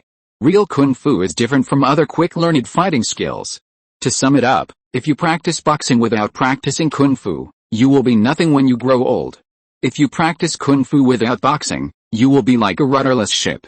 Each punch and kick has 55 years of Kung Fu, so Ji Xinghe is very good at fighting. When boxing and Kung Fu are equally important, the requirements for talent are very high. People without talent may not be effective even if they practice hard for 20 to 30 years. If Kung Fu is so easy to practice, and all 65-year-old men can fight like Ji Xinghe, then Ji Xinghe will not have the opportunity to come to the alien planet. He will become one of the coaches of millions of soldiers on the blue planet. Just one of the coaches, because he is not the only one who knows Kung Fu. After the recording was completed, He noticed that Ji Xinghe's mood was still a little wrong. Old Ji, what's wrong, Zio Su? Ji Xinghe asked seriously, tell me the truth. Will I become a mascot for conscription and never have the opportunity to fight again? He was stunned. This truth is actually very easy to understand. Since The Old Man and the Sea of Stars is a documentary with many episodes, the protagonist Ji Xinghe should not die easily. In the original plan proposed by Major General Tu Yuan, Ji Xinghe should not leave base number 6. The last action was an accident, and the risk estimated before the action began was also very low. That's not the case. There are still opportunities, and Lao Ji, your contribution to repairing the mecha is actually greater. If you repair the mecha, they can go to fight. It's actually the same. Ji Xinghe didn't ask more, he had understood. Okay, I know. He wanted to say something but didn't say it. Ji Xinghe's performance afterwards was not abnormal. Just like before leaving base number 6, his main task every day was to repair the mecha in the mecha area, and his secondary task was to guide combat training in the training area. The easiest task was the actual machine test. In addition to continuing to study, the rest of the time was to guide Xinghe into practice. Because of her young age and weak body, Xinghe's training journey is destined to be very difficult. However, the low-gravity environment on the alien planet has become a helper at this time. Xinghe finds it much easier to practice than on the blue star, and her strong character actually has a good effect. For Ji Xinghe, the biggest change, or the restoration to the original state, is that his mecha with 3 gold stars was driven away by the deaf man, leaving him only 2 knives he made by hand. The deaf man who passed the exam again took back his right to drive the mecha and went to the battlefield with a mecha driven by Ji Xinghe. Ji Xinghe has no mecha anymore. The artificial meniscus surgery of the cripple went smoothly. Once he recovers, he can pass the exam again. The left-handed brother installed a mechanical arm, but he did not pass the exam compared with a cripple's mechanical leg. The requirements for the hand to operate the mecha are very high. A new group of people have come to the remnant soldiers. They are also disabled due to war, and they are also unwilling to leave the alien planet. They also need the belief that makes them persist. No one informed Ji Xinghe of the latest exploration news of the 36th Grand Canyon. His authority was not enough for him to communicate directly with the cripple and the blind man in base number 3. Only the text message transmission let him know that the cripple and the blind man were still alive, and the deaf man and others who left the base were still alive.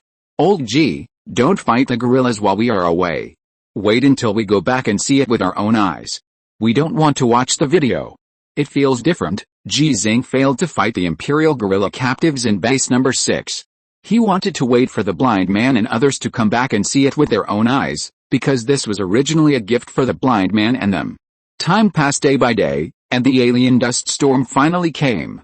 Ji Xinghe was standing at the observation porthole of the base holding Xinghe, looking at the orange-red dust all over the alien surface. He was not in a good mood because he had a bad premonition. Dust storms are the most troublesome natural phenomenon on alien planets. The dust on alien planets is full of hematite, so it looks orange-red. In addition, the wind speed of dust storms is very fast, faster than a level 12 typhoon, and the height can reach 5 or 6 kilometers, so our communication satellites and reconnaissance satellites will be seriously affected, Suhi introduced while filming on the side. Electronic equipment will also be seriously affected. Reconnaissance drones can fly out but cannot fly back. It is also difficult for spacecraft to land on alien planets in dust storms. During this period, supplies will stay in space for a while and can only be delivered after the dust storm is over. But don't worry, the supplies in our base are enough for half a year. Xinghe was more cheerful and mature than before, and asked curiously, "Uncle, can the mecha go into the dust storm?" "Yes, of course." Suhi squatted down after setting up the filming equipment. Only mecha can travel unimpeded in the dust storm. This is also one of the reasons why mecha can become our main force in combat on alien planets. Now, there are still many heroic uncles driving mechas and fighting those apes in the Empire in the dust storm. Xinghe clenched her fist and waved it. The heroic uncles will definitely be able to blow the heads of those gorillas apart. Xinghe, you can't say that. Why? They said that cursing the imperial gorillas doesn't count as swearing. Well, it's not a question of swearing, it's because it's unfair to dogs. Dogs are good friends of humans.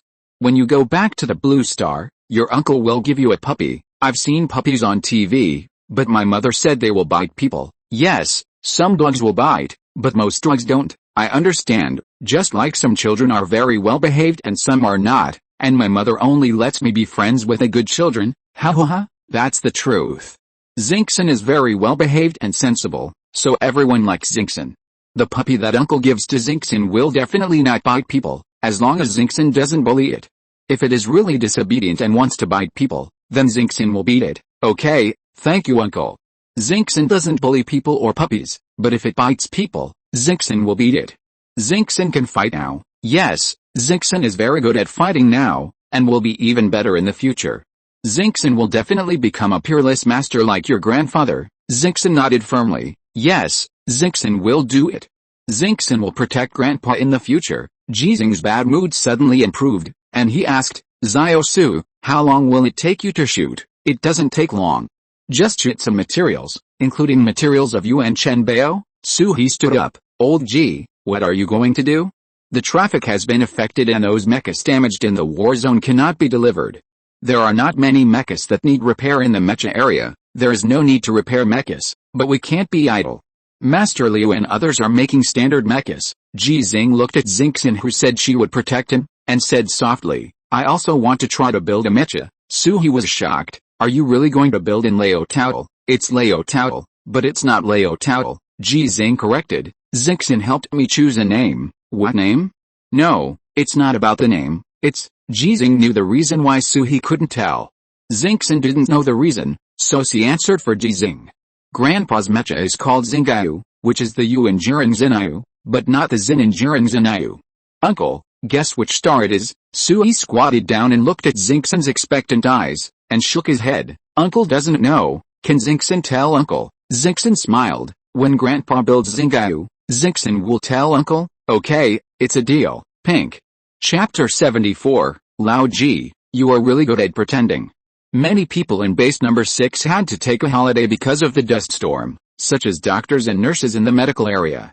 Due to traffic obstruction, many wounded could not be transported to the base for treatment, so this kind of holiday was not easy for them. The fatigue caused by inner worries far exceeded the fatigue caused by physical labor. Grandpa, Xinghe went to class. Xinghe will be very good. Grandpa, don't worry. Go to make Xinghe. Okay, Grandpa will pick up Xinghe during dinner. The doctors and nurses did not rest. They didn't want to rest, so they were doing what they could. For example, go to the planting area to help, such as cleaning the mecha area or even carrying some heavy objects, and for example, open classes to teach the only children in base number 6 to learn knowledge. So Xinghe started school. According to the current estimate, she has 2 to 3 months of study time. This is not the first time, so Xinghe is used to it. Ji Xinghe suddenly felt a little uncomfortable, because Xinghe has been following him these days, watching him repair mechas, teaching fighting, and practicing while he was studying. Ji Xinghe easily controlled this little emotional problem and quickly came to the mecha area. The mecha area was still busy when the dust storm occurred. After there were no more mechas that needed repair, these professional mechanics did not stop, but chose to start making mechas. Most of the Federation's mechas were manufactured on the Azure Star, because it is difficult to reach the industrial level of the Azure Star on an alien planet. It can be said that the mechas are the crystallization of the Federation's highest mechanical technology. The structure itself is very complicated, and it is impossible to build a production line on an alien planet for all the required parts. The uncontrollable cost and the risk of being captured by the Empire at any time are too great.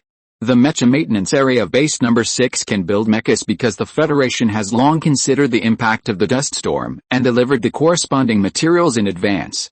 The production line of base number 6 has also been producing the corresponding parts.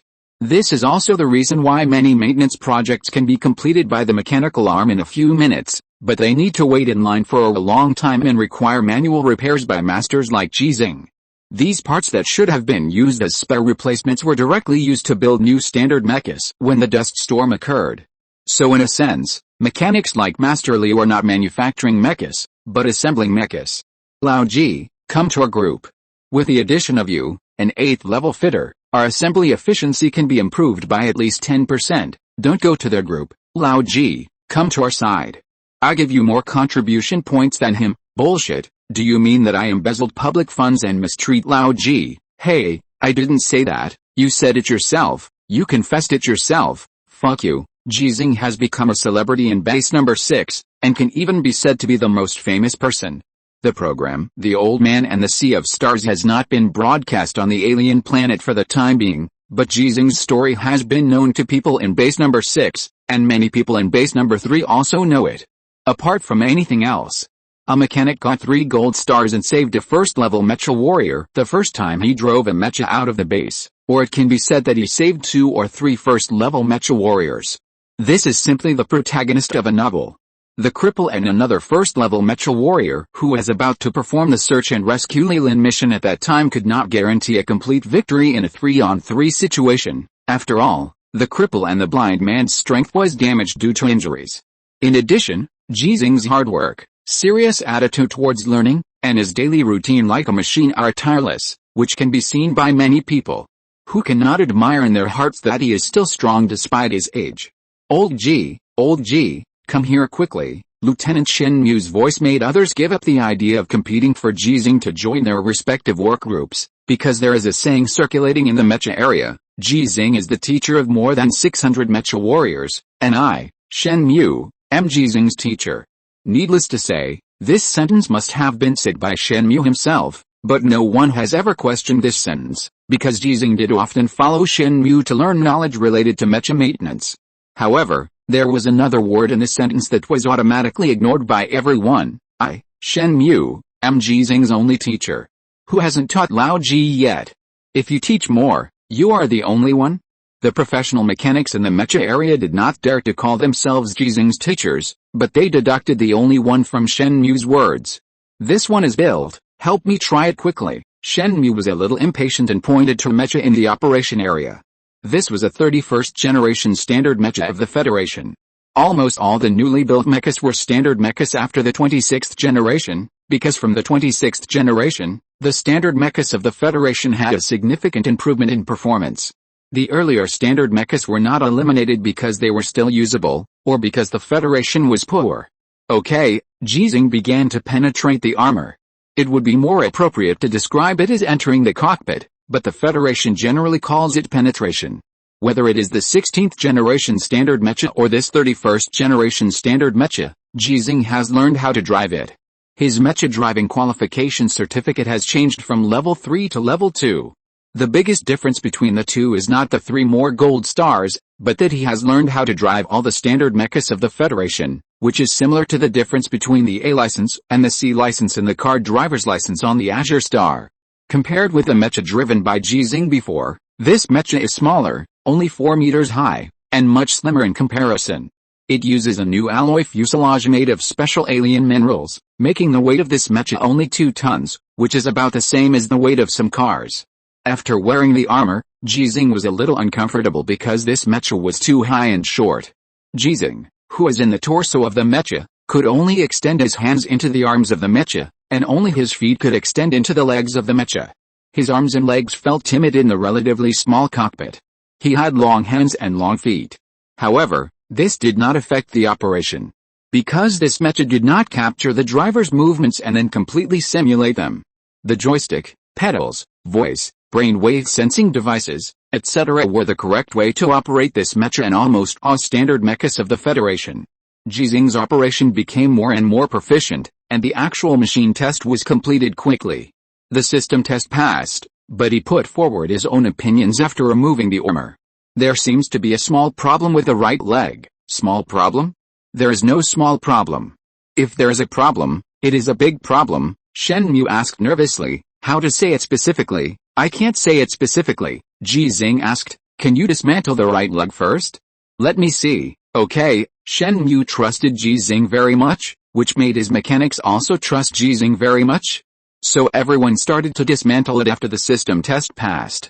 Soon, the outer armor of the right leg of the mecha had been completely dismantled, revealing the mechanical structure.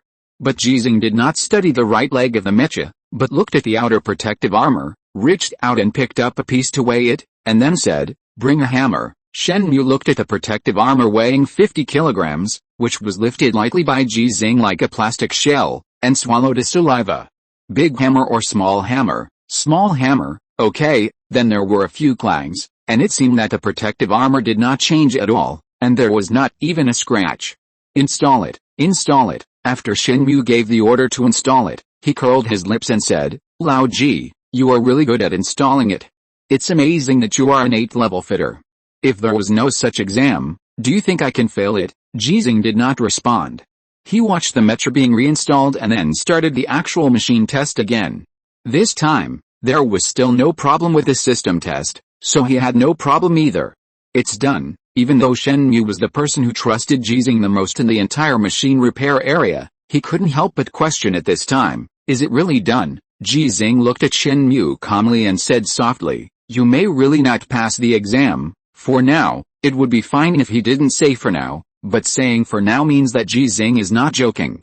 Shenmue, who was offended, got angry. "Do you still want me to help create Lao Taoli?" "Yes, but not Lao Taoli, it's Xinghe. I don't care, just call it Lao Taoli.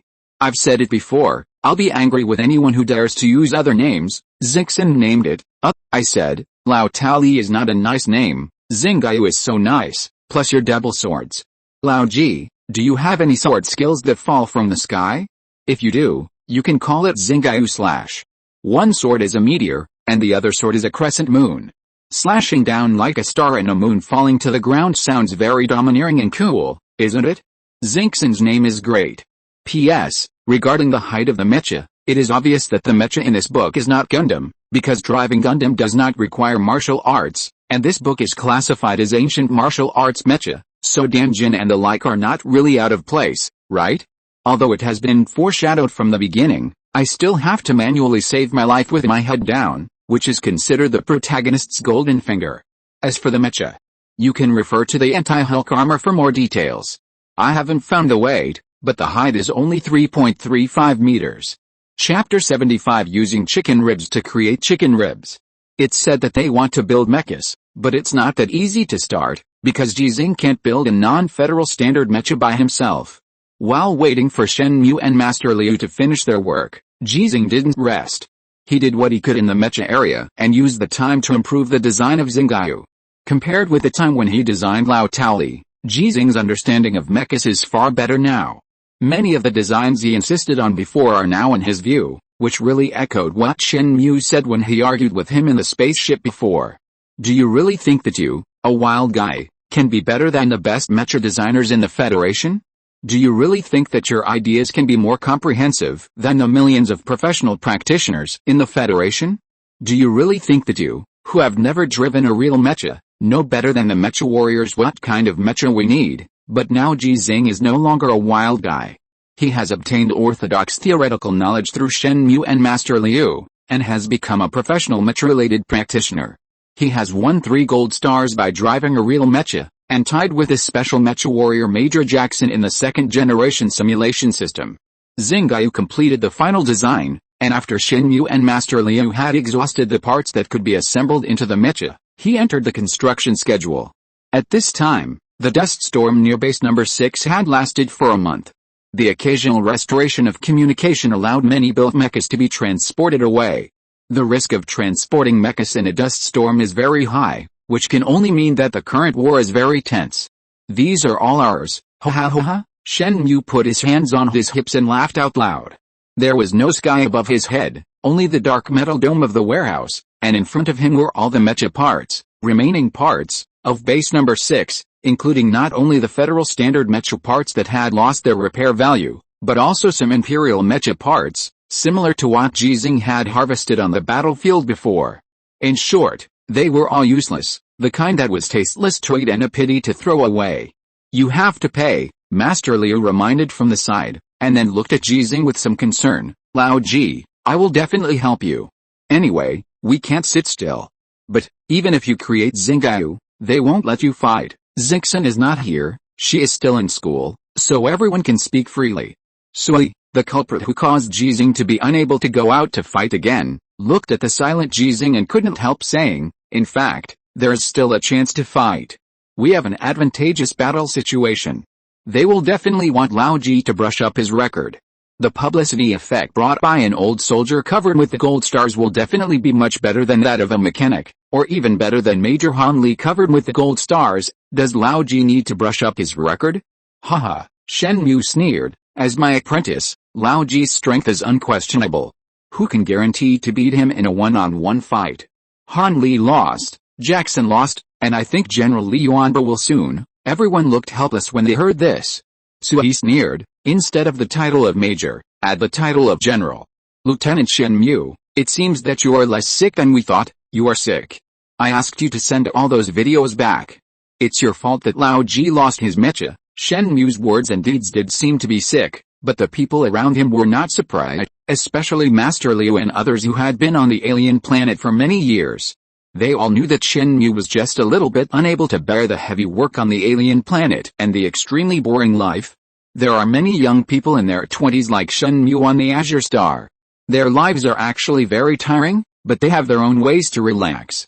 Play games, watch movies, TV shows and novels, go out for a good meal to reward themselves, look at other people's beautiful lives on social platforms and yearn for them, find a girlfriend or boyfriend, get married and have children, etc. But Shenmue didn't, and no one on the alien planet had them. There were many people in the base, many people in the barracks, and many people in the mining area. But being among the crowds in these places, most people will feel lonely, because they are thousands of miles away from home, literally thousands of miles away. The psychologists at the base are very busy, and the real treatment is to fight it yourself.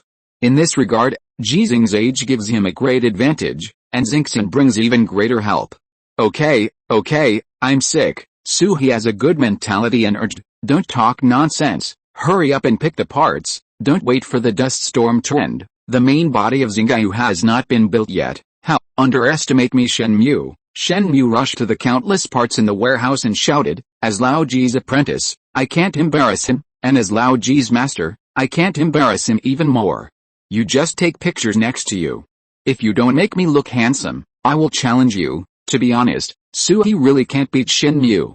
Although Shenmue didn't start learning Kung Fu from Ji Xinghe, Shenmue, as a mechanic, has a lot of physical labor, and his physical fitness is better than Suhi, a war correspondent who often exercises. Most people who stick to fitness don't get as good results as those who do physical labor. Ji Xinghe also has an advantage in this regard. He not only practices martial arts but also does physical labor. Car repair is not only a technical job, but also a physical job. "Hey, Lao Ji, if it doesn't work, teach Shenmue a few moves. I'm afraid he will go crazy if he continues like this," Suhi whispered to Ji Xinghe, and Master Liu and others beside him nodded in agreement. "I taught him, but he really doesn't have the talent for martial arts," Ji Xinghe explained and paused slightly. "Let me force him to practice, divert his attention and add new hobbies, and then arrange some practical training for him to let him vent." Okay, teaching one is teaching 100 is also teaching. You have taught more than 600 people. Shenmue is not a big deal. Suhi is also very concerned about Shenmue's psychological problems. "Then let's get started," Master Liu said. "Let's pick out all the parts that are suitable for Xinghe first. We'll see if they can be used later. First, check these parts and register them. When they are really needed, we can buy them and then repair them." "Okay, thank you." "What are you talking about, Lao Ji? You have helped us a lot. Besides, we still have Xinghe's face. Do you really think that you, Lao Ji, can hire so many of us?"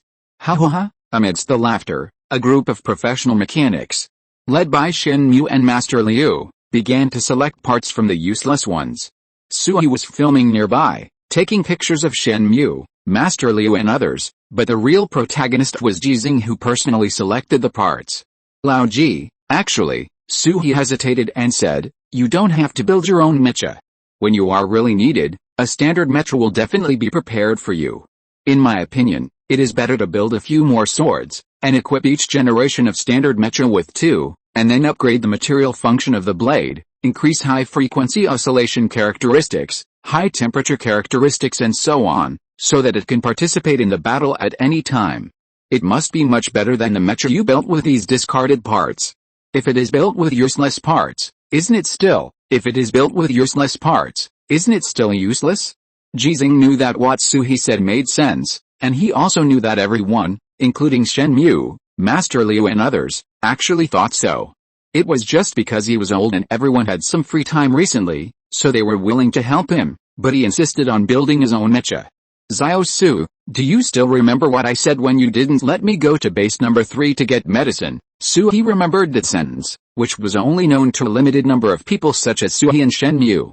Because it was related to Xin at the time, this sentence was edited out. In the second official video of The Old Man and the Sea of Stars, there was no introduction to why Ji Xinghe had to go to the Grand Canyon. Ji Xinghe said at the time, "It is better to ask for help from yourself than to ask for help from others, and it is better to become a god than to worship God." The mecha he was driving was taken away just after it was sprayed with 3 gold stars, which explained why Ji Xinghe had to build his own mecha. Suhi, who was filming seriously, looked at Ji Xinghe, who was selecting parts and checking the integrity of those parts in the camera, but thought of another sentence Ji Xinghe said, about dust. Ji Xinghe, who called himself Dust, has never been dust, but because he was willing to be ordinary before, he was as ordinary as dust. If Ji Xinghe is really a dust, then perhaps Xinghe was the wings of Ji Xinghe, the dust. Suhi thought so. End of this chapter. Thank you very much for reaching the end. Don't forget to like. Looking for more exclusive content and immediate access? Subscribe to our Patreon. Remember, every like, subscription, or donation encourages us to continue. Thanks to everyone. See you in the next video.